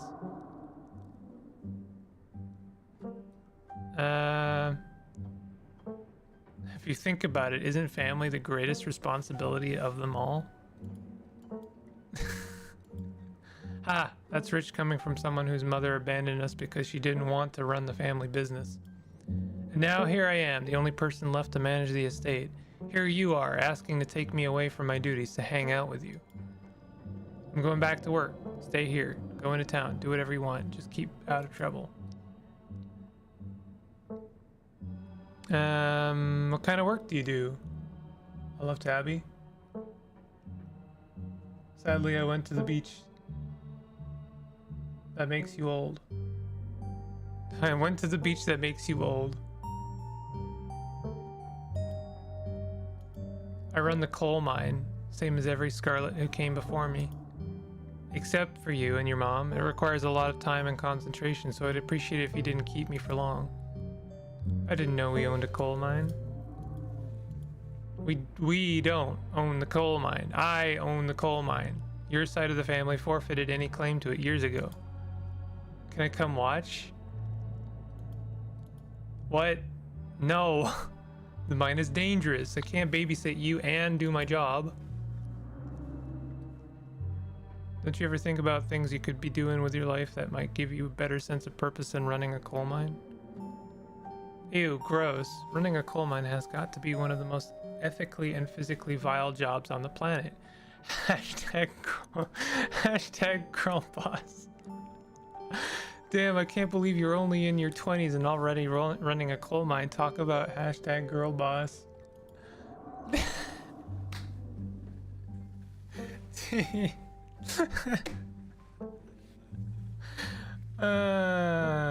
Don't patronize me. I know you have nothing to your name, Murphy.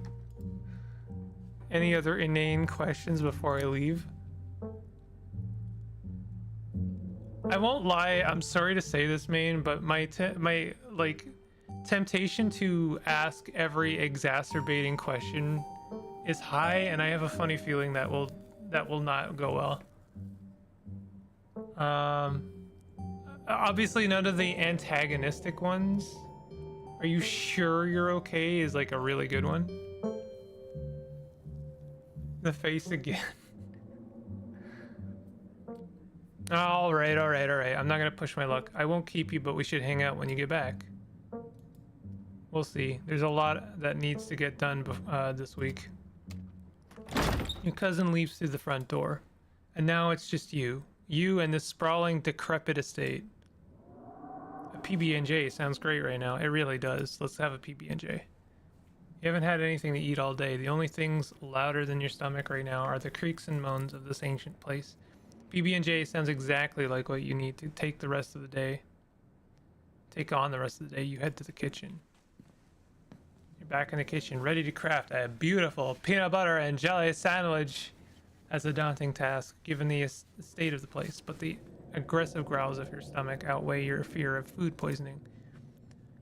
To get started, you'll probably need to find some peanut butter, some jelly, bread, a plate, and a knife. No, we talk. All right, let's get everything else done first. Search the fridge. Your eyes catch a note taped to the door reading "Janie, stay out" in all caps. Below it, in separate handwriting, are the words "Okie dokie." In fact, you already have, and I played this episode 4 to 5 times. Oh, play how you must and things will happen. You'll probably get some dialogue I never had. Wow.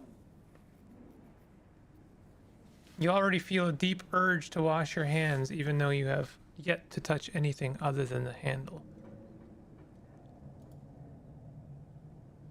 Grab the ice cream. No.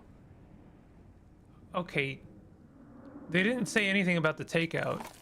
Okay. Yeah. Why did you do that? What were you expecting? This takeout container is disgusting, beyond words. A liquefied mess wholly congealed in its styrofoam shell. You can't even tell what it used to be. The substance doesn't smell bad. doesn't just smell bad, it smells ancient. Eat it. This game is bad for me. It's bad for me because it's like, I don't know, it's kind of like the Harry Dubois temptation to do it because you can. It's absolutely tempting me to do the most vile things just kind of right away. All right, put it back, put it back. We're not gonna. Your body reacts before you even register what you're doing, compelled by a deep primal disgust. Hopefully you can forget it exists and move on with your life. Check. I ate it once, it was very funny. Damn, the option is gone forever. Damn. Check the mayonnaise. You probably shouldn't, but a part of you has to know how old that mayonnaise is. Pick up the jar. It's labeled flaking in your hand. It expired 10 years ago. This jar of mayonnaise is old enough to graduate the 5th grade. Best put it back in free. No, I want to check it. Damn. Fine, we'll grab the jelly. Reach for one of the unopened jars of grape jelly, carefully checking its expiration date. You breathe a sigh of relief when you realize it's recent. Why did she buy like 6 jars of it? 7 jars. 8 jars of the grape jelly. She did say she bought in bulk, but goddamn. This was either purchased specifically for you, or jelly is one of the few things in this kitchen Tabitha actually uses. All you need now is a plate, a knife, bread, and some peanut butter. Better close this fridge and keep looking. This is like, I keep bringing up this game lately for some reason, but this is like Fatty Bear's birthday.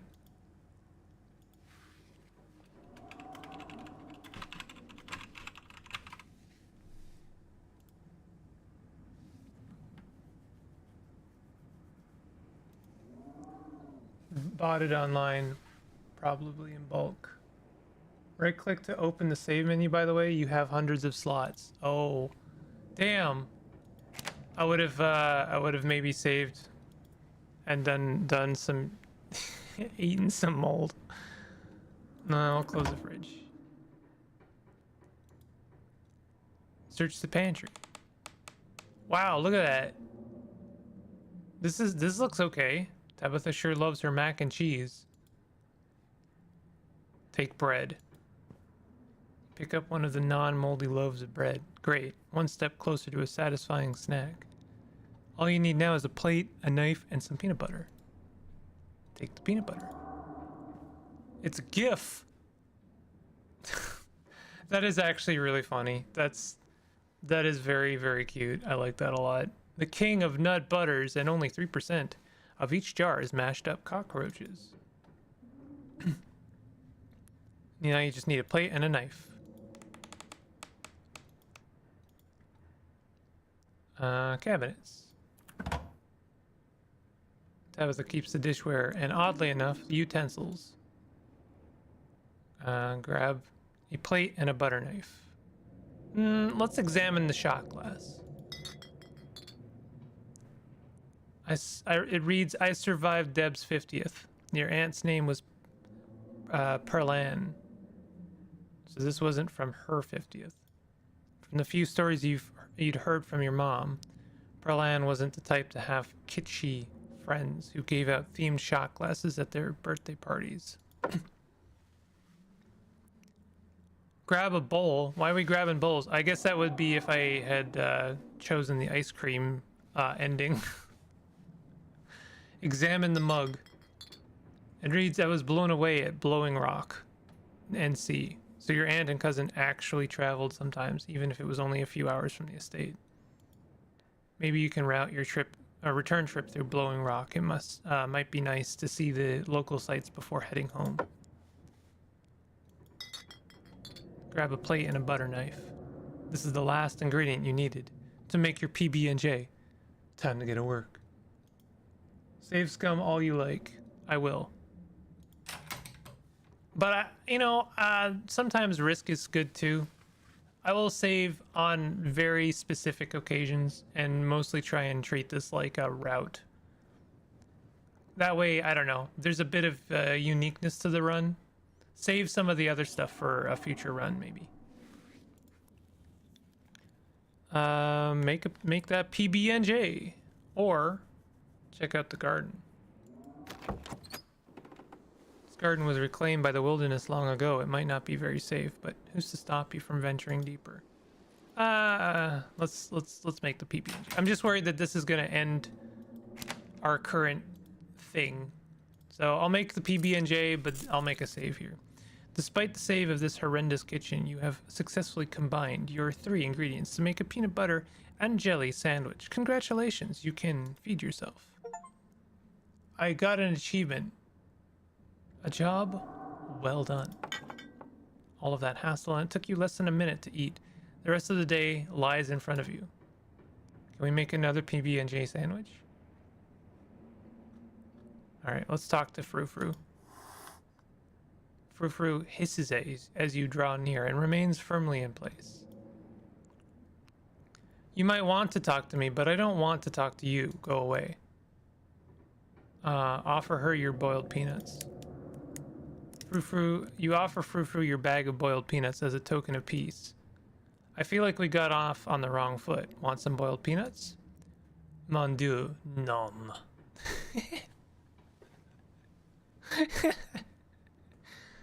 Do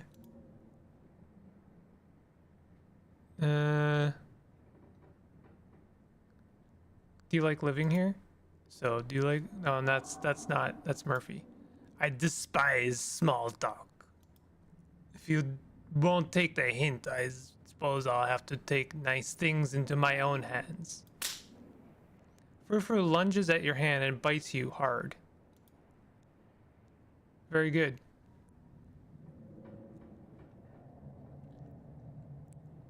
You're done here. You've eaten and had... You've eaten and you have a full day ahead of you. What do you want to do next? Yeah, see, let's load.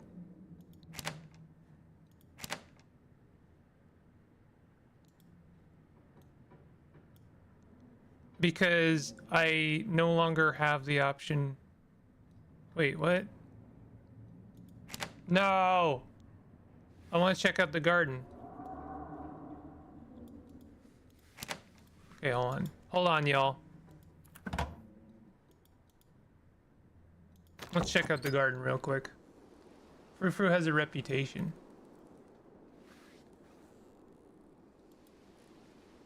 Explore the garden. You wander further into the garden. It's quiet out here. Oh, was that it? Dang, yo. I really missed it.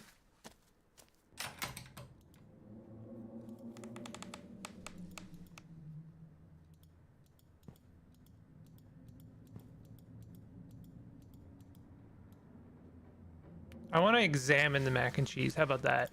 You pick up a box of Tabitha's mac and cheese. You can't say you've ever seen the brand before. Empty the box and stuff it with the dead mouse on the shelf. Good God. How to make friends and influence people. Staying away from the mac and cheese was one of your cousin's hard rules, and she already seems to not like you.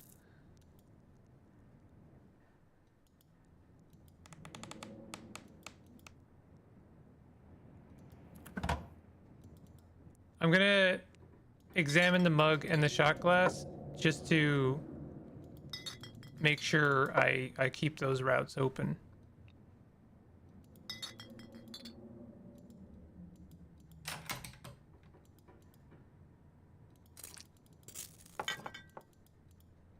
And I am gonna repeat the Frou Frou business. Mon Dieu, non. Spare me your life story. Tabitha at least knows how not to bother me. If you won't take that hint. Okay. You're done here. I like how right away we can do exactly what Tabitha told us not to do and investigate the forbidden wing of the estate. Let's head into town. Not much left for you to do here other than head out and explore the town. You do just that.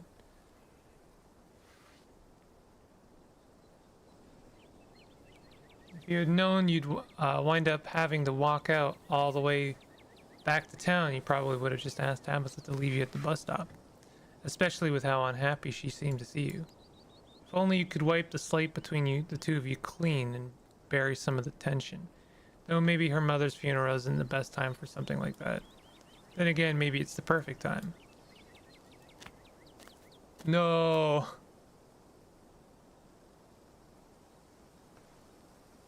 What happened? Did I miss something?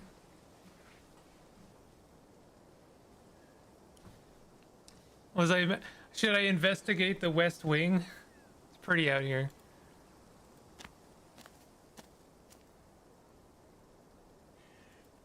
The holler, as that guy on the bus called it, has probably seen better days. Still has the feeling of an idyllic country town, but its sidewalks are cracked and many of the storefronts are boarded up. Their windows dusty with age. Hoped you'd have gone to your room first. Ah, bummer. We'll get there soon. Or maybe we will, I don't know.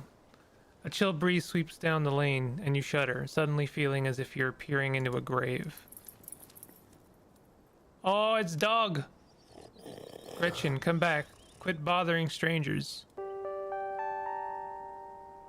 Doggo face! Look at the doggo face.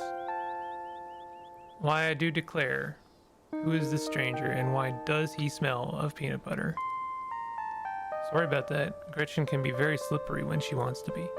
She loves to get loose and cause havoc. You miss Dustin? I hope he's still there next time. Talk to animals. Offer Gretchen your boiled peanuts. Nice to meet you, Gretchen. I'm Murphy. Oh my. I can't remember the last time I met a newcomer who was so wonderfully polite. It's a pleasure to make your acquaintance, Murphy. It's a funny way to introduce yourself. I'm Stella. It's not often I see a strange face up in the holler. Every now and then there's a new crop of coal folks, but you don't look dusty enough for that. You aren't in town for the funeral, are you? The Scarlet funeral? I like how every character I can offer my boiled peanuts. Yes. Just got into town today. Wow, I didn't think there would be anyone else coming. Are you staying with Tabby? How's she holding up?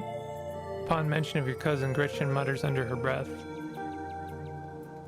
One of these days, I'll get that Tabitha to pet me. What? Oh, that's Gretchen. I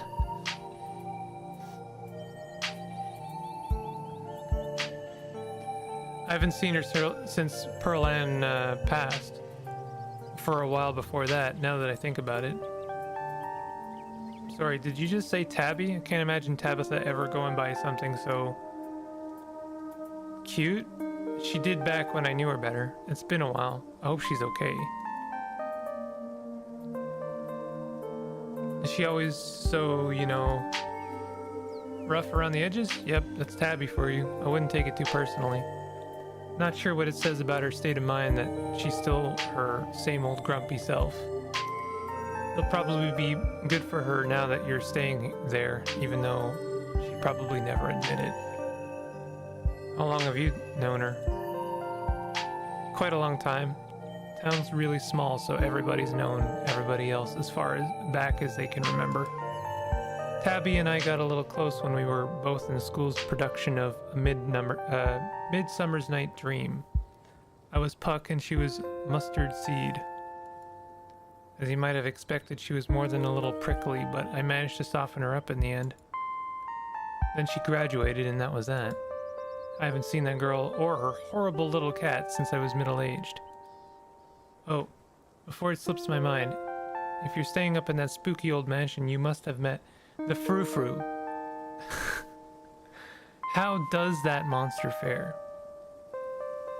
Tabitha's cat? Unfortunately, yes, I have met Frou-Frou.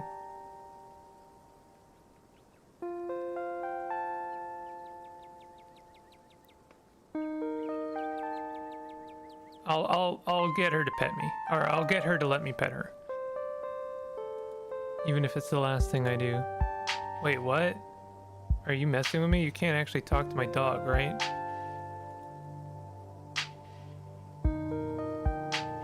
Alas, you have discovered my dark and terrible secret.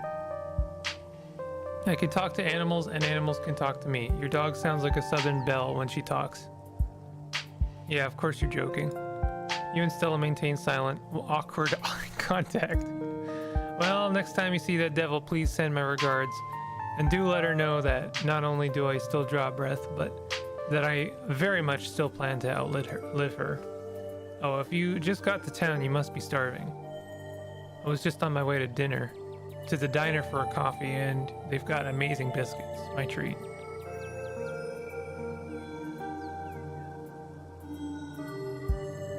Sure. Awesome, let's go. Spoiler for Street Smart trait in 1 second. Avery will call you by your name before Stella ever mentioned it.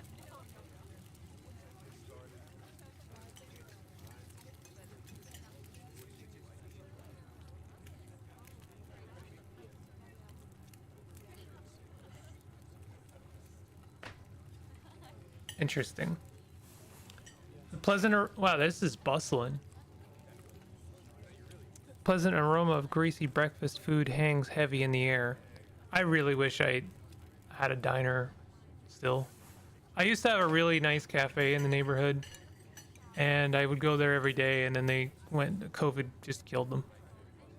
Not literally, just killed the business.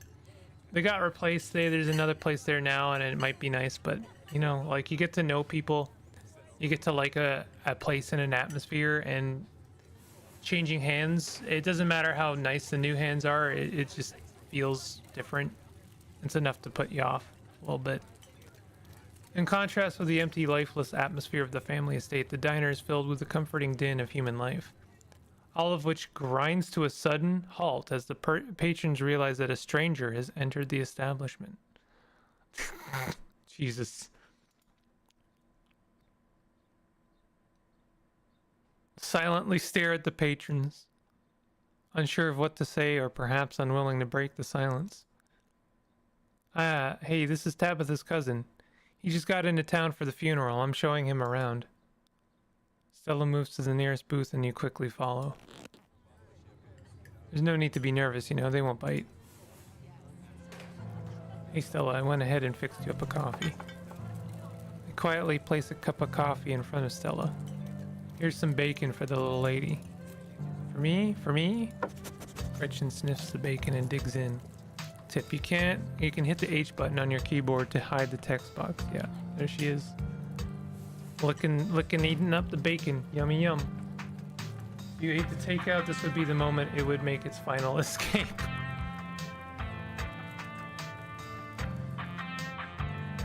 Anything for you? The name's Avery. I'll be taking care of you today. For them, your boiled peanuts. God damn it. Stella said she's buying, so I'll have one of everything, please and thank you. No, I just want the biscuit. Biscuit and a coffee. Could I have a biscuit and a coffee, please? I heard they are very good. Best in the country. Avery pours the fragrant brew into the empty mug in front of you. They linger after pouring your coffee, returning to you nervously. Oh, and I'm sorry for your loss. Before you have the chance to respond, they're gone. Glad you took my advice with the biscuit. You won't regret it. Anyways, the funeral's not till Sunday, right? It gives you quite a bit of time to slum around town. I'm trying to think of if there are any cool events going on this week. There's always the reading adventure at the library, which is supposed to be for little kids, but I do it every month anyway. I'm pretty sure Avery's throwing a party Saturday night, so that's a fun thing to look forward to. There's the weekly Sunday potluck. That should be right after the funeral too, so it'll be a special occasion. It's a shame the reading adventures for kids. I was excited for something to do at the library. Just because it's for kids doesn't mean it isn't fun. Oscar's all about keeping things on theme, so this month it's a bunch of ghost stories. I think he's calling it Spooky Bookies. You know, like how a ghost would say it. Oh, that's perfect. Cool, we should check it out this week. That's really just an afternoon. Any idea what you want to do for the rest of the week? What's it to you? Probably just do what I can to support Tabitha. Kind of assumed I'd be spending my time trying to help Tabitha, but with how quickly she ran out today, I'm not sure that's enough for a full schedule.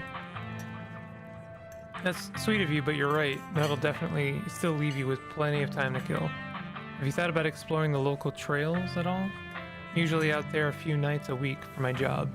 I'd be happy to show you around. Before Stella can finish, Avery returns biscuit in tow. Nothing else coming for me? Gosh, if I had known that plate of bacon would be my main course and only, I would have waited before digging in. Story is good the way I can barely stop myself from vague posting about all the things.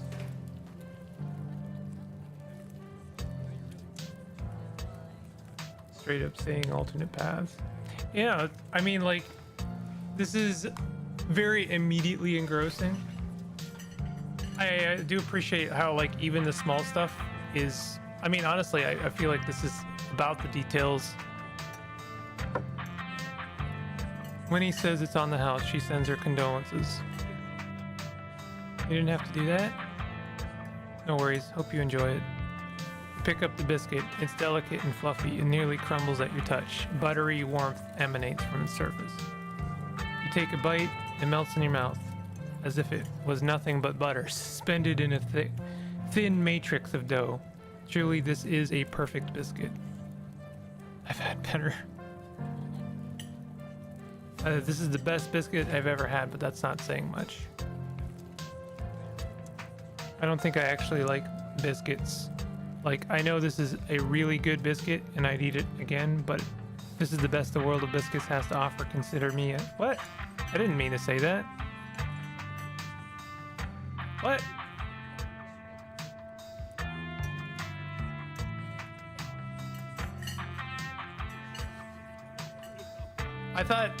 I thought that was like, this is the best biscuit in the world, not like a I hate biscuits route.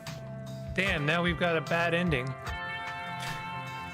Avery lingers at the table for a moment. Has Stella mentioned she's famous? Oh, Avery, I'm not famous. You're the only person I know who's been on the news. If that's not famous, then I don't know what is. I'm a YouTuber. What kind of videos do you do? She hunts cryptids. Should really check out her channel, Murphy. It's amazing. I think the best video to start with would be the river one. You know, the controversial one. The Catawba River Runner. Didn't expect much out of the footage at the time, but it really wound up doing numbers. River Runner is a cryptid that's only known from a single sighting. Two Boy Scouts thought they saw something big and weird in the Catawba River. And that's all I had to go on. And then I wound up catching this on camera. She pulls out her phone and shows you a clip of something in a river. The size and shape of the creature's body tells you it's likely a predator, and it's definitely not a wolf. You seem to recall that mountain lions used to live up here. Who's to say if there aren't a few left? Some folks said it was a beaver, but if that was the case, it'd be at least twice the size of any beaver I've seen. I also had people saying it was a dog, or even a capybara. It must have escaped from a local wildlife sanctuary. Wait, important Stella will hate you forever if you say mountain lion.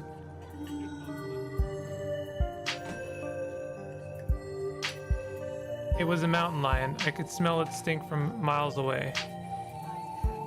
I'm still not sure what it was, and I'm the one who saw the thing with my own two eyes. Stella will hate me forever if I say mountain lion. What if I say that Gretchen thinks it's a mountain lion? Maybe it's a mountain lion. I gotta say, all of the options, if you hadn't said that in chat now, I probably would have said mountain lion.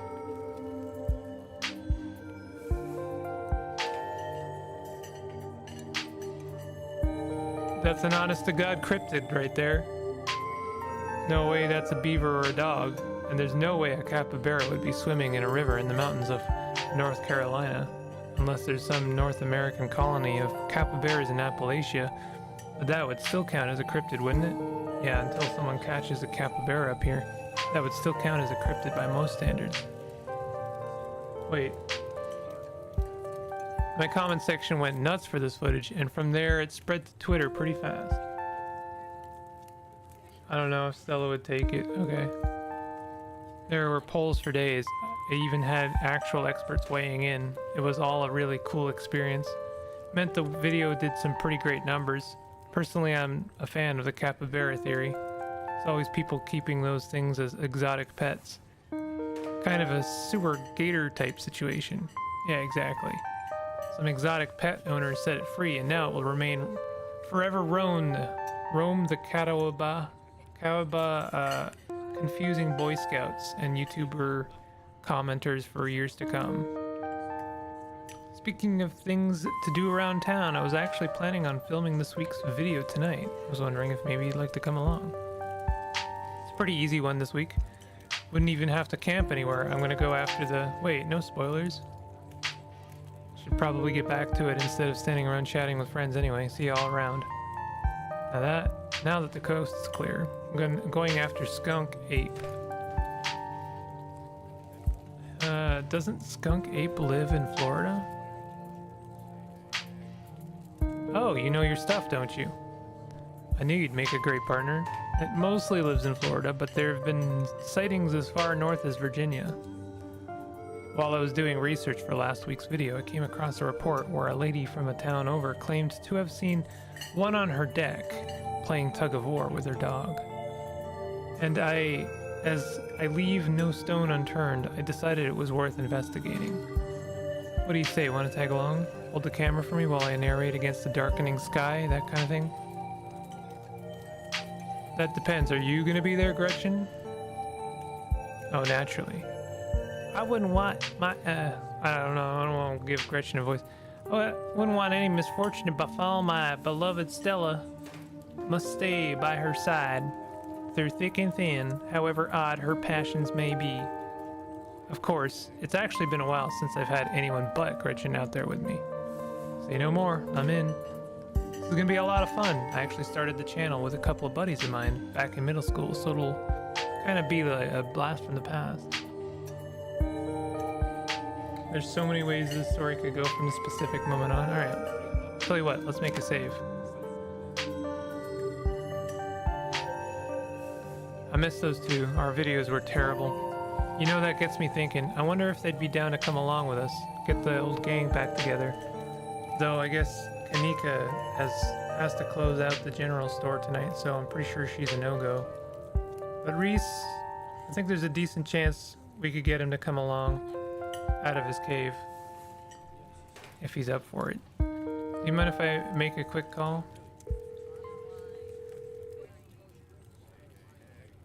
Reese, dude, what's up? Feels like it's been forever.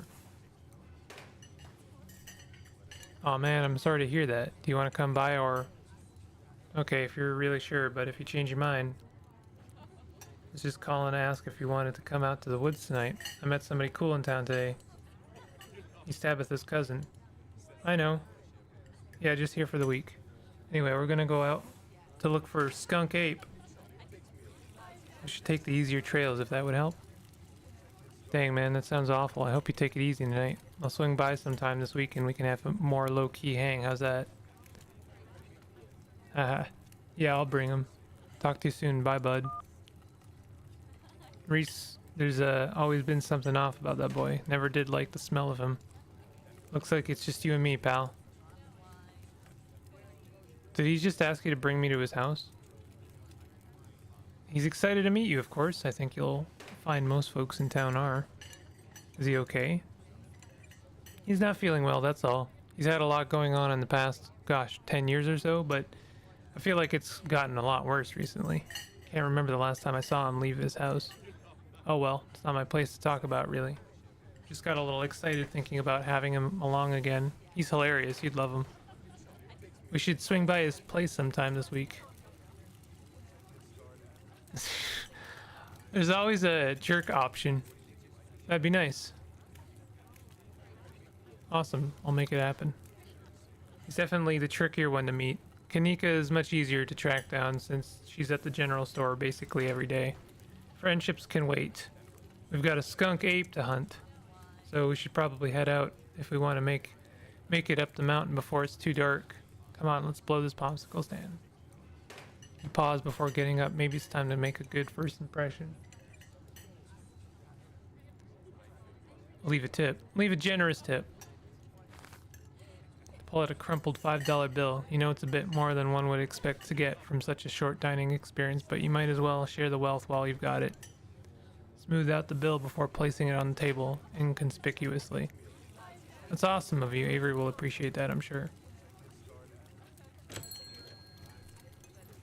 You actually swayed the Stella meter even more than I ever have. She called Reese on day 1. I didn't even think that that would be significant. That's really interesting. Hadn't been very cold when you first arrived in town, but as the sun dips closer and closer to the horizon, chill descends upon the hollow, and you see your situation with renewed clarity. You're in a new place, far from civilization, and the people you know, following someone you just met into a dark forest in search of monsters. You feel strangely calm.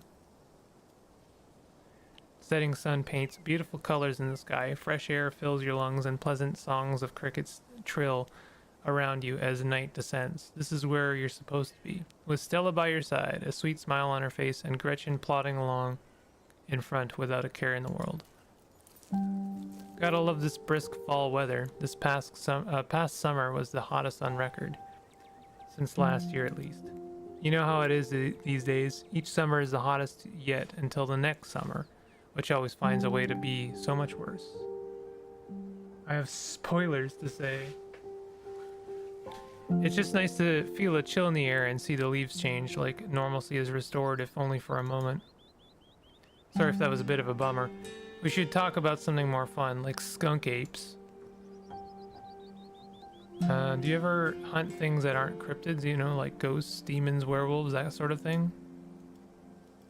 Yeah, for sure. I used to go after all sorts of spooky stuff. Never had much luck though, especially when it came to ghosts. Back when I first started doing solo videos, I'd go into all sorts of old abandoned buildings, hoping I'd stumble across some sort of activity. Nothing ever happened. It was always just me and my camera in an old house, getting worked up over a gust of wind or a creaky floorboard. When all's said and done, I've just been a lot luckier with cryptids. I want to believe in ghosts so bad, I can't rule out the possibility that there really are true hauntings out there. But if there are, I suck as heck haven't seen... What the heck is wrong with... I sure as heck haven't seen any myself. Werewolves. Kind of lump in with cryptids. I'd be shocked if there actually were people out there who turned into animals, but werewolf lore lines up pretty well with the great beast genre of cryptid. And demons, I don't know. I honestly don't even want to consider the possibility that they exist, because if they really are out there, a lot of folks are doomed to an eternity of flames. Let's hope all of that's just bunk, am I right? No, I'm counting on that. What about aliens? Don't even get me started. Did you see those UFO videos the government declassified? Aliens are definitely real, and they have absolutely visited Earth. Like, I believe in aliens way more than I believe in cryptids. I adore my darling Stella. This is Gretchen, by the way. I adore my darling Stella, but she gets the strangest ideas in her head these days. Ever since her parents went away, she's been more and more foolhardy with all this critter nonsense. You don't see me hunting aliens out here because we know they're real. I'll save the book smarts. Aliens are obviously real. I know somebody who knows somebody who heard a story from this trucker in Fayetteville. His truck stopped in the middle of the road, just shut down completely, even though he had a full tank of gas. And and suddenly it looked like daylight outside. He could see cows out in the field, birds in the sky. Then this metallic-like egg thing appeared, floating in front of his truck. He passed out, and when he woke up, he was missing one of his pinkies. It was like it had never been there, never even been there. It was just smooth skin where a pinky should be. I know it's secondhand source, but there's plenty more like it, and if they are true, I'm convinced. Could have just been the government. It's not like they don't have a history of conducting weird experiments on people. Sure, the government does messed up stuff on the daily, but the way I see it, I have about as much control over what they do as I would over extraterrestrial beings. So if I have no control over these things, I might as well choose to think it's been aliens all this time. Let a little joy into my heart, you know? Besides, it's not like it matters which of us is right, or either of us, if either of us is right at all. I wasn't even combating, I was just supposing. I'll die one day, and so will you, and eventually there'll be no one left who remembers us or what we did in our lifetimes. Yeah, let's go there. I just realized she has the Mothman on her shirt. Don't try to disarm me with your nihilism. Looks like I already did. What's the weirdest thing you've seen out here other than cryptids? Oh gosh, that's a good one. Let me think. There's always the deer I saw stealing baby birds out of a nest and eating them. That was pretty messed up. Devs have a full list of trigger warnings for each individual episode. Episode 1 is significantly longer than episode 2 and 3 were. Okay, good to know. I think most people know about these, most people know about that these days. I've seen tons of videos of other deer doing it, so I'm not sure if it counts as weird anymore. Tetanus Lake. That's definitely the weirdest. It's a 5-foot deep, 30-foot wide pile of old cans and bottles and assorted garbage, with grass and trees growing on it, so you could barely tell it was there until you stepped on it.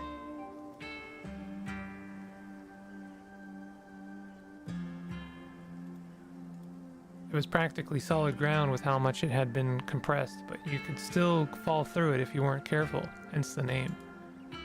Better be up on your shots if you want to mess around in there. It's all stuff from the 50s too, which is super neat.